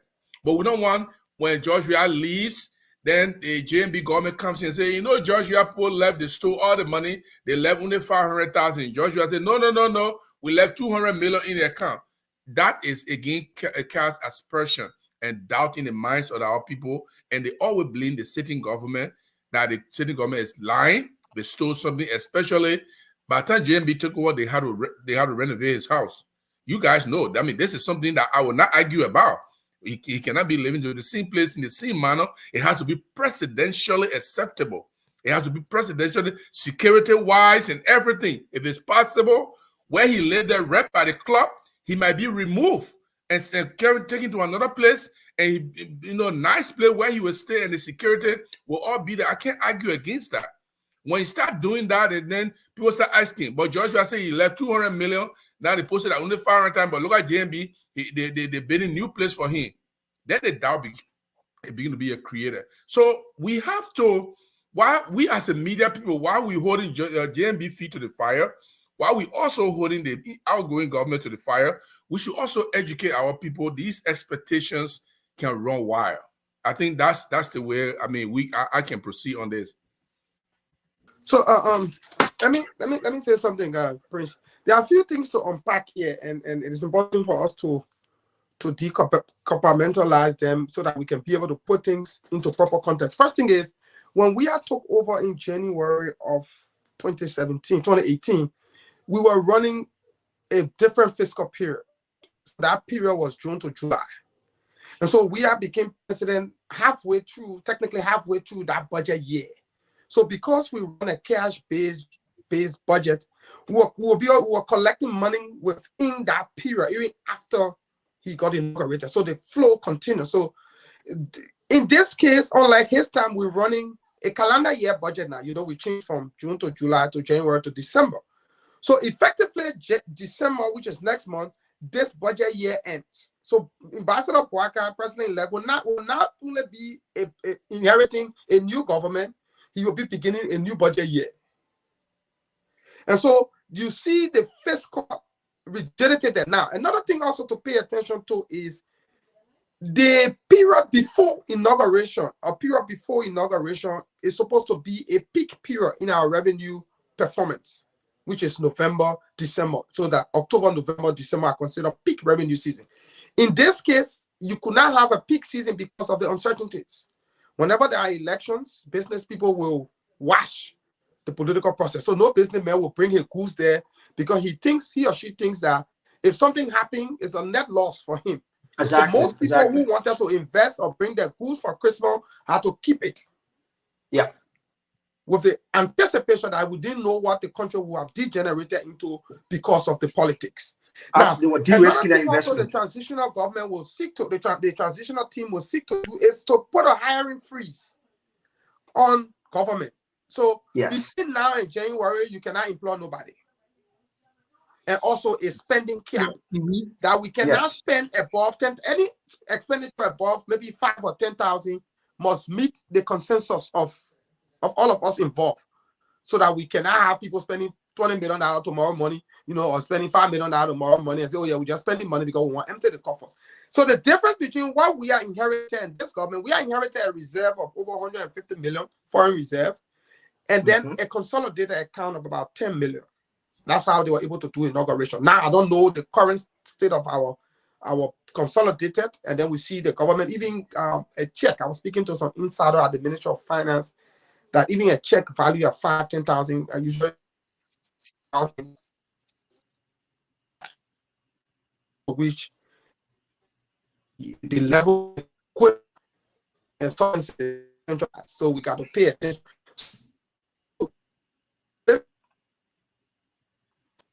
I just breaking up, Stephen. So that well, guess what you doing? Steering internet. I think somebody hacking his internet. But there's somebody who raised the issue. But I'll never say it again. I want to bring this to your attention, and we can discuss in the future. There is a memorandum that was written by Amara Conan, and he's a good friend of mine. I tell you that he's a good friend of mine. Amara Conan, when he was finance minister, that if you brought a vehicle into the country from 1 year to 10 years, you pay a punitive tax of 10. When it's 10 years, you pay a punitive tax of 10%. If it is more than 10 years, you pay a punitive tax of 20%. And if it is more than 20 years, your car will not be allowed to be discharged. That particular memo is still on the laws. It's still being implemented by the people today.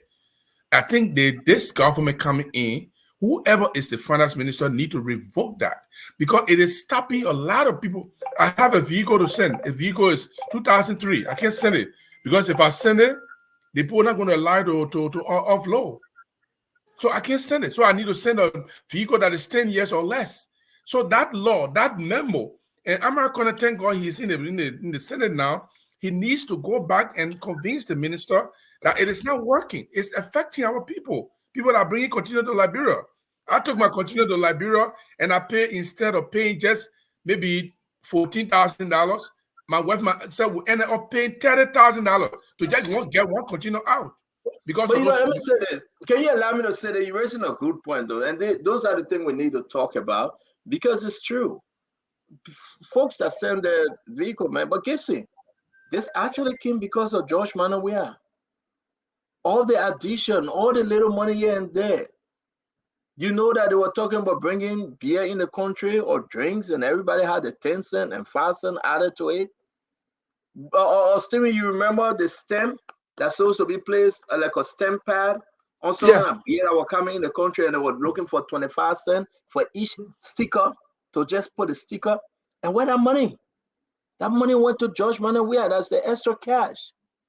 I mean, we have to come down to eliminate all those grievance-seeking stuff, and that's exactly what we are here to discuss. But I will say to you again and again, the men that we know, say what you want to say. Jose Yema Buaka, he's not looking to fly in your jet plane. Believe that. He will not take the Liberian people money and get a private jet to take it all the way to Dubai. He won't do it. Each round trip is almost 250,000. You know how much 250,000 can do for how you call it, G.W. Gibson School? You know how much uplift they can give that school, Maxwell? How many new books and texts and pay the instructor? 250,000? Why were you carrying 75 men behind you? Each of them, you got to pay them. Jose Yema Buaka will not do it. We know what we are talking about. We are not running campaign, but we are trying to be very practical on the issue at hand, the Liberian people first. So what you want to say? But I'm surprised. Why Gibson turning around this time? Gibson, are you talking to us? Is he talking to us? Gibson, you are muted if you are talking to us. Let's listen to what his conversation. He's Gibson, on the phone. You are muted. He's on the Gibson, phone. you are muted.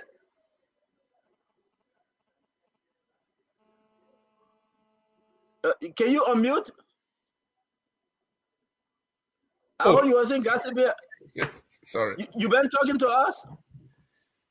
No. Somebody called me for something. I'm Oh, sorry. you're on the phone. Let me call you to get more information. Okay. All right. No, he just want me to tell you what they call me for. Somebody want a job and they call me and I tell them to come to the office. No, I asked you. I said, somebody call you. I asked you. I don't even talk to somebody. I don't know where you pay come with or No, something. but guys, I know y'all want to let my man, the people pay for the commercial as well. You can't forget this. You got to tell the beginner to play. We are running commercials now, so we got to show the people. And what did you say? Oh, I need please send me something. I want to put my company in there. Something, yeah. But today is the birthday of our hotlbr.com.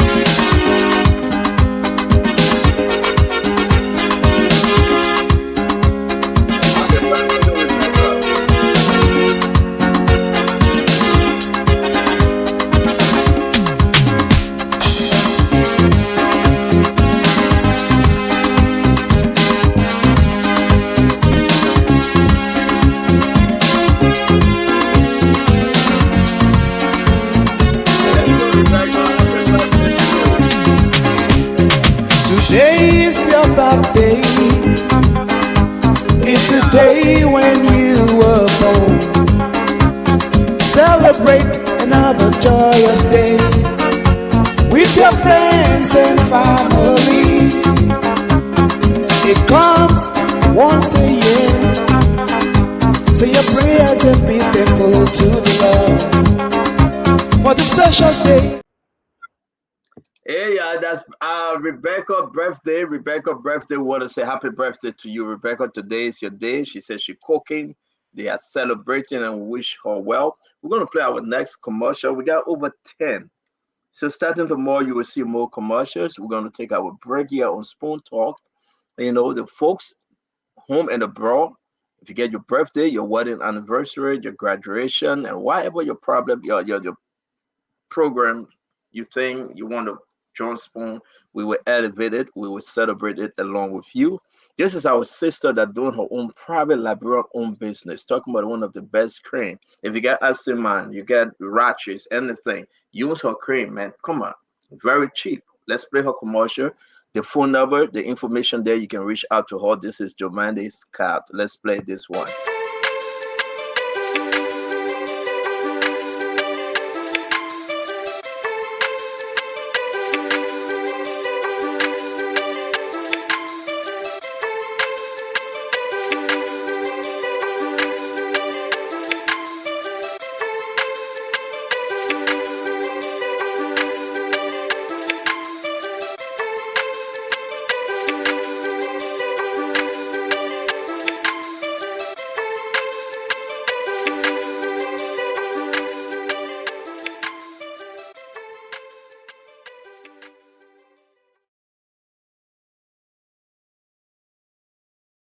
All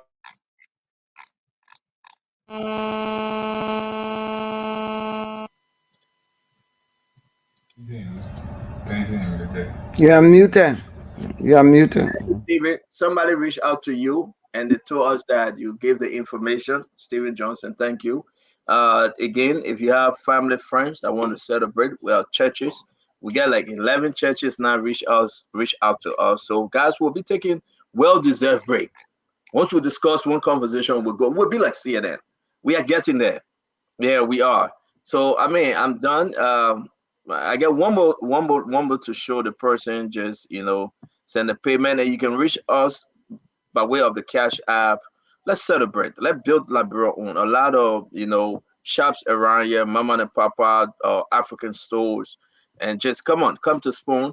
Let's try to elevate you. And this is what we do best. This is Spoon, your own network.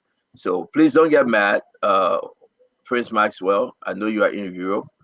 You got someone to make business in Europe. We'll be happy to take them. But there's no need for you to get mad, Prince. We are family. I have no reason to be mad. Yeah, because I see that you just look at me, you say, oh, but Stanton, the company getting, they are paying. These people are paying for this thing, Steven. I can't believe it, man. Liberians trying to promote their own. Spoon's the biggest network right now. And Yeah, it'll be for a very, very long time. Listen, yesterday, can you guys imagine? We raised almost 4,300. The people just say, you know what? the guys that covering JMB should be able to dress properly. Steven, 4,300 we raised yesterday. The guys then went out today looking for the suit. I want you guys to follow them. We have 3 assigned to President-elect Jose Yema Boakai. We'll be having 2 assigned to Vice President-elect Jeremiah Kuhn. You should see the equipment that will be using, the dress code. And one of them, Dama, will be with the team tomorrow, going over to pay a visit to George Manawia when the president-elect get there. I want us to see this is a different time in Liberia. We have to treat the journalists, the young men and women with respect, Stephen. They went through the rain, the sun, the suffer.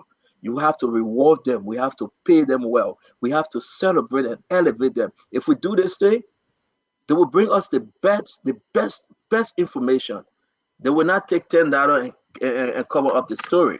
My last one for tonight is this one. Let's play this one. Salute you. They were cuckoo chuku, but I turned down and you knew. Yeah. They also time I went through, but you still stood by me. You never looked down on me, so I got you. KZW. Remember the time I was a play? You used to call my driver with my kettle. The only season that you had when they make it tell you my number 1 Jew. Help me way back, hold me way back, so I'ma hold you now. Yeah.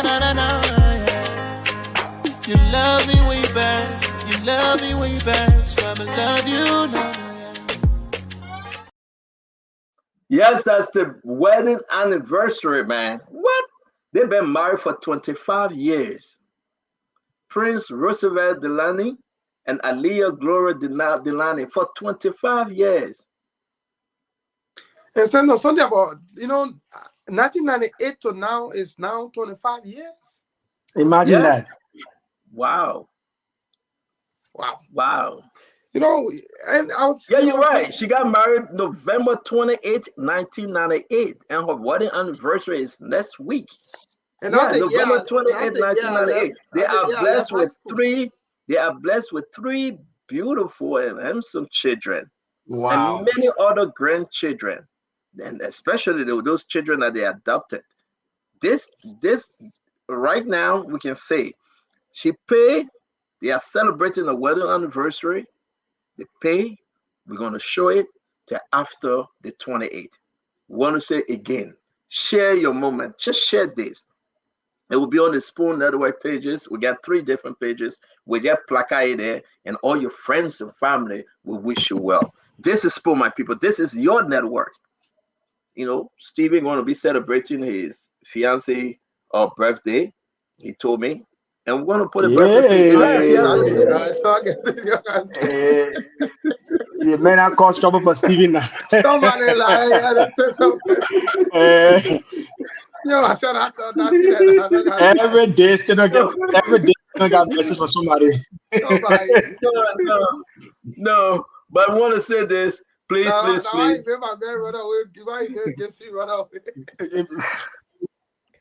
Please help us. I was trying to make it easier on Gibson. The man can't make it how on Gibson gives it away. Yeah, my Gibson. 1998 to now, 25 years ago. My God, 25 years ago already. Yeah, talking about that. Yeah. I want to say this, man. Listen, this is the network, man. We stay here for 4 hours, and it's time for us to just take a water break while we play your commercials. Come on, join us. Let's elevate this thing. Spoon is here to stay. Spoon is a network. You see Aunt Jemima in that studio? Trust me, this is in the evening, nothing to do. She come and chill with us. We have a good conversation about the country. We'll help change the system. I strongly believe, Stephen, this would not be the George Manawia government. No. I strongly believe, Stephen. No. Stephen, with everything in me, because the people, the Liberian people, hey man, Stephen, right now I was talking to somebody in Liberia, right? They say in the morning when you wake up, it's like a different air. People are being so relaxed now. Seriously. And since another good news is Lebanon man, let me end this real quick. Lebanon man, Stephen, I was on the phone with one of my friends. He went in the store and he asked the guy, you see what happened? The guy said, what happened? He said, we feel a big investor coming in the country quick. Then I was on the phone. The guy said, why? He said, you don't understand. We've been here, but when we leave our store and close our store doors, guess what happened? We think about whether we're going to make money the next day. But since the election, something different happening. He said, I can't tell you, but something different. We get a good feeling that investors are coming back. So talk to me, Stephen. It's a good day. It's a good day. And another thing that I wanted to reference is one of the blessings that JMB has in terms of looking for young people to serve. He has a good number of qualified and professional young people. Unlike the group of people pool we are selecting from. One of the things the previous government did, which is the Ellen and Bouaka government, they invested a lot. And I don't think any government in the history of Liberia invested so much in educating young people. I can say this without mincing my word. The number of professionally qualified young people in Liberia that found themselves in the Unity Party and the Alliance and and in the opposition. They are some of the best and brightest. We can say there was, Prince can bear me witness. They are some of our smart young people. So Vice President or President-elect Bouaka now is he has a very good pool of people, both old and young, seasoned professionals to select from. Yeah. So even if you're making young people assistant minister, they're not going to be their first rodeo in government. These will be people who've had long-term experience in other areas. Even if you're elevating them beyond that, they're not going to be, most of them have at least 10, 15, 20 years of progressive professional experience. Something we did not have. Most of the people, junior minister we are borrowing government, it was their first time working in their entire life. They did not understand what it means to run an office. And so all of them struggle.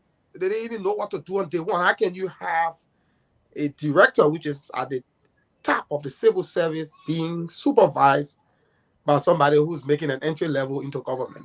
It doesn't match up. You don't even know what you're looking for. That's why I tell people the first line of defense between the professional civil servant, which is a director, and the political people that are appointed by the president is the assistant minister. That assistant minister has to be the shock absorber. You have to have strong understanding about the issue because you're supervising people that are considered experts. Director is the highest level in the civil service. Once you reach that level, you've had over 10, 15 years of experience. You're well seasoned, you're well knowledgeable. So imagine having somebody who first time working as your supervisor, it kills momentum. Undermines performance. It weakens you. So, those are the things to look at. So Ambassador Bouaka, now president-elect, is very fortunate to have on his team very smart old and young people who are very well prepared to move the country forward. So what he has to do now, and let me close on this. I have said here and I'll repeat, I'll be paying attention to 3 key appointments in his administration. I'll be looking at the Minister of Foreign Affairs. I'll be looking at the Minister of Finance and the Minister of Justice.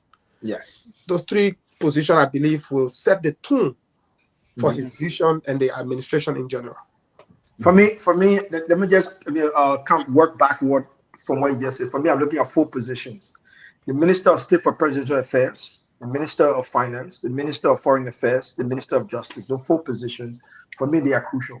But I do agree with you 100%, Stephen. The great thing that the incoming president, His Excellency President-elect Bouaka has now, is this pool of young people you spoke about. I remember in the 1970s, William R. Talbot used to call that pool of young people precious jewels of Liberia.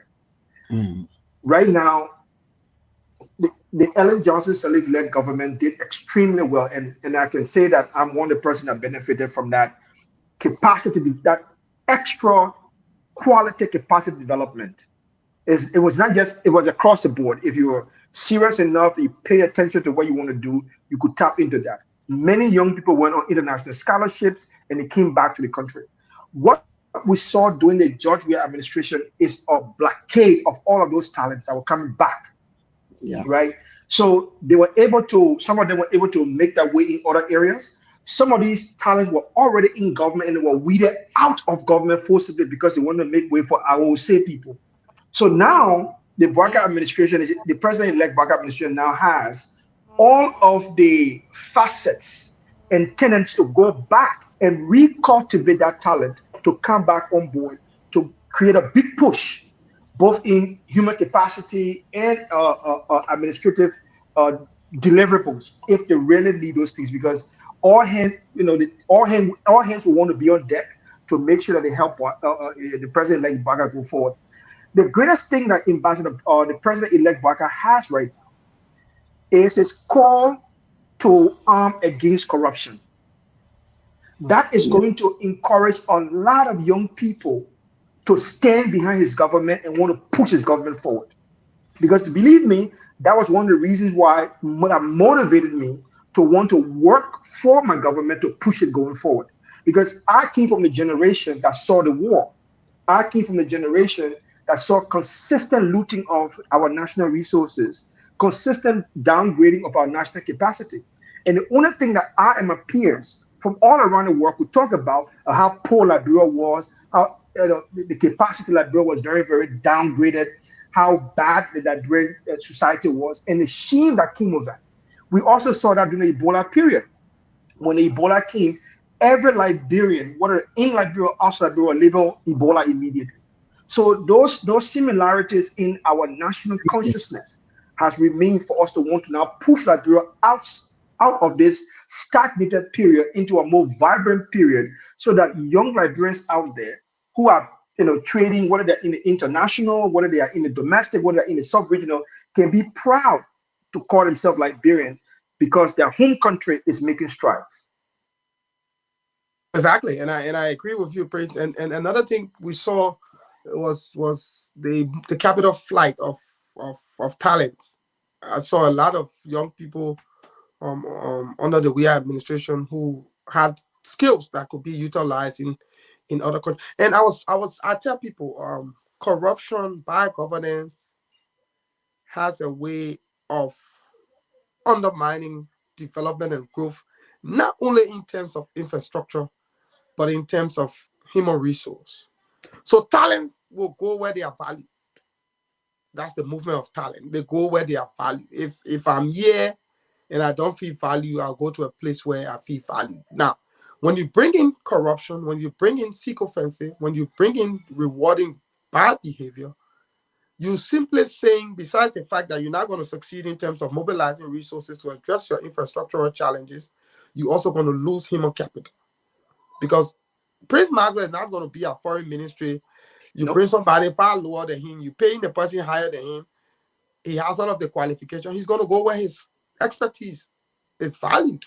Absolutely. And so you saw this migration of Liberian talent overseas. There were many persons who made their way out to Europe, Americas, and other places with the hope that where their talents were valued. And another thing that also happened domestically was that there was this huge movement from government to most especially some of those professional organizations like the IMF, World Bank, and other institutions. Every time you're in Monrovia, you visit those institutions, when you see the local staff, the Liberian staff, they are a majority of the people who the Liberian government invested so much in terms of their education. And so that talent left government.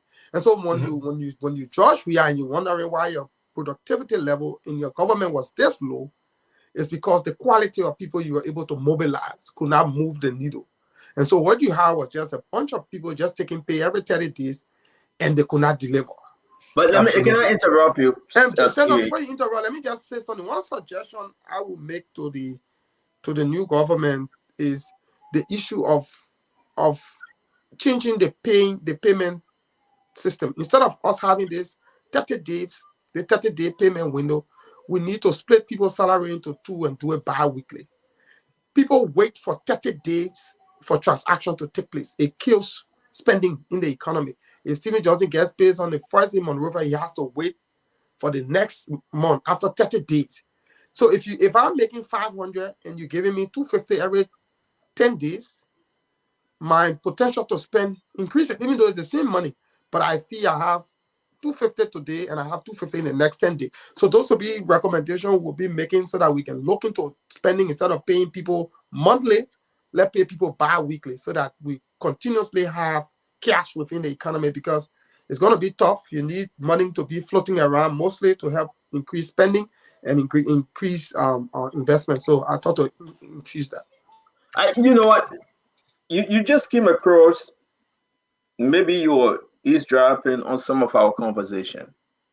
When you talk about, I think that's the mistake Josh Manawia, he created it for himself, Stephen.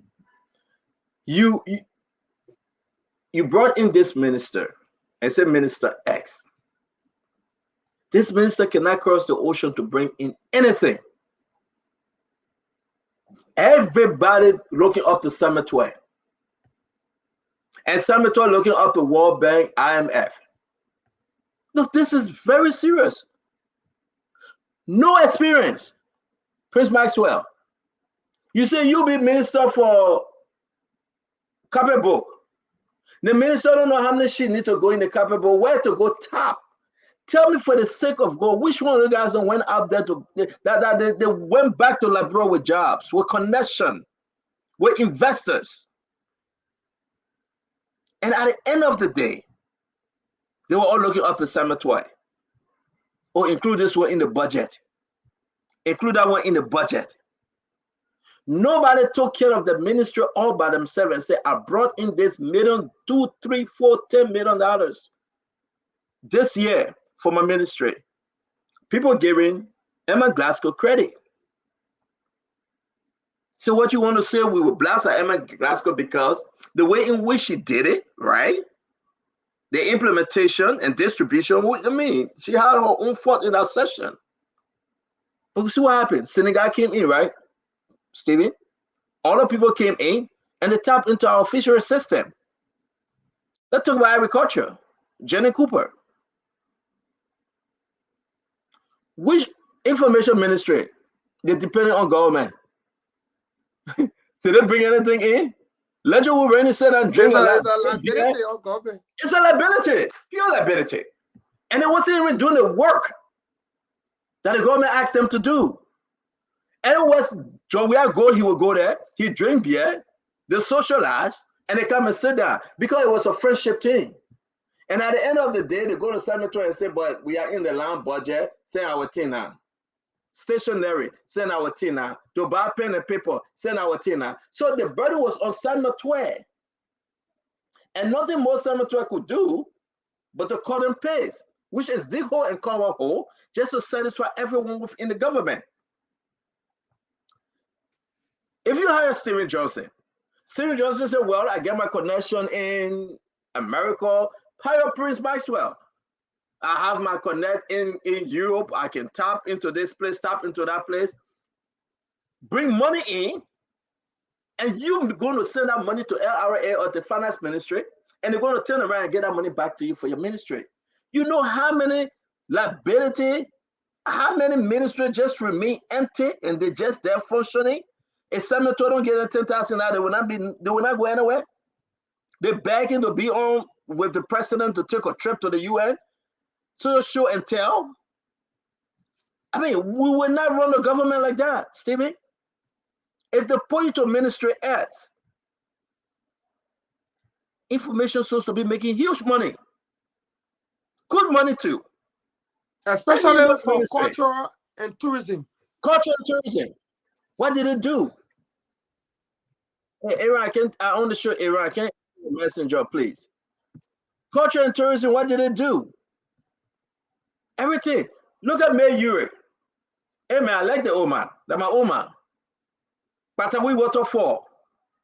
You can have your differences with her now.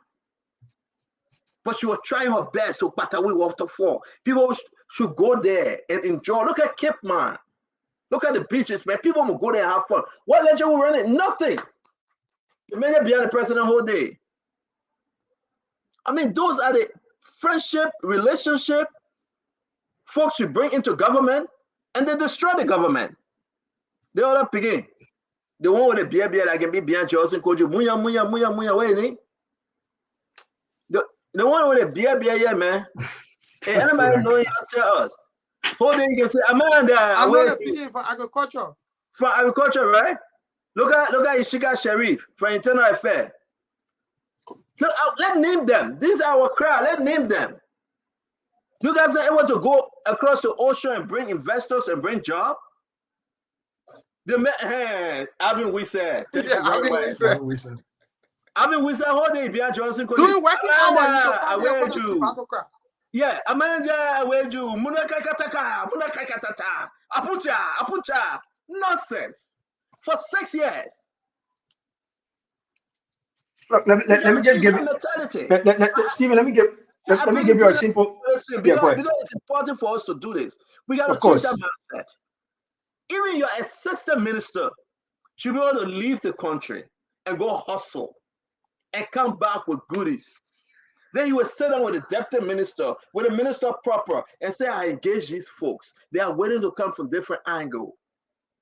But whole day you get Alvin Wisa there. Amanda, where to? Mutatatata, hula. Give way for the mayor. Amen.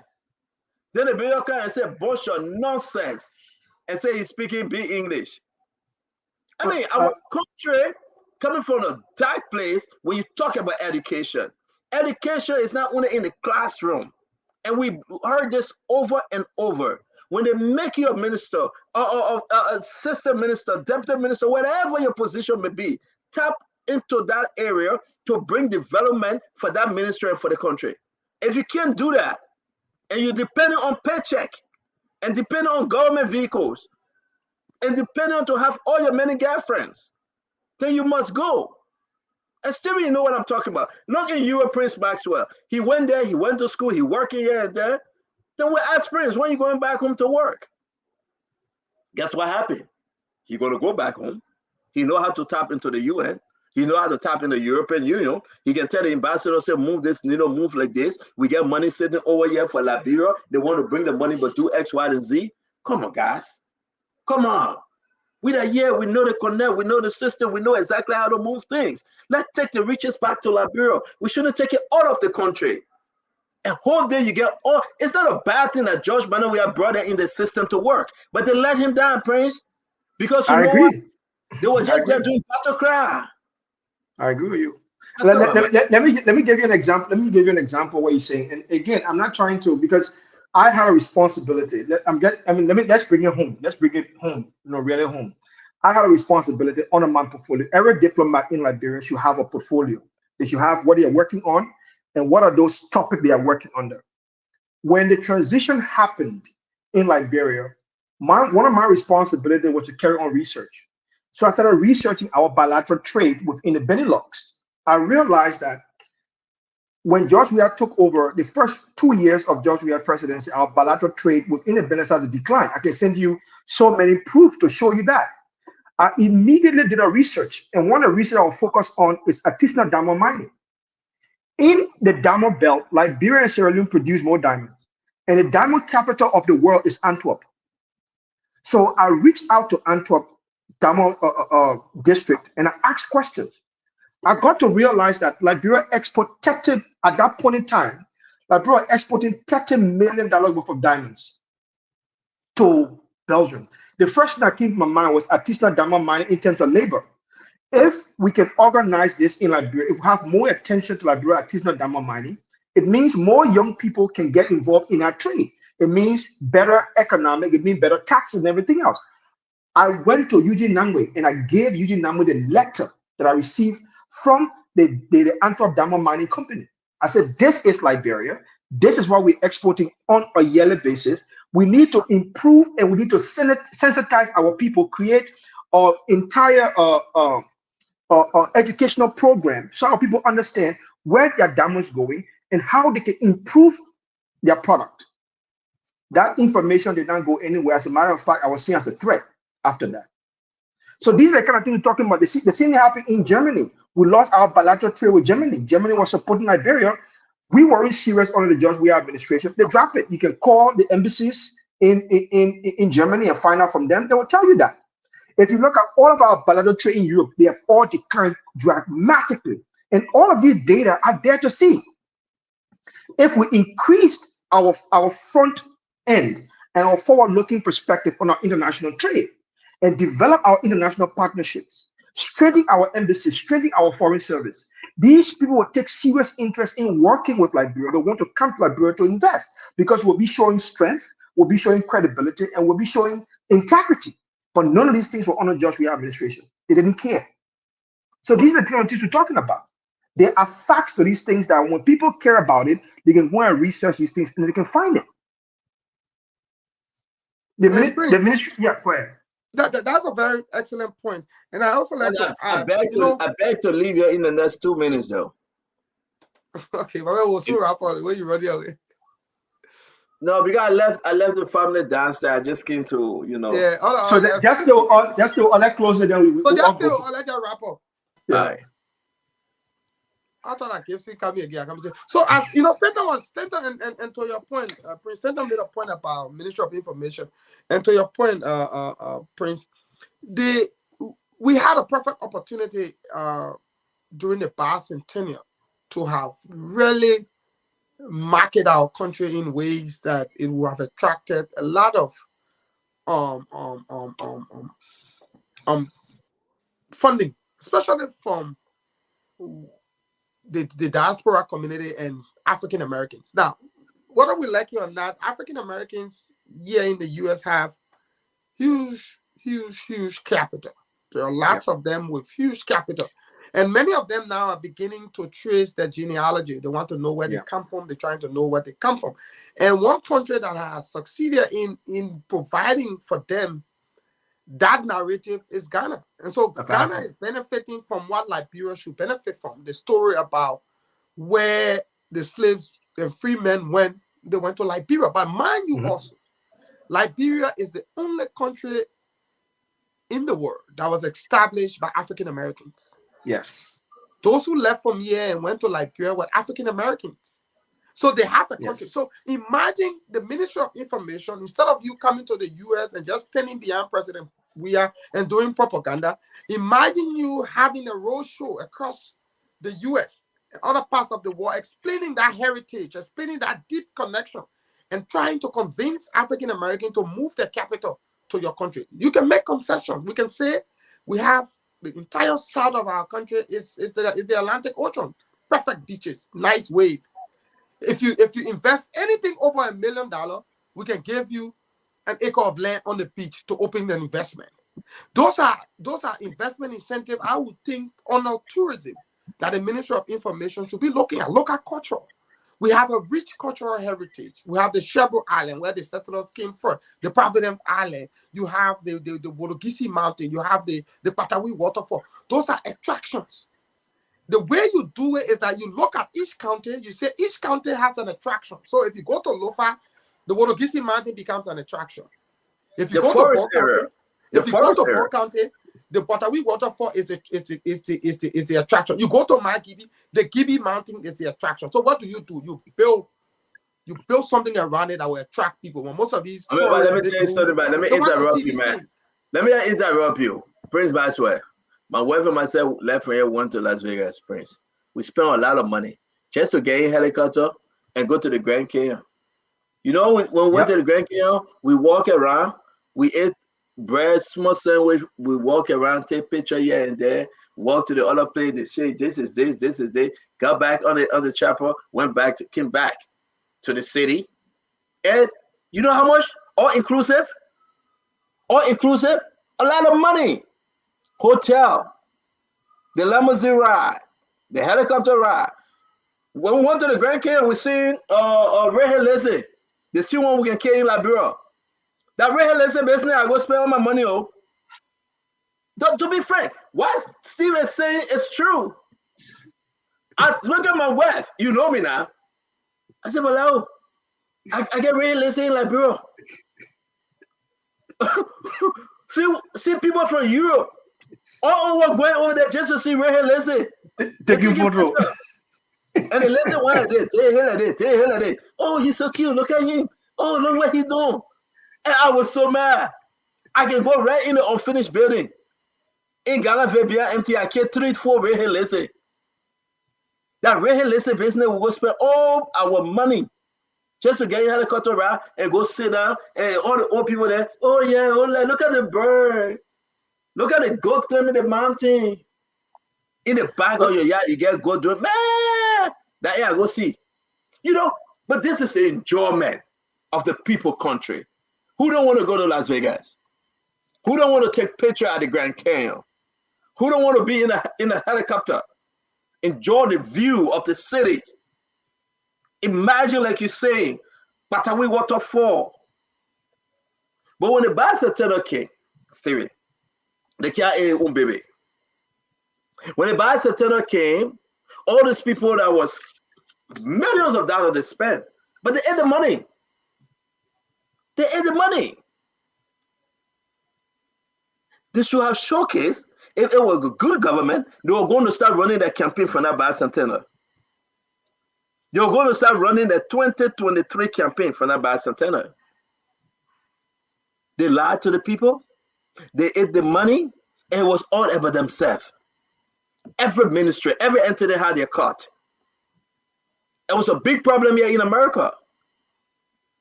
But man, our country is too rich for our people to be too poor.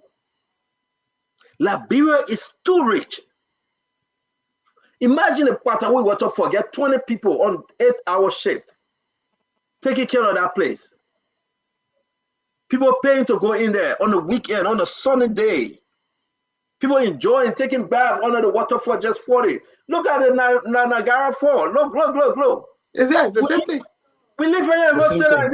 It's the same thing. Say, oh yeah, look at the waterfall. We're spending money. This is it. Now we end on this one. I went to Naples. I was in Florida, Naples, right? The Naples Zoo. I go there, my man. I see chicken. I see cat, alligator, crocodile, elephant. I see all these animals. We have it in Liberia. We do. Build a good zoo in Liberia. Let the children just go there and take a school trip. It's the beauty of our country. No way that sit there and go watch, see Ray Lacey in Las Vegas shaking her head and spending money, and we can do it in our country. Now, this is embarrassment. But again, balance this equation. Joe Mann thought that the president, Joe Mann, we had talked with himself. I came from the Guata Red, Stephen. I came from Gibraltar. Let me bring my young people to help me. But the young people you bring, they had no experience, none whatsoever. You brought them in the first time in their life, they travel outside the country. Guess what happened? They start buying Gucci this and Gucci that. They stay in New York, Times Square, and took picture. They start buying things, start spending money. And they go by, they want to show off. They want to say, yes, you see what I did? I went to New York. They start getting Gucci, Louis Vuitton belt. They start getting shared with name brand. They forget the calling. They forgot their calling. Things that they cannot afford. But the president trusted them. Now with this government, we will bring, you can't come in this government and you think that it's about you. It's not about you. It should be about the Liberian people. It should always be about Liberia. Look at someone that's standing taking picture with Gigi bag. That Gigi what? Gucci, right? That Gucci bag, right? Imagine. You're a whole minister. What example are you setting? What example are you setting? But still, we got to fast. Let me get close on this one. Let me just close on this one. Mama, when you go out of Liberia, you want to school, the government sends you to school. Let me get close on the 1 year. Yeah, wait. Let me close on the 1 year. Listen. I mean, that's on a government scholarship. They gave him job at the embassy. I mean, I worked. I was back to Liberia. No, I worked. I worked. You know what I'm saying? He stayed in Europe. He worked at the embassy. He got a citizenship. He got a citizenship in Europe, and he refused to go back. Stand on, that's not true. That's not true. Don't put me in trouble. It's not true. But let's come back to the issue, right? This guy, they get cause trouble. This guy that we're talking about. The big check and go back. Amen. They say go back. You said no. Stephen, where are we? Stephen, right now, where are we right now? right now we're in a democratic transitional process, right? The next phase after this transitional period will be the rebranding phase and the monetization of our peace and our democracy, which has to come in tandem with our doing business policy in collaboration with the Ministry of Foreign Affairs, the National Investment Commission, and all other facets of the government that are outward looking, so as to attract and produce confidence for foreign investment that will be coming to the country. That is where we will be going next. So I hope that our people are focusing on that, because even ordinary Liberians that are on the ground are also talking about they want to go back home and invest in their country. Foreign investors want to come back in the country, but we have to have a robust doing business policy. We also have to have a strong rebranding principles, and we have to monetize our peace and our democracy, because we look around us right now, not too many countries are peaceful and have democracy as we do right now. You're right. I was reading a tweet by I'm out though. I'm out. That's the only let's wrap up. So let me close on this. No, Stephen, it's been a great show. We've been here almost 5 hours. It's good and happy Thanksgiving to everybody, our family, friends, loved ones. I mean, we gotta tell Prince to go back home. Prince got to go back. Yeah, he but signed you, a paper the best to way, return. you have a better comment. He signed a paper to go back and work for 2 years. I worked for 5 years. 5 years. Myself, when I went to school, I worked for 5 years. From 2015. From 2015. Where were you working? Who? Me at the embassy. Where's the embassy? The embassy right not far from you right now. Exactly. So go back to Liberia. For 5 years. Go back to Liberia. For 5 years. I mean, we got a better comment now. At least all these smart men will not be floating in around the world. Diplomacy is what I know. Yeah. Hopefully, we get a good foreign minister who will tap into the expertise that are out there and bring in the best and brightest so that we can move our country forward. So, Santa, it's been a great show. Let me say good thanks and thanks to Nelson and the guy for hosting us. Aaron was here earlier. Thanks to everybody, and let me say thanks to the Liberian people, those who call, and all of them. It's been a wonderful time here talking about Liberia, a country we're passionate about, and we feel that we deserve the better as a nation. Our people deserve better. For too long, they've been denied the basic needs, the basic social services. We think this is a perfect opportunity for us to right those wrongs and be able to put our country. Behind you. Is that you, right? That the children? And be able to put our country on the right path towards nation building and national renewal. Liberia is all we have. It is the only country we hold dear to our hearts. And we want the best for Liberia. And that's why we took up upon ourselves as a duty, a fiduciary duty, to supporting Ambassador Boaka, believing that he offers some of the best ideas and solutions to move our country forward. He may not be the Albert Einstein of this world, but he's been able to clearly articulate his vision in the arrest, in the arrest agony, which captures the core issues that are affecting our country: agriculture, rule of law, roads, the economy, sanitation, and tourism. Those are areas that once we focus on, will lead our country into national prosperity. And let me close on this note. The Chinese will say, and this is something I like, the fact that Ambassador Boaka talks about rules, and rules. The Chinese has a philosophy that says the road to development begins with the development of roads. And so roads are very vital to the economic, political, social well-being of the people. Thank you. Thank you, Zizu, man. I said thanks to everybody from my end. We appreciate it. Listen, tomorrow we'll be having a wonderful show. Now, let me ask you a question before you go. For my closing, maybe, Maxwell, you're going to help us on this one because you're doing this thing. How many female in George Manawea government? I'm talking about minister and director, superintendent, female that he appointed. Don't give me the assistant there. Can we name them? Because Joe, where I get a whole, I'm telling you, football team. I would name 5 and you can help me. Public work, roof, commerce, Coker, commerce, Mawani Deeks, fisheries, fishery, Emma Glasgow, gender, Piece of City, gender, child, yeah, Health with a middle Jala. GSA. Mary Bro. NPA, Local. NPA, Ice-Cream Local, Safeway Grade. LTA, Agriculture, Jennings Cooper. That's 10. Who missing anyone? Over the superintendent, Florence Brandy. That's 11. Yeah, how many players you need on the field? 11. There you go. Joey. Now I get the message. You got my message. The man is soccer star. And that's why the country is in a mess. 11 players on the field, 11 female. Joey 11.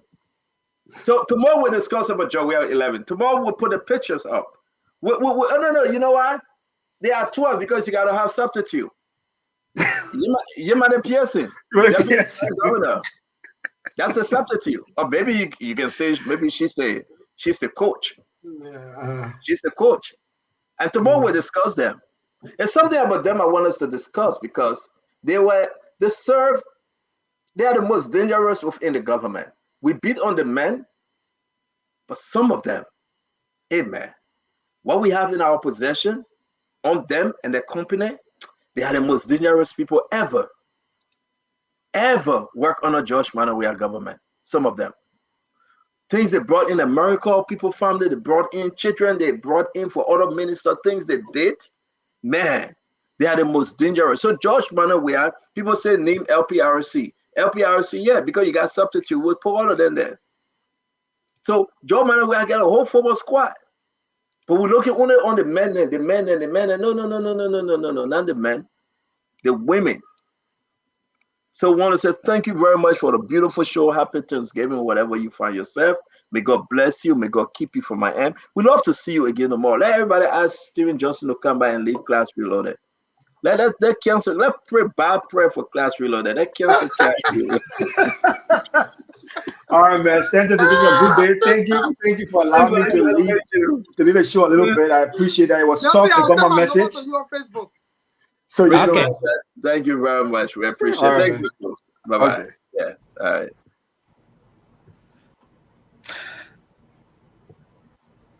Okay, folks. I know you want me to come back. You can join us for Thanksgiving, though, Nelson. You're not gonna pick up. You can join us for Thanksgiving. So the Thanksgiving photos I'm seeing around today, they are very tempting. The lobster.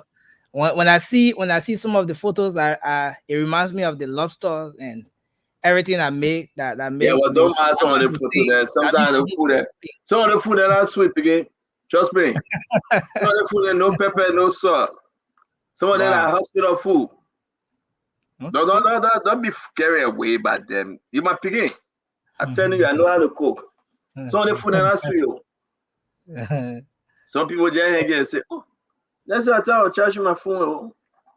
I thought I was charging my phone and charge." Wow. Yeah, ain't charge again. I'm done. But that's it. Thank you very much. A beautiful show. We'll be back here. We'll talk about what is it, Bracewell from NBC. We'll talk about the women in judge. Yeah, I mean I would say the information, man. He's a bad dude. We'll talk about the women in the government from Madame Clark, we had Joel Taylor and the rest of them. We got story on all of them. We have to say it. And we're talking about good governance on this, and the president will be going over to George Manneh. We are by 11 a.m. tomorrow. He will be meeting the outgoing president. And we're talking about the way forward, because Liberia deserves better. We are on the front row seat. We're right there, and we'll make the case for better government. Folks that will be coming in, those that will be staying, people that will be interacting to help the people. Look at the education ministry, look at University of Liberia, men and women, young men and women will come running because this is what we need to do. So we will not sit back. We will not sit back, and we want to be grateful to God for everything. Nelson, the people then send a lot of money to you. I know you'll be buying your own suit, And again, I'm telling you, even today I'm here, they still collecting money for you guys.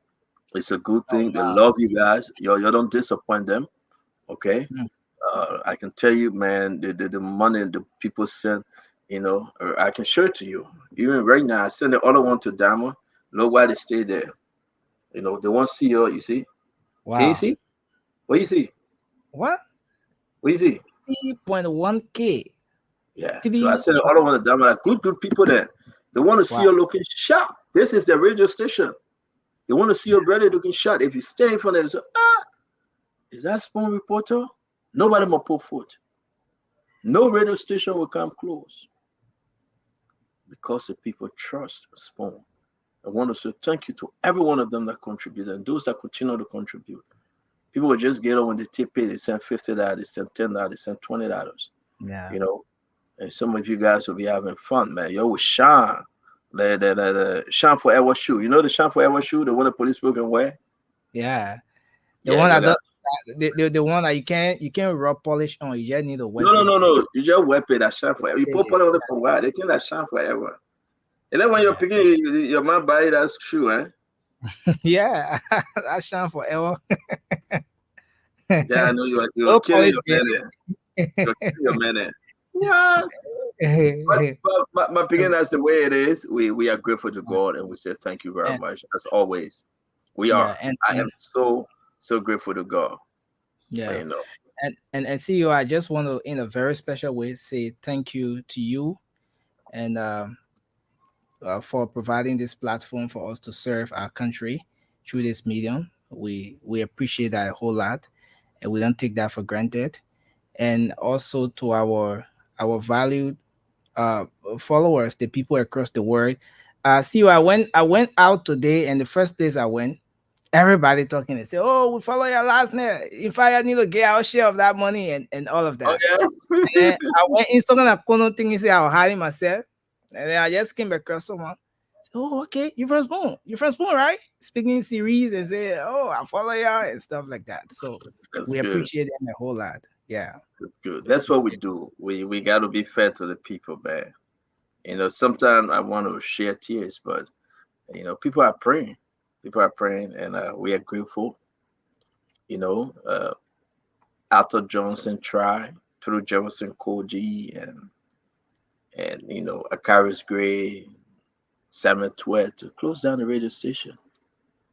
But you know why? God said the Egyptians you see today, you see no more. Yeah. And now you guys don't have to worry. I used to listen to you when you say, "Hey, CEO, they closed the station. Do we still have a job? Do we still have a job? What would we be doing?" You don't have to worry. You don't have to worry again. The will of God will prevail. The people, they will try. God didn't say they won't try. God said they will try, but they will not succeed. Because he will set a table before you in the presence of your enemy. He will not bless you when they are not looking. He will bless you when your enemy is looking. Yeah. And that's what happened. Yeah. He will bless you when the eyeball clack looking. Because God he want to receive the glory and honor. He want to be praised. He want people to say, "Thank you, Lord." So that's why he told the children of Israel, he said, "These Egyptians you see today, you see them no more." Because there is no grace, there is no myth in grace. It's not because the children of Israel passed through the Red Sea, so it means that you get right to go on to pass through the Red Sea. No, you can't make it. God separated the Red Sea for the children of Israel, not for you, Egyptian. Not because God gave the Liberian people a radio station that can say the truth. Then you say you won't follow suit. Ask God for your own direction. Abraham told his nephew Lot, took him far up. After a long walk, Abraham said, "Choose which side you want to go. If you go left, I will go right. If you go right, I will go left."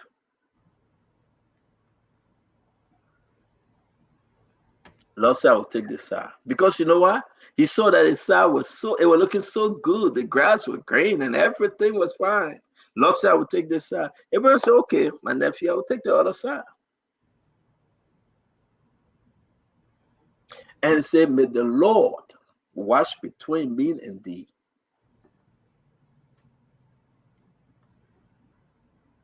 But not everything that green. Not everything you see look green is good. No. Nah. The grass is not always green on the other side. The grass is not always green on the other side. Yeah. So people need to understand. You need to wait. You need to be patient. You need to exercise restraint. And you need to keep your eyes onto the hill once come at your help.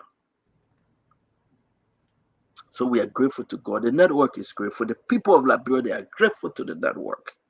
Yeah. We told the people, say, you're going to vote and you'll vote for Joseph Imambwaka, and they did it. We told the people, say, you're going to vote for your children's future, and they did it. We told them, say, you're going to vote that you can live a better life in your country, and they did. We opened the eyes of the Liberian people, say, protect your vote, and they protected their vote. They were chasing beyond the sedition, chasing them. When they bring in Mark Biden, they were chasing them. We told the people, do not be afraid. The Egyptians you see today, you see them no more. You will never see Simon Toy again talking about his final minister. No way. Talking about harmonization. No way. You can't. You will never see that. You will never see Jefferson Kojo moving around, muya. Nothing. The street is dirty and filthy. You will never see it. You will never see him. Because on God's own appointed time, when everybody say you is finished, when everybody think that Joseph Walker was broken and it's over for him, God stepped in. People that can speak their series, people that say they have connection, people that say they got contact, people that say they don't. No. The Liberian people care less. They want their simple English. They want the thing you tell them, they made them to go to bed, son. Yeah. You look down on the people. You let them down. You left them hanging and spent 48 days all over the country. It's all about you and your family.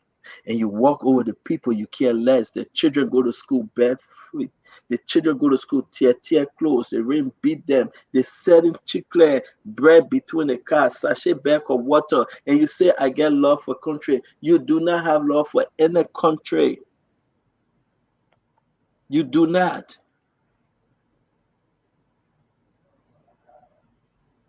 You have to think about the Liberian people.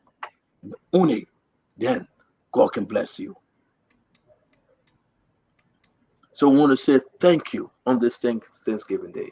We want to tell everybody to say thank you, Lord, for bringing us where we are today. Thank you, Lord, for helping us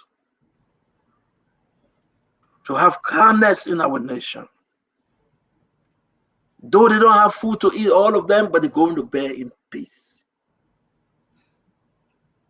The fear that hang over our nation, that fear, disappearing. We will fight. We will fight. We will fight. We will not give up. We will fight a good fight. We will not give up. We will run behind them. We will hold them accountable. We will persecute them. We will chase them. We will fight them with everything. Because Liberians deserve better. We Liberians can build our own country. We Liberians can change our own country. We Liberians can be better and make our country better for the next generation. It shouldn't be about you. Somebody give you 10,000, you keep quiet. Somebody give you 20,000, then you now become a friend. It ain't give you money, you don't like them, you hate them. They are bad people. But soon as they give you money, hey, I celebrate that. They man a good man. They man pay my school fee. They man give me money. They man feed my goods. Then you close your eyes on the bad thing the man do. Just because they man give you 10,000. Hey, my people. Just because the man say, come with me to my house, come to my office. Then some of them on their cell phone. Then they're big boy now. Yeah, I speak to Nelson. Yeah, Nelson, I'm my man. Yeah, my man. Nobody can touch Nelson. That's my interest. Anybody in the government over interest will tie your interest around your neck. That's my interest. That's my interest. That's my interest. Government official talking about that my interest. Yeah. I don't touch that man. That's my interest. But let's go, man. Happy Thanksgiving, man. I just think Liberia. I just love Liberia so much. Listen. My wife was talking to JMB, a few hours ago. She and Joseph Walker talks. She was talking to JMB and they were laughing. And he said, "My daughter, you got to come for the inauguration. I want to see you again. I want us to talk." And we were laughing. It's a good feeling. It's a beautiful feeling. Yeah. And he said to her, "You remember when we were praying?" JMB telling my wife, "You remember when we were praying?" And he started talking, and I just walked. Because you know why? I'm not too quick to shed tears, but when I talk to him and when he speak, it put chill in my spine. It make me know that the country have gotten a better leader ever, and he would do the right thing. It make me feel good. And that's what we ask for. Yeah. Every Liberian should benefit. Our country is too rich for our people to be too poor. Go to bed thinking about this thing. Don't ask what your nation can do for you, what your country can do for you, but what you can do for your country. Contribute to your country.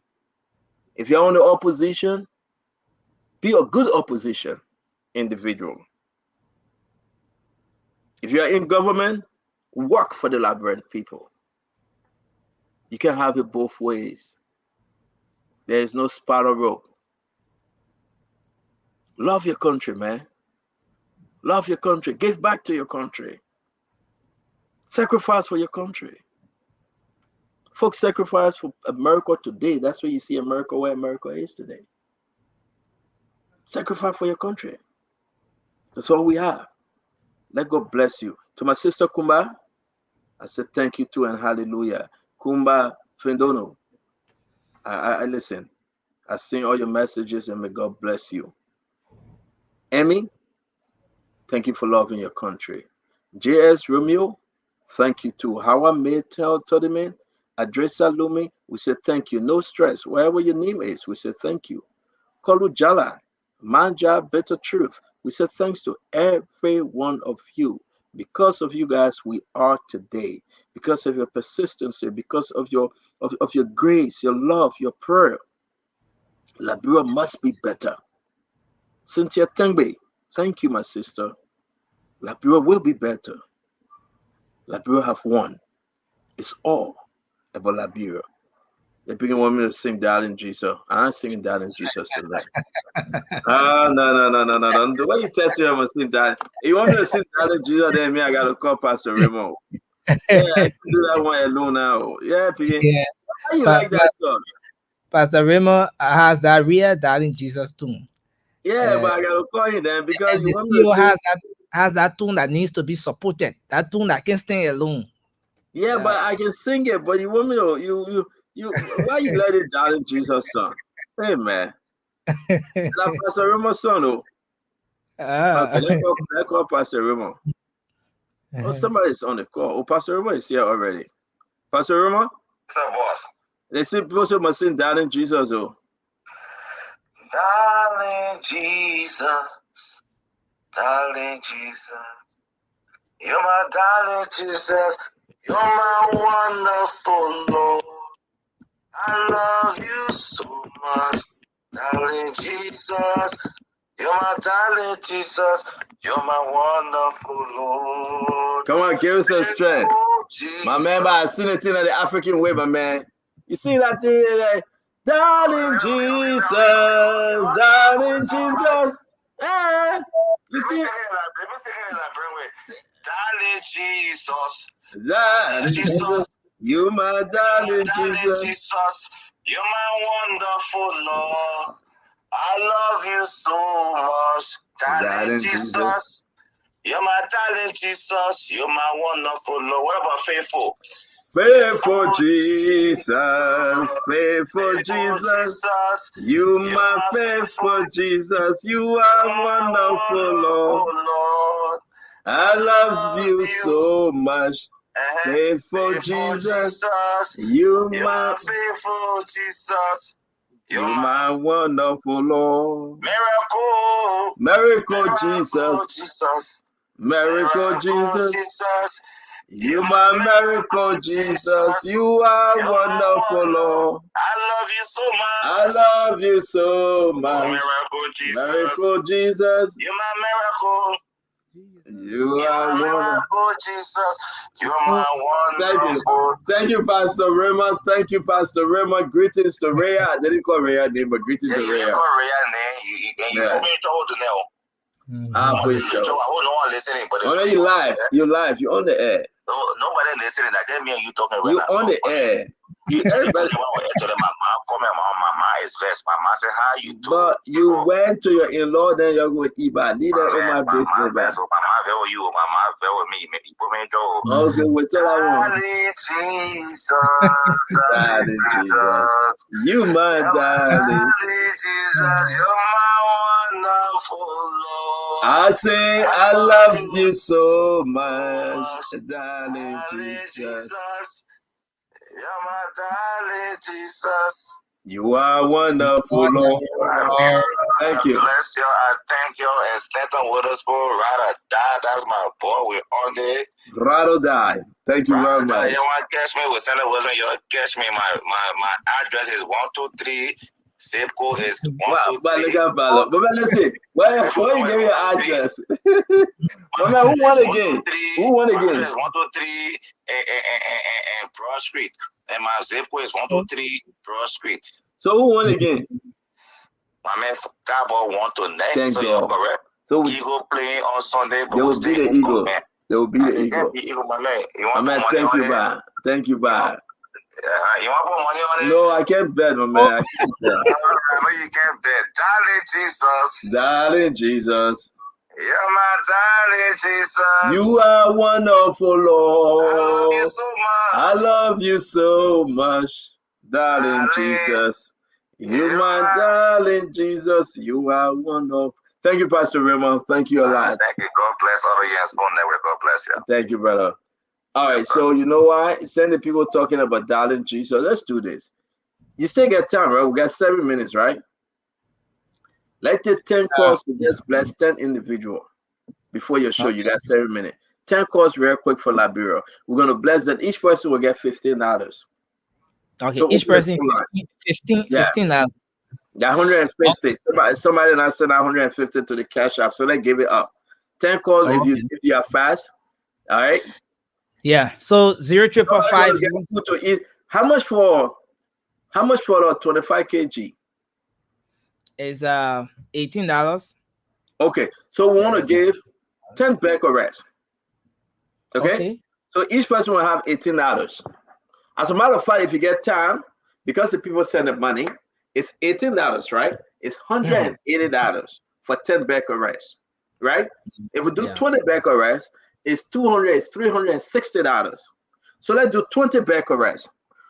20 individuals will call, take their name, and we will bless them with $18. We actually will bless them with the rest. We give them the back arrest. We're not giving them the cash. Because if you give them the cash, they're going to go ahead. You know why? Before they get home, they not eat $3-4 all of that money. We give them one back arrest each for 20 people. Somebody hungry tonight. Somebody looking for a back arrest tonight. The Lord has laid on our heart to bless somebody out there with a back arrest or 25 kg. Okay, you can only call Nelson number. Now, while we do this, those of you here in America or somewhere around the world, you want to bless somebody, you want to do more, the Cash App is up. You can add to it $18 for one Becker rep. A family of 5 can live on one Becker rep for almost a month. So we're asking you right now. We're going to do that how the people can do it here in America. We'll start with the first 20 individuals. It's $360. We pray that God bless this divine ordination, that somebody out there be blessed. Let's take 20 calls, take the name, the phone number. They will come to the station. When you call them, they will pick up the rest. 20 back arrests, so 20 family right now. Open the phone line. Okay. So 0-555. Darling Jesus. Oh my darling Jesus, you are wonderful, Lord. I love you so we had much. the first person. Oh. Call them. Hello, how are you? Yeah, how you doing? Okay, your name and where you calling from? My name is Prosper. I'm calling from Charlottetown. Prosper. Yes, sir. Okay. What's your full name, man? Don't call your first name. Only one give you a back arrest for your family. What about it? Prosper, what's your full name? Prosper Tama? Yeah. Yeah. What's your phone number? Your phone number?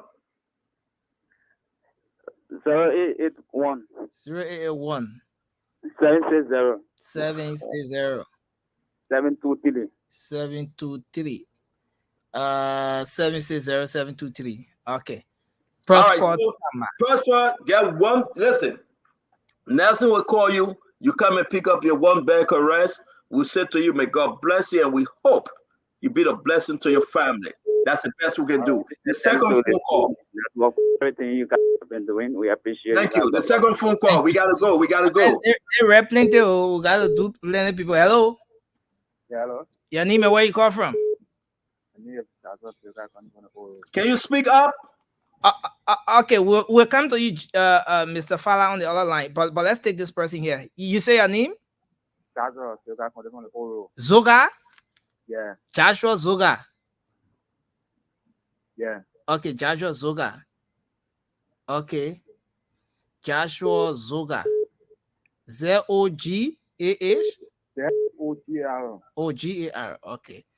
Okay, what's your number? Mobile money number? 077. I may call Lone Star number. Can you speak up? But man, you gotta be fire. Okay, 0 what? 077 what? 07725. 077 25 7 what? 70. I can 730. I got a minute, so 73. My man, don't waste our time. 730. Yeah, 47. 47. Damn, my man. 47. The way you call the number, you confuse me. Listen, 0772. Yeah. 573047, right? Yeah. Okay, thank you. Thanks a lot. Let's hold you there and hold on 1 minute. Let me announce. People are sending money, so maybe we're gonna do more than 20 bags. So listen, if you call your name, you cannot call my phone.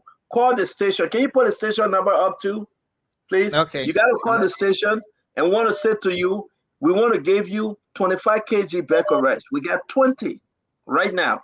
People are giving money. They say give it, Stanton, give it. Look at. They are giving money for you to get back arrest. Hey, listen, our Liberian people, grab it right now. Grab it. We're going to the weekend. Grab it by Saturday. I want you to have your rest. So just call your name and your phone number. No too much talking. Go ahead, Nelson. Okay, so we take another one. Hello. Hello. Yeah, hello. You're live, sir. Your name and where you call from? Hello, I'm James Fala calling from Chanico Stories. I'm the second. Okay, let's hear you, sir. Mr. Fala, it's great to have you. Thank you. Okay, what? Yeah, go ahead. What's your number?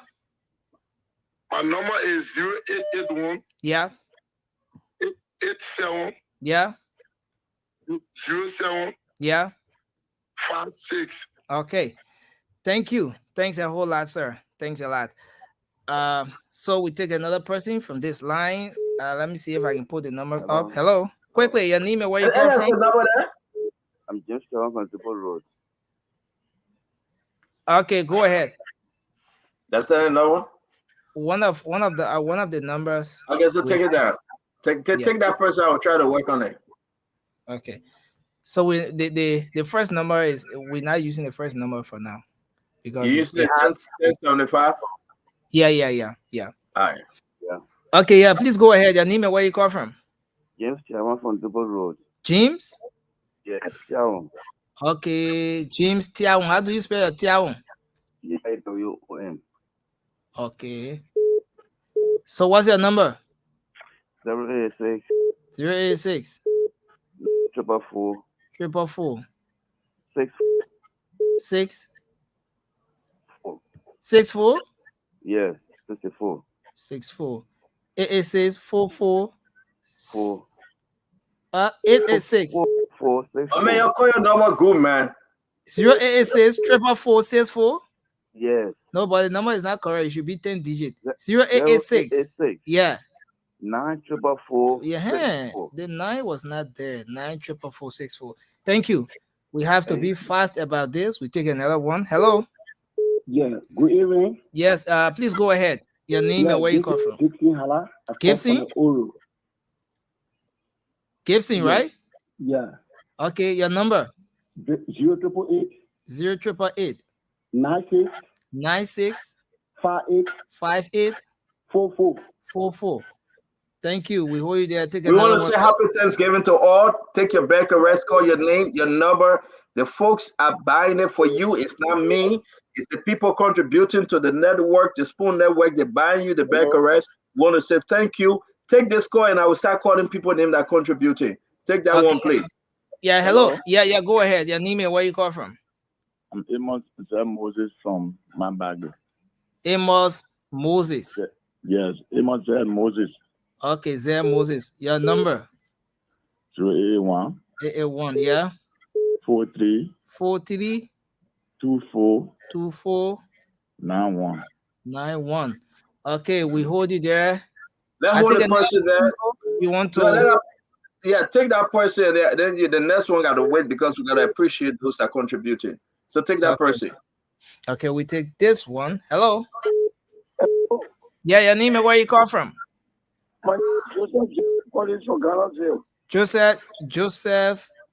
Jomah. Jomah. Yeah. Jomah. Your number quickly.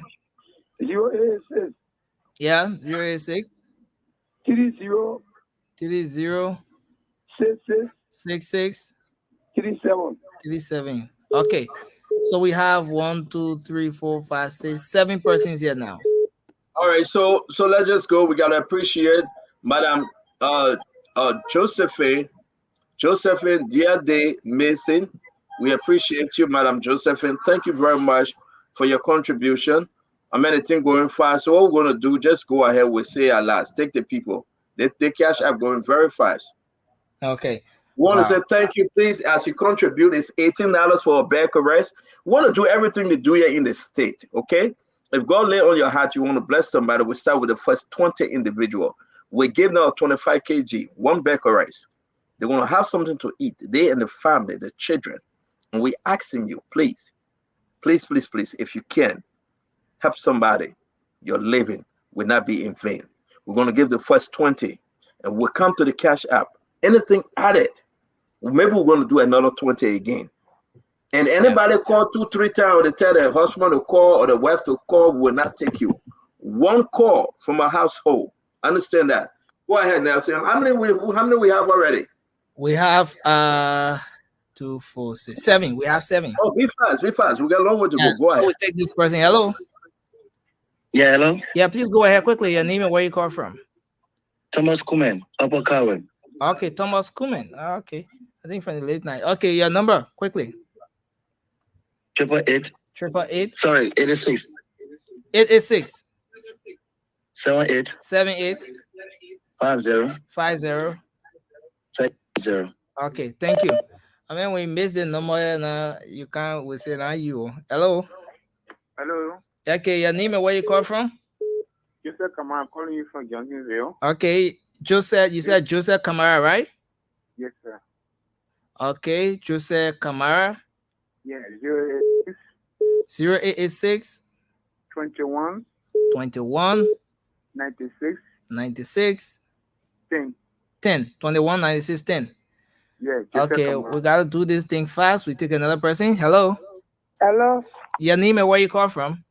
Richard Monba calling from my party news store. Okay, Richard Monumba. Let's hear you. What's okay, Richard Monumba.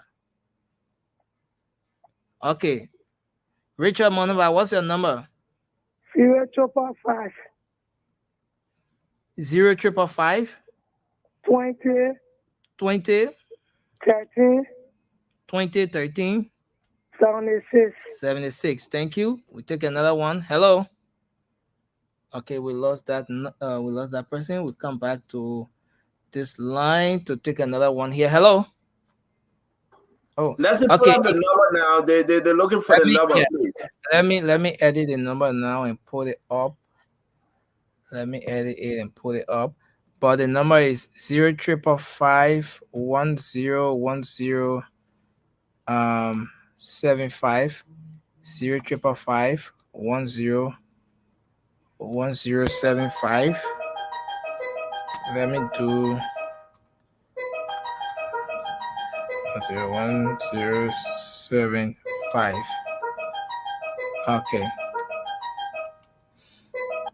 Okay, so the number is rolling there. 555 So let's take this person. Hello. Yeah, hello. Okay, your name and where you call from? This is Kelvin, calling from Johnsonville. Kelvin Delon. Yeah. Okay, let me get that. Kelvin. Kelvin Dunor, DUNOR. Okay, DUNOR. Your number? 0881 0881 70 3449 3449. Thank you, Kelvin. We won't hold you long. Let's take another person. Hello. Hello. Your name and where you call from? My name is Momo Dukle from Bellevue. Momo Dukle. Yes, sir. Okay. What's your number quickly, Momo? 0777 0777 70 70 47 47 87 887, right? 777 70 47 87, right? No, 777 70 87 47. 70 87 47 70 87 47. 70 Please don't miss it, I beg you. 87 47. Yeah, 70 87 47. 777 70 87 47. Thank you. Thanks a lot. We take another person. Hello. Thank you, sir. Thank you. Hello. You on the line? Hello. Hello. Hello. Hello. Yeah, please go ahead, sir. Your name and where you call from? Lemuel Night calling from Oro. Lemuel? Yes. Okay, Lemuel what? Night. Okay. What's your number quickly? My man, I have voice changing so. Yeah, 080. Let's hear you quickly. 089. 3 what? 3 what? Lemuel. 253. 353. Thank you, Lemuel. Okay, so let's take this person. Hello. Hello. Hello. Hello. Yes, your name and where you call from? I'm L'Oreal T. Blay. L'Oreal T. Blay. Yeah. Calling from Panasville. L'Oreal T. Blay. Yes. Okay, your number quickly, L'Oreal. 0886 0886 98 68 61 61. L'Oreal, thank you. Let's hold you there and take another person. Hello. Hello. You on the line now? You're not ready yet? Okay, so let's see if we can go back to take another person. So the numbers are there strolling right on the screen. Let's take this person. Hello. Hello. Hello. Yes, your name and where you call from? Joseph Mensa called from Panama Estate. Joseph? Yes. Joseph what? Hello? Joseph, what's the Joseph last? Mensa. Okay. What's the number quickly, Joseph? 086 086 52 52 14 14 28. 28. Mensa, thank you. Yeah. Let's take another person quickly. Hello. Hello. Hello. Hello. Hello. Yes, go ahead, sir. Your name and where you call from? I'm calling from Sorry. Emmanuel. Yeah. Emmanuel Colley, right? Yeah, from my party. Or what's your number quickly? Yeah, 086. 0886. Yeah. Yeah. 086. Yeah. 27. 27. Colley, please go ahead quickly. 40. 34. 34. Thank you. 2740. 2740 34, right? 34, yeah. Okay, it was good you called that number again. Hello. Hello. Yeah, hello. Okay, your name and where you call from? My name is Christina. I'm calling from Kwanafe. Christina, what's the last name? Young boy. Okay. Christina Young boy. You calling from? Okay, what's your number? 08880. 08880. 0 again. 0. Okay. 58 604. 604. Thank you. Yeah. Let's take another person. So let me see. We have 2, 4, 6, 8, 10, 12, 14, 16, 17. So we take 3 more calls and then we'll wrap up. Hello. Hello. Yes. Your name and where you call from, sir? I'm Fufle Nyekam, calling from this way. Fufle? Yeah. Yinkan. Yeah, calling from this way. Okay, let's Fufle. How you spell that Fufle? Capital F-U-F-L-A-Y. F-U-F-L-A-Y. Fufle Yinkan, right? Yeah, Nyekam, N-Y-E-N. Okay. Your number quickly. Yeah, 0880. Yeah. 451. 451. 223. 223. Fufle Yinkan, thank you. So we'll take the last 2 calls. This person. Hello. Hello. Yes, sir. Your name? Cyrus. Cyrus Slape.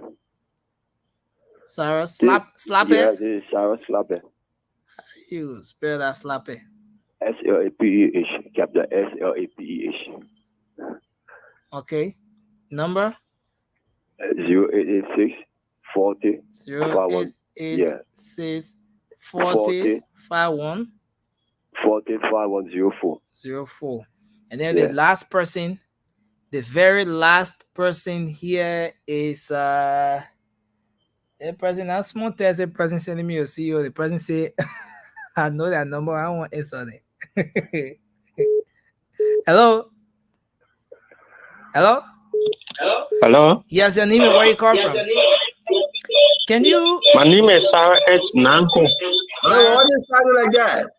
Man, hang on a minute. Cyrus, my man, that feedback is terrible. Hello. Yeah, hello. Yeah, your name and where you call from? I'm Omega calling for Israel Community, my partner. Omega. Yeah. Omega who? What's the last name? Z-U-L-A-G-A-R. Z-U-L-A-G-A-R. What's the number quickly?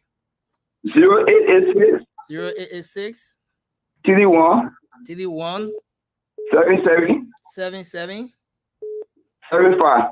75. Okay, thank you. All right, so Nelson. Yeah. So Nelson, my cousin came from Atlanta City, right? Okay. She heard us talking about giving back, so she wanted to contribute. Yeah, so I'm going to contribute. Hi, Nelson. How are you? Yeah, I'm fine. Good. Nice seeing you. All right, I'm Stan's favorite cousin, and No, you're not my favorite cousin. You are just one of my cousins. You're not my favorite no Let the more. people know right now. You are not my favorite cousin And, no more. excuse me, sir. As I was saying, I'm his favorite cousin, and I would like to contribute 2 back or rice for the people. Okay. Back wow. already. Thank So, you. Thank yeah, you. that's a great thing. So take the 2 quarters. Let me just let you give her rest and leave because she Okay. will be a problem. Yeah. So call the 2 people. Let us say hi to her. She gave her 2 back or rest. She leave. Then we're gonna do the next 20 bags. Okay. We got a lot of folks contributing right now. Let me tell you how much we have right now. Oh my God, we have raised almost $2,000. So imagine we just did 360 for 20 bags. It means that we're gonna keep this thing going. All right. But can you, I beg you, take her 2 back already from there, call 2 people quick, let you go. Okay, let me take Because she's gonna give me a hard time. Don't dismiss me like that. That's okay. Nelson. But what else you want to tell him? You don't dismiss me from the show. All right, go ahead. All right, Moon, let me sit down right here because Nelson. You see, she wants to sit down right here. Let me know what we're doing. She wants to sit down. You wasting the people time. I ain't wasting. Okay, no one Nelson to the call, and then the people get a rest. I will come back again. I still here. We will do this. How many bags we trying to raise again? How many bags we trying to go? What's the goal, Nelson? What's the goal? So we already did 20. So what's the goal? 100 bags? We can do 100. I don't know, but you never know. Tell the people to come see our pretty single girl right now. And the person that raised the more rest, they have a date with me. Oh, that it? You see the reason why I see that my favorite cousin? You see the reason why she's not my favorite cousin? So go ahead. Do a 2 back around and let she leave. Please, I beg you. So let me take the first person. Hello. Hello. Hello, how are you? I'm Peter B. Morba. Peter B. Monumba. Yes, Peter B. Monumba. Yeah, Morba, M-U-L-B-A. Okay. The man I want to make mistake with you. Your number? 0886. 0886. 532. 532. 778. 778. Yes, sir. Okay. So now the first one there will see you. We take the second one. Okay, yeah, she hello. said 2. So take the second one and then she will leave me alone. Okay, hello. Hello. Yeah, your name and where you call from? What's your name and where you calling from? Antoinette from Red Light. Antoinette? Yeah. Antoinette from Red Light. What's your number, Antoinette? 0 what? 0880. Antoinette, you have to be all the way a bit. 0880. Yeah. 30. 19. 10. Okay, 30, 19, 10. Antoinette. Okay. Thank you, Antoinette. Thank you. Okay. So for the 2 bags, we have Peter Morba. Antoinette, what's your last name? Antoinette. Antoinette Wright. Oh, Antoinette Wright. Okay. So see, we have the 2 bags. So it was Peter Morba and Antoinette Wright. Peter Morba and Antoinette Wright. All right, so you give them the 2, right? She said she heard what you said, and that's a good thing. Thank God for that. Thank you, Princess. Thank you, Nelson. All right. Nelson, she said thank you. Okay. Thanks a lot. Okay. She said you must take 1 bag for yourself. Oh. Put your name down now. But my Thanksgiving Day, really super. Thank you. Thanks a whole lot. Happy Thanksgiving. Thank you. All right. So, all right. So let's do the next 20 because folks are raising the money. We'll call their name. We want to say thank you. Again, let me say this. Something just come, Listen, we don't plan these things. We just come. Today's Thanksgiving. We have given 22 back arrests. We want to do another 20. Okay? But imagine, we raised over $2,000 just now. Oh, wow. So that means we'll do more. So let's do another 20. And the more money that come in, the more rest we're going to give. Okay? Yeah. All right. So take calls. Bye-bye. So let me take this person. Hello? Yeah, hello? Yes, sir. Your name and where you calling from? Yeah, Chokon Ketilo calling from Bonavan. Chokon Ketilo? Yeah, Chokon Ketilo. Okay, Chokon, what's your number? 081 0881 28 28 54 54 30. 30. 28 54 30, right? Yeah, 81. Okay, so we take another one. Hello. Yeah, nice. How you doing? Yes, sir. Your name and where you call from? Alex Roberts. Alex? Roberts, calling from Tuboro. Okay, Alex Robert. Yeah, Roberts, calling from Tuboro. Okay, your number quickly. Yeah, 888 888 618 555. 888 818 618 555. 618. Yeah, 618 Okay, 555. 618 555. Yeah, 888.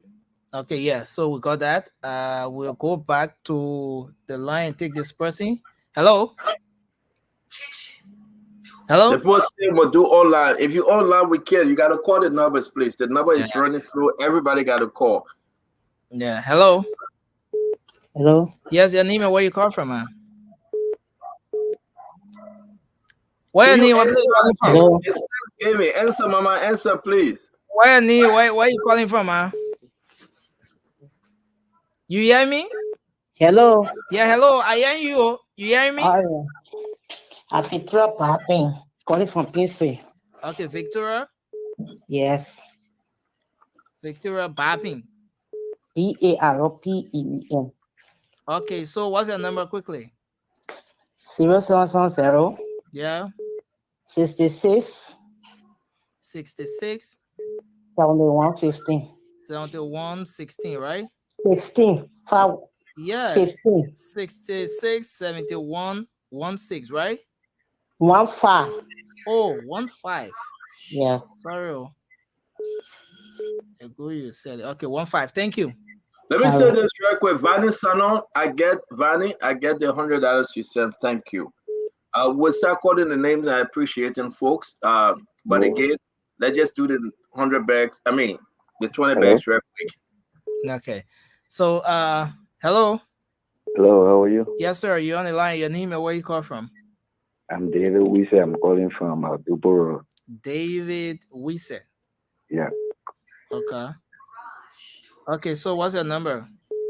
0775 0775 706 706 769. 769. Yeah. Thank you. Let me make the correction now. Say, Vanny Sanon, it is requesting from me to give you $100. You need to send $100, but you do not need to request $100 from me. So the $100 saying that you are requesting. So you got to do it over, okay? I hope you hear me. You got to do it over. Thank you. Go ahead, Nelson. Folks, you just got to call your name and your phone number for you to receive your 20 kg bag of rice. Okay? We want to give a lot of rice out today. And 25. Thank you. 25 We want to kg. give a lot of rice out today. The rest is $18. So my people in the diaspora, my people in America, in Europe, whatever you find yourself, we can only take a cash app. We ask you, please contribute. $18 for one bag of rice.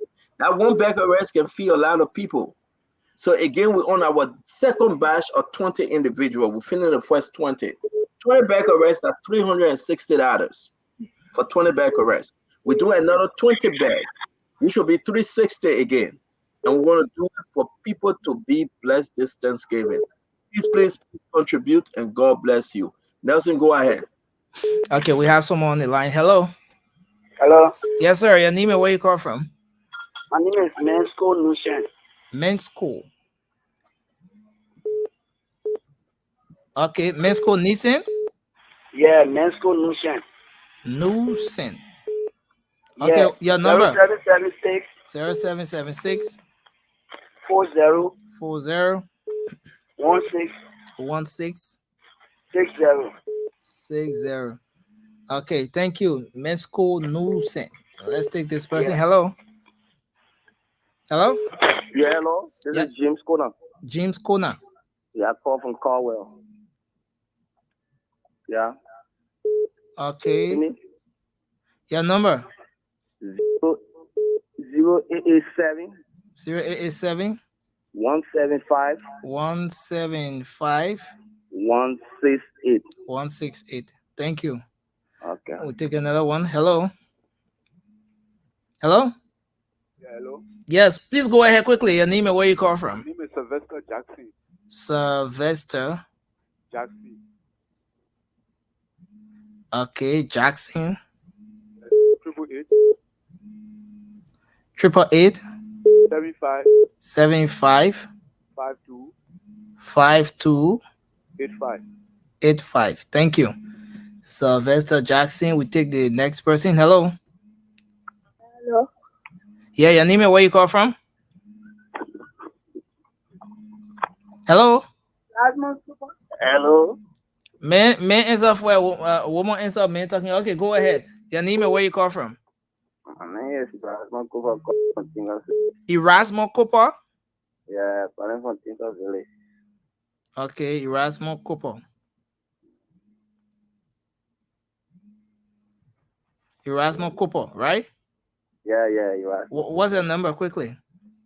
0888 0888 41 41 49 49 55. 55.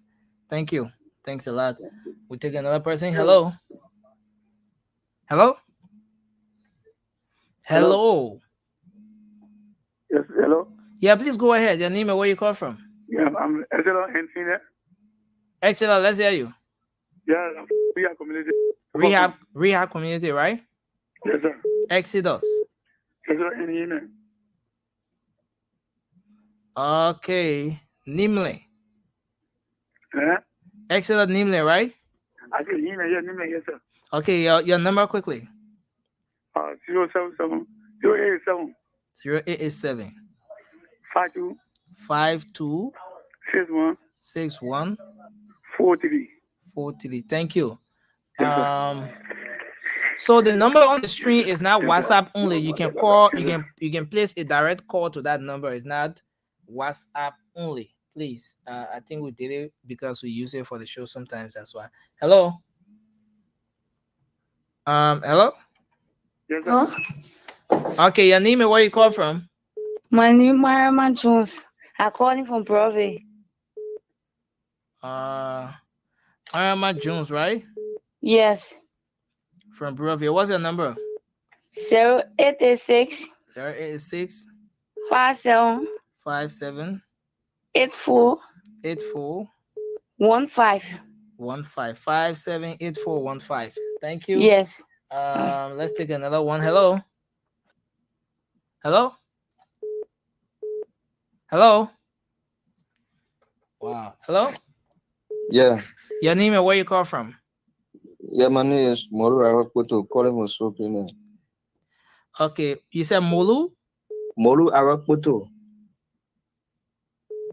Molu Poto. Yeah, Molu Arakpoto. Okay, let me put your arrow there before you get a problem with me. The number, quickly. 776. 0776, yeah. 92. 92. 66. 66. 66. Yeah, 66.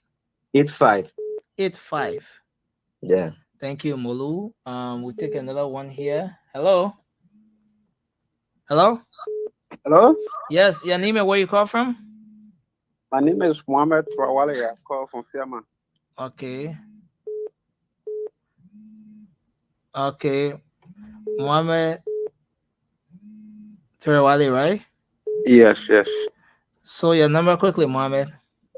555 555 47 47 39 39 68. 68. Thank you, Trawale. Let's take this person from here. Hello. Hello. Sorry. How are you? Okay, you live. Your name and where you call from? Yeah, I'm Jerome. I'm Juti, man. My number is 0776. Jerome? Jute? Yeah, Jerome Juti. Juti. Yeah, Jutee. Okay, Jutee. Zero. You said what's the number? Zero what? 0776. 0776 433 433. Yeah.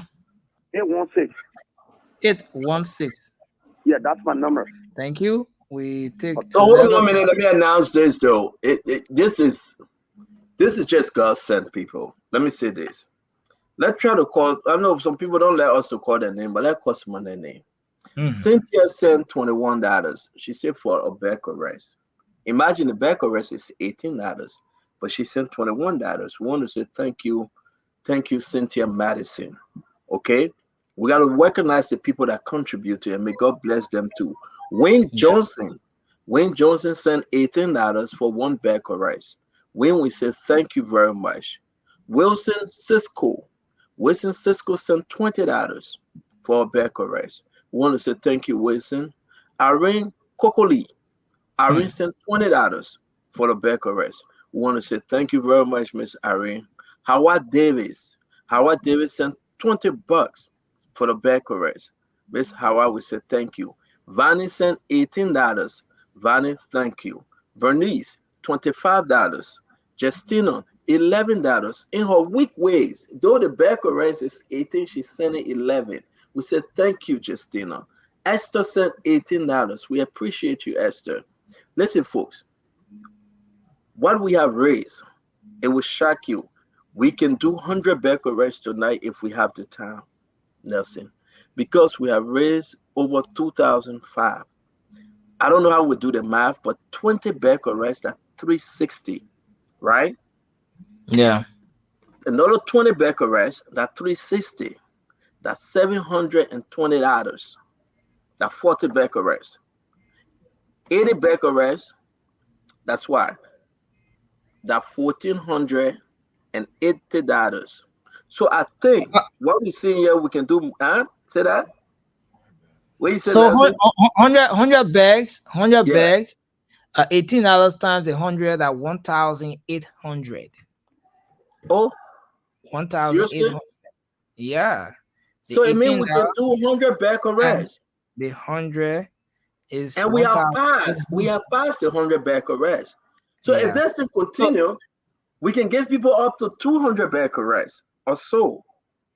So the 2,000, the 2,500 coming in, it didn't go to 2018. It didn't go to 2006. Oh, okay. So it means that we would get the rest, put it in a truck, take it to the spawn compound, and you guys come and pick up your rest from the spawn compound. We want to say today is Thanksgiving in America, and the people are being thankful to God and they're giving back to you. So wherever you are, we want to recognize you. Join the Spoon Foundation, join the Spoon Network. Let's give back to our country. Somebody going to bed hungry this morning. Somebody went to bed hungry last night. Somebody will be going to bed. But imagine if you get a 25 kg. Hey, man, you can even put a salt on it, you eat it, you okay. Yeah. And see, you imagine the 2006 you spoke of, if we're just taking calls on that, it will be 144 bags of rice. And you just blessed 144 family. Yeah. 144. Hey, the thing go to 2008. So no. These are the simplest thing we need. Listen, so even if we come here, we collect $5,000 on the Spoon Talk, right? And we say we want to bless people to do businesses, right? Give somebody 300 here, 400 there. They can identify the business they want to do. Check them. Let it go ahead and come back and report. We will be the blessing to the nation. Yeah. Imagine we are giving back rice. Imagine we can proudly say we will give maybe 100 bags, 200 bags of rice. People are contributing. To tell you the truth, people are giving. People are giving because today is Thanksgiving Day. They want to give back. Yeah. Somebody said 200 bags of rice is 3,600. You are quite correct. 200 bags of rice is 3,600. We got 2,900 right now. So you know how much we need? $700 to give 200 bags of rice. $700 more to get 200 bags of rice. And that's it. 200 bag of red pack in from the Spoon Network, and everybody come. You give your name, they give you a red, you go. You, amen, amen, amen, amen. Nelson, right now, that's more Baba message coming on my phone now. Some people say, I'm taking a course. No. Listen. This is the day the Lord has made. We will rejoice and be glad in it. What are we thankful? We are thankful because God has blessed some of us to be a blessing to the nation. Yeah. So look at people contributing. People give, look at, hey man, may God bless you, Boima Kamara. Boima S. Kamara giving $200. How many 18 we can get from $200? Yeah. We can get right now 900, no, 11 back arrests from Boima Kamara. He alone gave 11 back arrests. Amen, Boima, we say thank you. Boima S. Kamara just gave $200. That is to say, he alone have fed 11 families. Yeah. We shouldn't sit there and just think about ourselves, man. They think it won't make me cry. Yeah. We should think about the nation. And see, depending on the size of the family, one bag of rice can go for up to a month. Or close to a seriously? Depending on the size of the family. Wow. Listen, 3,300 were raised. 3,300. 3,300. If you add yesterday for your clothes and everything, it's 9,300 because we send the first money in from. Just for the rest alone, it's 3,400 now. As I'm talking, people sending money. I mean, why should our people? Wow. Every day we eat Burger King for $18, $20. My son will say, Madonna. My nieces, my nephew, they will eat the food and spoil it, spend $20, $30. Go to Red Lobster, spend $250. The food stay in the refrigerator, we throw it away. And somebody just looking for $18 back of rice. Let's take our people out of poverty. Let's tap into them. Let's be a blessing to them. It's not only about the government. Yeah. You are blessed. You sit in the comfort of your own home. You have eaten enough. You wash your Netflix. You sit down with your family. You're not going to work till Monday because today harder day. It's a long weekend. People have traveled, travel in everything. Here we are. Just asking you to be the blessing to somebody. Just look in your corner. Just look around. Just bless somebody. A back arrest, 200, 300 back arrest. Be a blessing to somebody. God will bless you. Somebody going to bed hungry tonight, man. Let's just take calls. Should we call some of the name? I mean, I don't know. But let's take call some of the name. Kenneth Shababa Clark, $50. Thank you, Kenneth. Juti Japa, $25. Thank you, Juti. Verona Wilson, $54. Vanessa, $20. George, $30. Nelson, $20. We said Boima sent $200. Bidon, $25. Makoya, $42. John, $20. Gloria, $50. Sarah, $20. Evelyn, $50. Beatrice, $50. Aura Bruce, $20. Jessica, $54. Wing, $2. Wing sent only $2. That's a blessing. Anili Collins, $25. Doris Gay, $22. Vera, $20. Obento, $20. Nelly, $100 for Nelly. Judy Hoff, $25. Cynthia, $21. Wing, $18. Wilson, $20. Irene, $20. Howard Davis, $20. Vanny, $18. Bernice, $25. Justina, $11. Esther, $18. George, $50. Justina again, $25. Lynn, $30. Mohammed, $40. Ishmael, $150. Abraham, $25. Harriet, $40. Bernie, $20. Ronell, $100. Goodness, $60.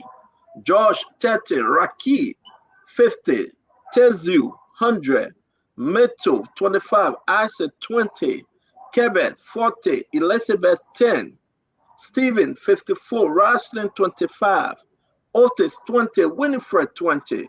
May God bless you. Evelyn 40, Cole 25, John 20. Hey, Senese for one back arrest, $18. Amelia for one back arrest, $18. JD 25, Chewa 18, Helena 25. Some people say don't call my name. I don't call the last name, but you know yourself. Deborah $10, Joseph 18, Otello 25. We want to bless God for you. Naomi 20, Promise 40. Oh, the person said I'm gonna leave the information alone. My info, I'll just leave it like that. But you sent 40 for 2 Becquerel. May God bless you. Maria 100, Samantha 50, Thomas 20, and 18, Moses 20, Venue. Oh, Venus 50, Winifred 20, Charles 25, George 20, Ahmed 20, Kozua 20, Menti 50, Josephine 25, Jonathan 40, Rose Javon 36, Afrozidia 20, Raslin 40. Hey man, they door them back in. G Darlene 36, Haley 20, Daniel 25, James Eto 32. Amen. We want to say may God bless you guys. You know how much we just raised? No, sir. It's 3,500 now. Wow. If we do 3,600 with 100 to go, we will be given 200 Becquerels. I have not seen this before. The last time we gave rice, it was when we distributed the food during COVID, right? You remember, Nelson? Yeah, yeah. During COVID time. Yeah. But now we are talking about giving 200 Becquerels. Oh, we just raised 3,600 for 200 Becquerels. We are grateful to God. Nelson, let me talk to somebody. Open the phone line. It went to 3,007 now. Open the phone line, Nelson. Open the phone line. Let's ask somebody, how did they go to bed tonight? Open the phone line. Let's give back to the nation. Open up. Okay, so we go back to the lines. The numbers are strolling right on the screen. It's not WhatsApp only. You can call, place a direct call to any of the numbers there. So we take this person. Hello. Hello. Hello. Yes, an email. Where you call from? I'm Matthew Sian. Okay. From Basel. Okay, let's hear you. Matthew. Matthew, get your number quick now. Get your number. We gotta go. 0770 0770 240 240 112. 112. Thank you, Matthew. We take another one. Hello. We take another one. Hello. Your name and where you call from? My name is Cabo P. I'm calling from Level Junction. Cabo P. Okay, let's take P. Your number quickly.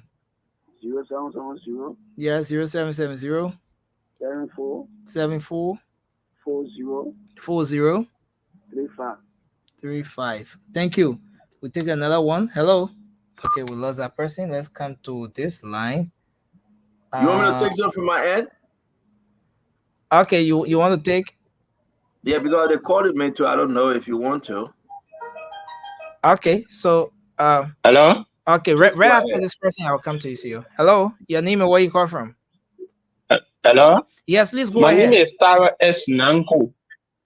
My name is Sarah S. Nanko, calling from Johnsonville. Okay, Nanko. Nango. Okay. So your number. My number is 0881. Yeah. 43. Please go ahead. Please be 015. 015.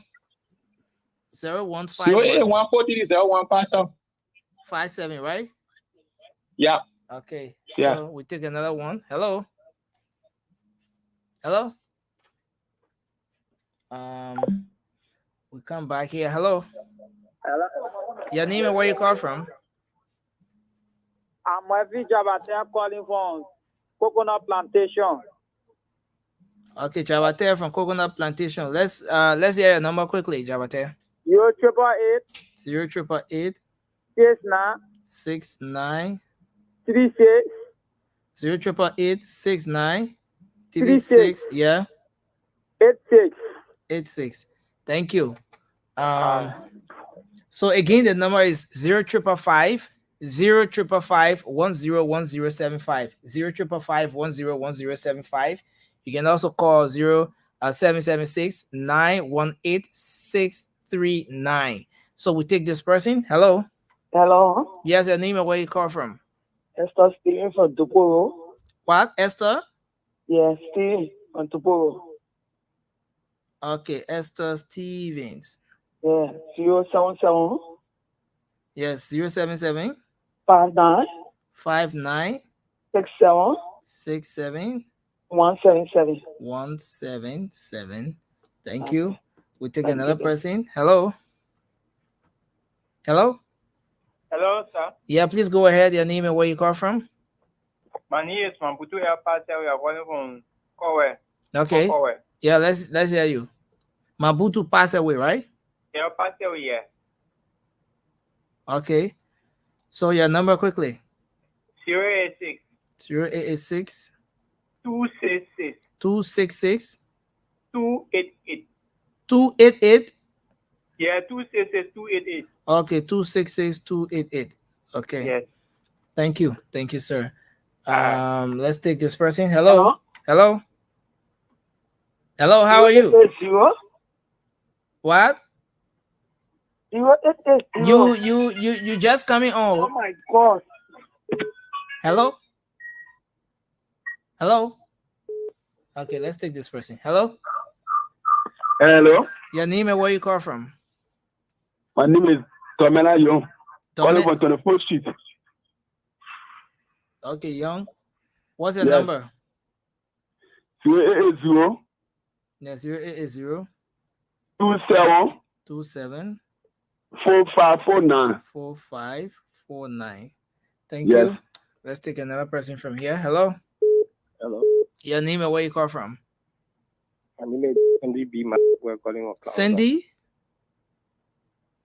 What is your name, sir? Dakonti B. Masakwe. Deconti. Deconti.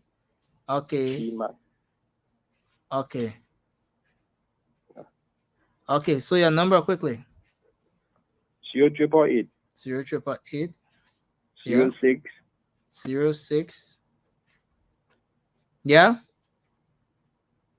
Hello. Wow, imagine the man money finio. Why the man calling your number already? Back a rest on the way and then the money finished. 0555 101075. And we also have 0776 918 639. Hello. Hello. Yes, your name and where you call from? Afrida K. Sloan, calling from Afrida. 15th Street.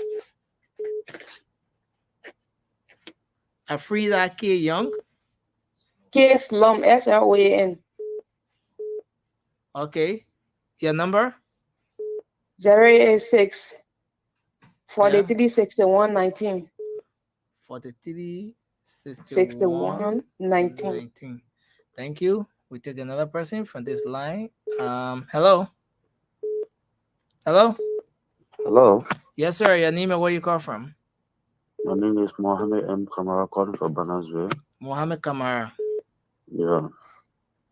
Okay. 086 Okay. 086 94 94 80 80 93. 93. Yeah. Thank you. Thank you, sir. We take another one. Hello. Hello. Hello. Okay, this one. Hello. Hello. Oh, wow, the lines are freezing. Hello. Yeah, hello. Your name and where you call from? I'm Amos Moyo, calling from Kwaligen. Please call the name again. Hello. You won't call your name? I haven't the phone. I hold the phone. Okay, so let's take this one. Hello. Hello. Yes, your name and where you call from? My name is Kenfi Dole. I'm calling from Kakata. Your name is? Kenfi Dole. Chancy. Yeah. Just hold on a bit. Chancy Chancy. daughter, T-E-N. Do you what? T-E-N-S-E-E. Yeah. T-O-U-R. Okay. Your number? 786 086 78 78 74 74 23. 23. Okay, thank you. So let me see the numbers I have here. It's 2, 4, 6, 8, 10, 12, 14, 16, 18, 20, 22, 24. Oh, I'm going above. Oh. 24 numbers. So let me get words from the CEO as to whether we should continue, because we have a target of additional 20 numbers, and now we've gone to we already have 24. We already have 24 numbers. So since we exceeded our target, I will take a few calls while we await the CEO to come back. So we will take this person. Hello. Hello. Hello. Yeah.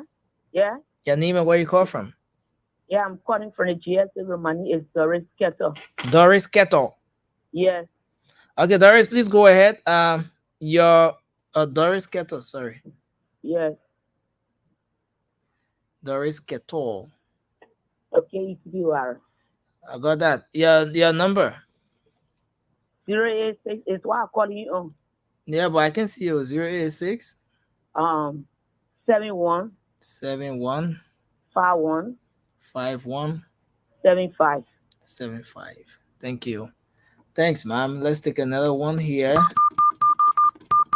Okay, so our 77 number is off, so you can place a call now only on the 555 0555 101075 0555 101075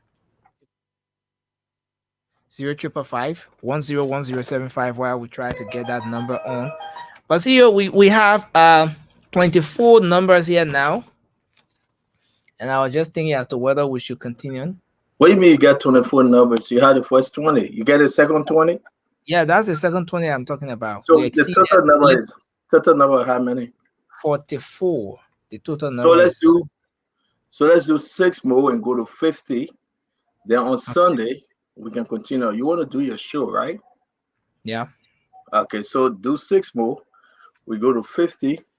Then on Sunday, but how many records who were given? 200. So we wanted 200 because let me tell you how much. Let's take this call. Hello. Hello. Hello. All right, the person I want to answer. Nelson. So yes, sir. Wow, this is godsend, Nelson. You know how much we just raised, Nelson? No. Take a guess. 3,600. We raised for the price, and we're going to give all this money will be given to 5,800. Wow.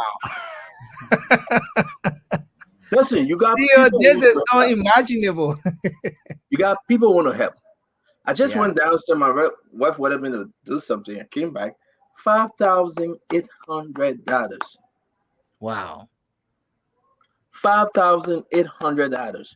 Do the math. How many back or rest? It's $5,800. We now pass 200 back. I think we even passed 250. Yeah. I think we passed 300 bags. We should give the people, be a blessing to them. You know, you just doing it for the food. You're tired. You say you won't go talk politics. Theo. Yeah. We have 322. Yeah. They want a factory billion now. No, because you got to understand. We have to give. When you give, God will bless you. We just came on the show when Prince Maxwell left, Stevie, and everybody, we start our own thing. Something just came upon me and said, let's just give.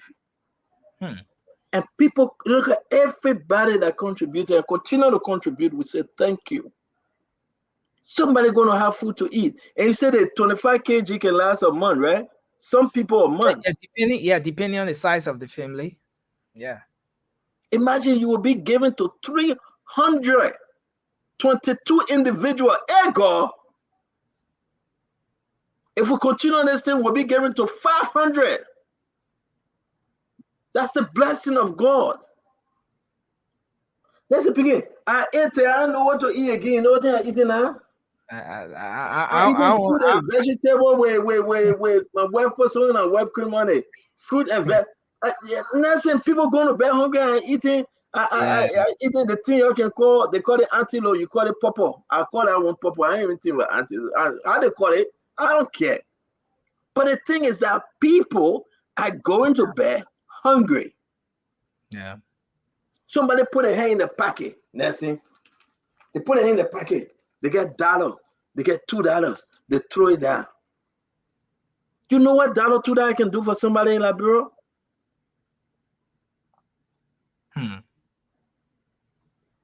We gotta come together as a nation. I'm so. That's it. We got to come together as a nation. Yeah. That's what people are giving to this cause. Rose, $25. Lucy, $25. Sata, $20. Emma, $50. Abba Dixon, $25. Naomi, $100. Veridia, $100. Lovette, $20. Joanna, $20. Kendrick, $200. Patient, $25. Jerome, $20. Sulaman, $25. Olympus, $30. Clementine, $100. Lydia, $25. Mami, $20. Teresa, $30. Charlie, $25. Helen, $25. These people are giving. Jenin, to $75. Lopu, $15. Fisher, $18. Muna, $50. Comfort, $20. Zeze, $40. Evelyn, $20. Deconti, you know the meaning of Deconti? Everybody, everything at time. Yeah. Deconti sent $50. Fermented $90. Mr. Valentine, $25. Sando is $40. Evelyn, $50. Martin sent $32 for 2 bags. Camo, $20. Should I read the thing as I read the people sending? I read that 72. Nessie, $100. Francis, $36. Presidia, $18. Somebody that you don't know from nowhere. To be a blessing to somebody. So if I stay on the show for 3 more minutes, you know what happened? You want me to tell you what's going to happen? Yeah. 200 bag of rice is how much? At the rate of 18. 200 bag of rice is 3,600. Yeah. 7,200 will give you 400 bag of rice. You know how much we just raised? 7,200 will give you 400 bag of rice. You know that right now, we have raised $6,000. 1,200 will feed 400 individuals. If we stay put and get another 1,200, we will be giving 400 individual food to eat by next week. And somebody will have a good dream. Hey, who's that again? This is Jemama Kekula. We can't call you, answer you on Messenger, Jemama. We beg you, Mama. We can't answer you on Messenger. But again, we want to say to you, right now, I can tell you 6,100 is growing. If we get 7,200, Nelson, I can tell you right now, we'll be feeding 400 individuals. 400 individuals.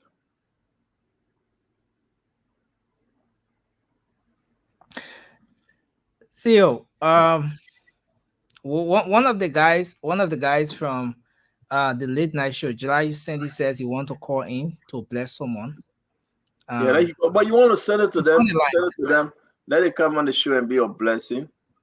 I Okay. cannot take call from my end, but I can answer them. Hello. Yeah, nothing. How you doing? Hello. Okay, Sandy, hold on. That's all Sandy. Yes, you are live. You're on Spoon. Your name? My name is Aries Tapla. Aries. AKA Coolie Fresh. Coolie Fresh, Aries. We are on the show. You are live. Yeah, Senator, we're having a problem, that we'd like to discuss with you. Yeah, but we are racing. We are getting rest collection right now. You are live, and we can address that problem later. Aries Tapla. Okay. If that have to do something about the rest that we're giving people in Liberia, then we'll listen to you. But what we're doing is that we are collecting rice, $18 for a bag, 25 kV, and we are sending it to Liberia. Okay, so you can call me back. Let's talk about that problem. Okay, no problem. Thank you very much. So all of us are you are rice 7,200 will give us 400 bags of rice. So go ahead, take that call, Nelson. Okay, Sandy, you are live. You are live on the show. See you. How you doing? Sandy, yeah. Is that Sandy the ANC guy? To you and the family. Yeah, that's Sandy the ANC guy. That's Sandy the ANC guy. They may cross the wall. No more ANC. My brother, go ahead. Let's forget. We're trying to help our people. Go ahead, Sandy. No, man, but it's good. See you on a serious note, man. Happy Thanksgiving to you and your family, and thank you for what you are doing, man. I was listening to the thing and it got big. So I was like, okay. Big. It surprised me though. Couple people. So I want to get 3 people, just bless 3 family as well. Okay. Yeah, so I will give it to my man Nelson. Nelson, you send it to you directly, or I should cash it to that number. Cash out to the number that you see, my man. Number. And you said, so you tell me that. So that why you're doing that? Oh. I will bless 3 family. Thank you again so much. Don't put me in situation here. So the message you can be sending your LinkedIn, right? That's why I just heard though. Yeah. The message. Thank you, Sandy. Thank you, Sandy. Maybe you should send it to my number, or you should send it to the Cash App. All right, so Nelson, we got 6,200. $1,000 more, we will be feeding 400 individuals. We're going to stay here till we get $1,000 to feed 400 individuals. Imagine something we didn't plan. Yeah. We got 6,200. $1,000 more. We will put the truck in front of the Spoon Network compound, right in front of the fence. We'll put a truck with the rest in it on a hot day, Saturday. Everybody will stay online, the phone number, they will grab the bag of rice, and they will go ahead and carry the rest home. We have called names, people have called in. We will tell those groups to come Saturday. The other group will come Monday, and they will get the rest. Our people will at least have something to eat. We want to appreciate each and every one of you that gave. Give like it won't hurt you. Gave till you feel it. Gave. This is why the people do it in America, Nelson. The church people then sit down and they say give to help the poor people in Liberia. We do the same thing. We ask our brothers and sisters, no politics. We will give like we have never given before. We want to say right now we get $6,300, $900 more to go to feed. Let me take this call. Hello? Hello? Hello. Yes, ma'am. Hello? Fine. I'm going to say my contribution, but I don't want to be here. Oh, thank God I didn't call your name there. How many bags are you buying? $18 for 125 kg. Okay, 3 bags. Thank you very much, and may God bless you and your family. You are feeding 3 families, man. Thank you. Amen. So you see, that's what we. If you continue calling my phone from Liberia, I will not get the money to send you. So you don't call my phone. We'll receive the money here and we send it. Okay. So you don't call my phone. If you listen to me, I am receiving the money on this phone. So don't call this phone number. It's only for cash app purposes. So please understand how it works. We want the money to send to you for you to get your rest. We will do everything we can to make sure that you get your rest. So Nelson, Yes, sir. you want to take calls? Let's take calls. Let's add it up. Okay. Yeah. So again, the number is on the screen: 05551010075 and 0776918639. You just have to keep trying because there are so many people on the line. Let's hope we can take you. Hello, let's take this person. Your name? Please say your name again, sir. Hello? Oh, he left the line. Hello? Hello? Yes, please go ahead. Your name and where you call from. My name is Alice P. Colley. Okay, I'm calling Alice. from Upper County. Okay, Alice C. Colley, right? Yeah. Okay, your number? 086 0886 947143. 947143, right? Yes. Thank you, Alice. We take another person. Hello? Hello? Okay, we lost that person. Okay, we're putting this other phone back on, so we hope we can take more calls. We're just asking you, do not call the 609 number. It's not helping you. We would not pick it up. The number up here for those that are calling from America and around the world to contribute to you. You that in Liberia, do not call this number 609. Don't do it. We will not answer you. Okay. So hello?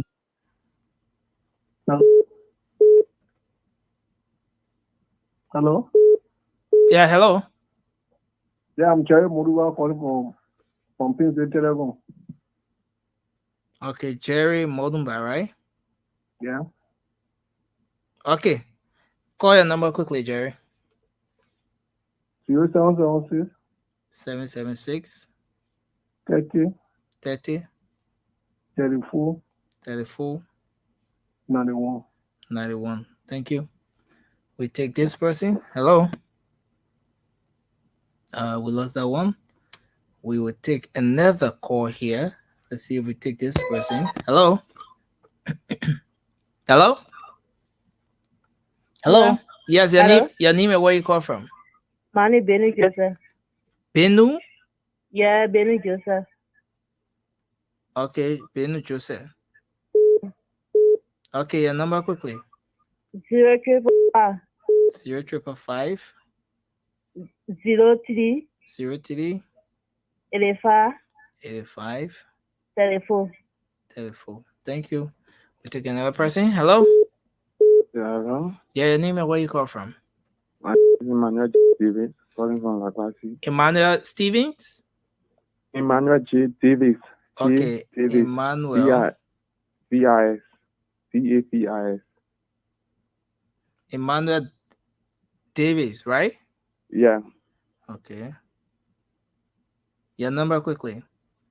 0775 0775 44 44 25 25 97. 97. Thank you. Thank you. We will go back to this line.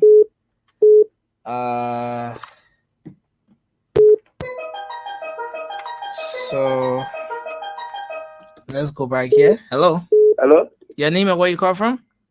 Yeah, call from Wawa Community. What's your name, sir?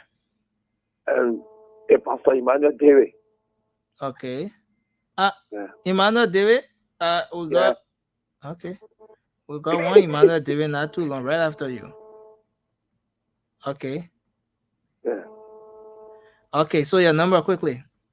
My number is 788. 0888. Oh, again, we lost him right after he called his number, and then we lost him. We take another person. Hello. Yeah, hello. Yes, sir. Your name and where you call from? My name is from Police Academy. Please take your time with your name. You said your name is Quincy Kwena from Police Academy. Okay. The number? Yeah. 0555 0555 45 45 30 30 70. 70 45 30 70. We take another person. Hello. Yeah, hello. Okay, your name and where you call from? I'm David Wiga calling from Arlington community. David. Yeah. David Wiga. Yeah. Okay. Wiga, please call your number quickly. 0775 0775 86 86 08 08 33. 33. Thank you, David Wiga. We take another person. Yes, No, thank you. I got your information already. Hello. Okay, hello. You're live. Your name and where you call from? My name is Jefferson Skanga. Calling from Matari. Jefferson, what's your last name? Jefferson Skanga. Calling from Matari. You Damo Slanga, brother? Go ahead. What's your number? 0886 0886 52 52 51 51 94. 94. Thank you. Hello. Hello. Your name and where you call from? My name is Rufus K. Joseph Jr. from Soaking. Rufus, you said Chie, right? Rufus K. Joseph, J-E-Z-E-H. J-E-Z-E-H. Yeah. Okay, your number quickly, sir.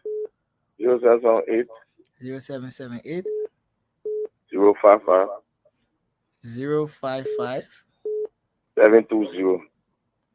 0778 055 720, right? Yes. Thank you, sir.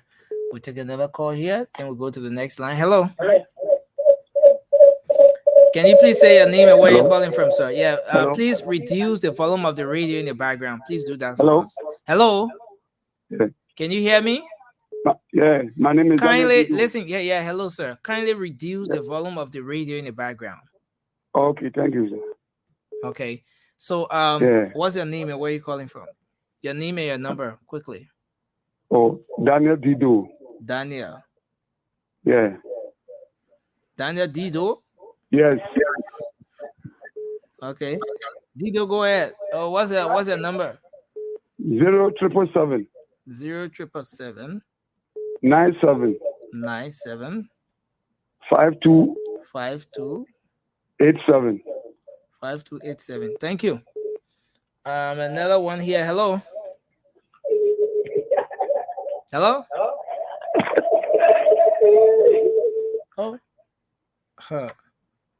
Oh. Feedback. Hello. Hello. Your name and where you call from? Miko Newa calling from Soap. Please say your name again. Miko. M-I-K-O. M-I-K-O. Yes. Okay. Nikon. Miko. What's the last name? Newa. N-E-W-A-H. Miko Newa.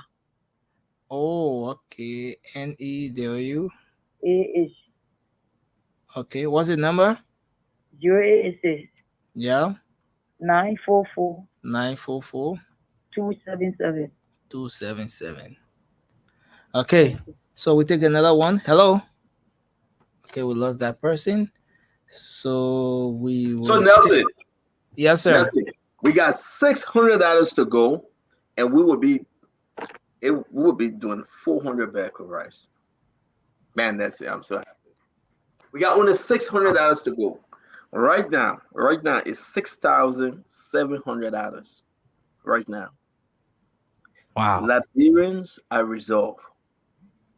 6,700 United States dollars.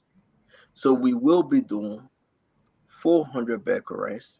Once we get extra 600, will bring us to 7,200 for 400 becquerels. Nelson, I'm telling you, I am so happy because the people believe in the network. Don't forget that. We want to say to every one of you, we just need another $600 to move this train. $600 the train we will have in front of the Spoon Network 400 becquerels. Maybe it will be like 4 trucks or 3 trucks or 2. I don't know. But imagine 400 becquerels, Nelson. People come to get a rest. Hey, man. Yeah. God is good. We want to say thanks to everybody that chipped in. Thanks to you. Thanks to you a lot. Mr. Sam Norton from New York. He just sent $20. Beatrice, $100. I won't call the last name. Beatrice Kennedy, $100. Can you imagine? Can you imagine my opinion? This is huge. Then imagine, look at Casey Smith, $18. Casey Smith, $18. Francis Bataman, $100 from Francis. Amen. Let's see who's this. Jonathan Gatte, $50. Etta. Let's see who Etta. Etta Phillips, $90. Oh, I think she just called me. She did. She said she will be doing 5 becquerels. I believe that's her. Etta Phillips. She wanted to do $60. I said no. If you do the my rev, that's 18 times 5, that's 90. And she did 5 becquerels. Hey, Etta. Let's go to Augustine. Augustine sent $36 for 2 becquerels. $36 for 2 becquerels. Let's go to Gabriel. Gabriel Freeman. They are contributing to the needs of dying Liberians. Gabriel Freeman sent $20. We want to say thank you, Gabriel. $20. Let's go to Agnes. Agnes Lombell sent $40. Agnes Lombell sent $40. Let's talk about Lavella Dennis. Lavella Dennis sent $25. God is so good. We will make it. Nelson, we are 6,900. So tell me how much more we need. $300 more. Let's go to CNN. CNN Double. CNN Double sent $20. My CNN, thank you. Let's get to Musu. Musu sent $25. Who's this? Rosie. Rosie sent $20. George Jones sent $50. Yankai Dennis, $20. Charles Eto Favor B. Saki. They need a powerful neo. Charles Eto Favor B. Saki. Thank you for your $20 donation tonight. We want to say thank you to you. Yeah. Alison Quegor. Alison Quegor sent $20. We said thank you, Alison. Rachel M. Jones. Rachel M. Jones sent $20. Thank you, man, Rachel. We're getting there. We need $300 more, and we'll call this thing, and we'll be giving 400 individuals becquerel, 400 family. That's the beauty of this thing. Listen, 400 family. Amen. Yeah. Yeah. Yeah. Wow. Marima. No, let's go to Stephen. Stephen Silly, $36. Stephen Silly, $36. George Hammond. George Hammond, $90. Marima Zeze, $55. Beatrice Kennedy, $100. And then I started to over again. Oh, you see, that's the thing. That's why whenever we coordinate, it can go way back and come back again. Because it brought me up again. Now guess what happened, Nelson? We are at $7,000 straight. So we need $200 to go. We at 7,000 United States dollars. Just tonight, we raised 7,000 United States dollars. If we can get $200, we all year will be feeding 400 individuals, like 400 family. Can we say that, Nelson? Can we say 400 family? Yeah. Yeah. Yeah. Where you guys going to buy the rest from? Who you buying? You're going to buy the rest from Liberian, right? Maybe they're going to.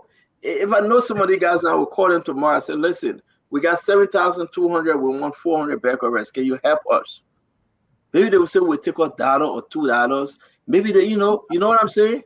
Yeah, because that's it. That's the quantity the wholesalers will buy. Some of them will not even buy up to that amount. So once you get it from the importers, there's a discount that may come with it. Yeah. Yeah. So maybe if we got 7,200 instead of getting 400 back of rice, that's it. The thing for the man. We got 7,200. Wow. We got 7,200 again. Let me clap for the people tonight. They say Adeble.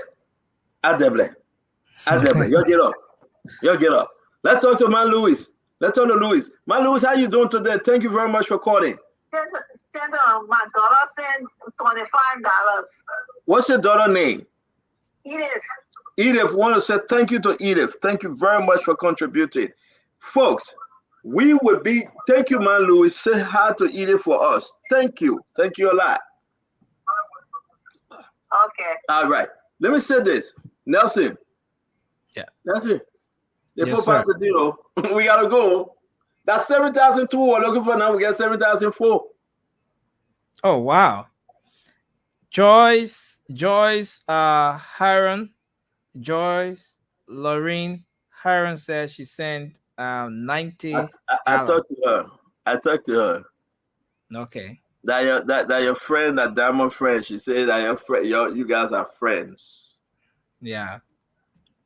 But that's it.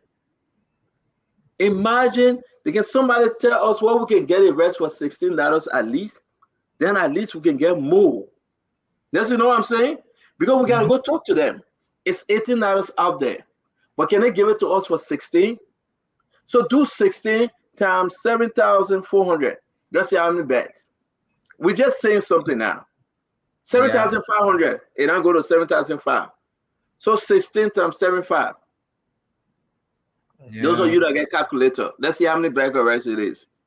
That my phone I ring. 7,500 divided by 16. Yeah. Let me take this call. Hello? So you be talking about I just sent $20. Oh, you want me to call? You want to call your name, please? My dear, thank you very much. Oh, thank you very much, Mama. Thank you very much. Thank you. Thank you. Yeah. 468 bags of rice. So if we negotiate, that we tell them, say, listen, this is a charity collection. Can you give it to us for $60? You think we can find it for $60? Yeah, it's maybe. Low, right? Maybe, yeah, I can't really tell. But maybe because the importers, let's say the guys who do the retail, I want to believe that they get more than $1 on each bag of rice. Let me take the person. When they call, we let them take that, Nelson. Maybe that money is sending. Hello? Hello? Yes, Mama. Hi, I just sent $30. Oh, what's your name? My name is Priscilla. Yes. Priscilla Freeman, thank you very much for the $30. Again, you're a blessing to our people. Thank you for following the phone, man. Thanks. Yeah. All right. So Nelson, what you were saying? You say how much? So I was saying, the people who do the retail, I want to believe that they get more than $1 on each bag. Just taking maybe the least of $1 on each bag. Let me talk to you. Somebody said take in consideration of the transportation. You are right. I think we got to factor in the transportation because the truck that will bring the rest. But let's say we'll still have 400 bag of rest, regardless of what happened. Yeah. You see that dog get spirit in it and not correct. We tell him collective rest, he get backing. You know. So we got to take into consideration the transportation. But I can tell you though, we're still making. Let's talk to this person. Hello. Hello. Hello. So how you doing? I'm here. How you doing, sir? I'm blessed, man. I want to contribute a 4 bag of rice, 2 for Diamond and Nelson, and 2 for any 2 blind person. So I want to send it by way of Zelle. No, I don't. We don't do Zelle, sir. You gotta do the Cash App if you can, or ask someone to do it for you. And as per policy, you cannot only send 2 for Diamond and Nelson. We got a lot of staff to the office. So we send it to the CEO and she will make that decision, but we said thank you. If we start like this, as per company policy, it will not go down right. So the 4 bag already you sending, we appreciate you. We're going to set aside rice for the staff. You are quite correct. They've been working so hard. And Madam Titi will take care of that for all of them. Yeah, but I don't know, my Zelle is not going through. So can I send it? I don't know. Tell somebody that get Cash App to send it, and maybe you can give it to them. Okay. All right. Thank you, my Papa. Thank you very much. You're welcome. Yeah. Hello. I don't know why they can pull that dog outside. Hello. Yeah, send them. Yeah. Can you let me tell them to pull that? Don't worry about the transportation. They will give you free transportation. Oh, it's free? Yeah, it's free. Why buy for the wholesale to give you free transportation? Yeah. Oh, okay. In fact, yeah, Nelson, hold on. Let me pull that dog outside. Hold on. Yeah. So Armstrong just commented that his company can transport. His company can transport. He says his company can transport the rice free if it is bought from them. And the name of the company is there. The name of the company is there. The name of the company is here. Yeah. So see you. I was just saying. Sorry, I had to. Okay, so I was just saying. Okay, yeah. Okay. Armstrong. Someone following by the name of Armstrong. He said his company can transport the rice. And then see if What's his name? You find him? Can you highlight him? Okay. This is the guy. Oh, I know Armstrong Jabba. I know him. Okay. I met him before. Oh, okay. Yeah. That Armstrong called me. He got my number. Send me no text, Armstrong. Armstrong got my number. So if I may, then it's okay. Anyway, then I would talk to him, and he's kind of reasonable too. Maybe he would give us some good discount. All right, Nelson. It's 10:30. After the long Thanksgiving, we have to go. I want to appreciate each and every one for their contribution. Let me call the total amount wherever we are. Nelson, is $7,800 we have raised as of now. $7,800. Now, you got the Cash App. You can still send your contribution. So we will be giving more than 400 bag of rice. And it will be live on Spoon Talk. Saturday, we'll give the first batch. How many names you took tonight? How many names? So we took 60 tonight. 60? 60. Okay, so you got to watch the number. They cannot call back again when we're doing the second batch, okay? So we still got a long way to go. Folks, I want to say may God bless you. May God keep you. May God bless our country, Liberia. United we stand, divided we fall. We shall overcome by God's grace. Thank you for your contribution. Thank you for helping Mama Liberia. Today, as of now, right now, we raised $7,800 to feed over 400 individuals. And we say, may God bless you. Nelson, thank you very much, and have a good night. Have a good night, folks. Thank you, sir. Well, folks, that's how we like to draw down the curtains on this edition of the program. I want to say thanks to all of you. Thanks to you out there for following Spoon Talk. Thanks for making your contributions in the comment section. Thanks to all of you who contributed tonight through the Cash App, making sure that you put smiles on the faces of Liberians across the country. We say thank you. Thanks for following the Spoon Network. We've been going live on all of our social media handles. That's Spoon TV, Fabric TV, and Super TV on Facebook. For YouTube, we are there at Spoon Talk Live. Thanks to all of you who followed us from the YouTube handle as well. And thanks to those of you who have been following via the radio. We're live, and we are always coming live on Fabric 101.1 FM, Super 95.5 FM, and Spoon 107.5. But we are being relayed on several media outlets across the country. So just to name a few, we're live on Punch 106.7. We're live on Trust FM 88.7 in Bowman County, Premier FM 98.1 in Bond County. That's Gapulu. Okay, so let's say Gibi FM in Kakata, Gibi County, and several other radio stations across the country. We say thanks to all of you. Thanks for always making up time to be here with us. And thanks to all the radio stations as well who relayed our programs without even telling us. We appreciate you. Thanks for being a part of this wonderful joining with us. My name is Nelson Colette. This is how we join the curtains on this edition of Spoon Talk.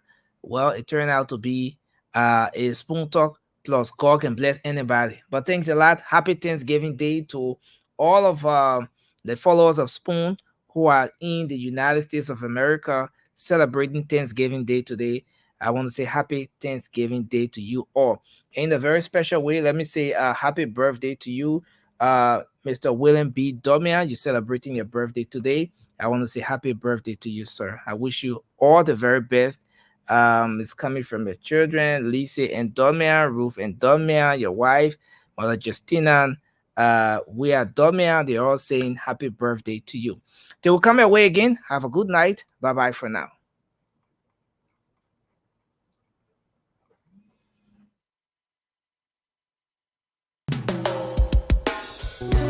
Yes, sir. A special one from the CEOs, Dan coming with the spoon. And your boy, Friday the Southern Band. Charges on the beat.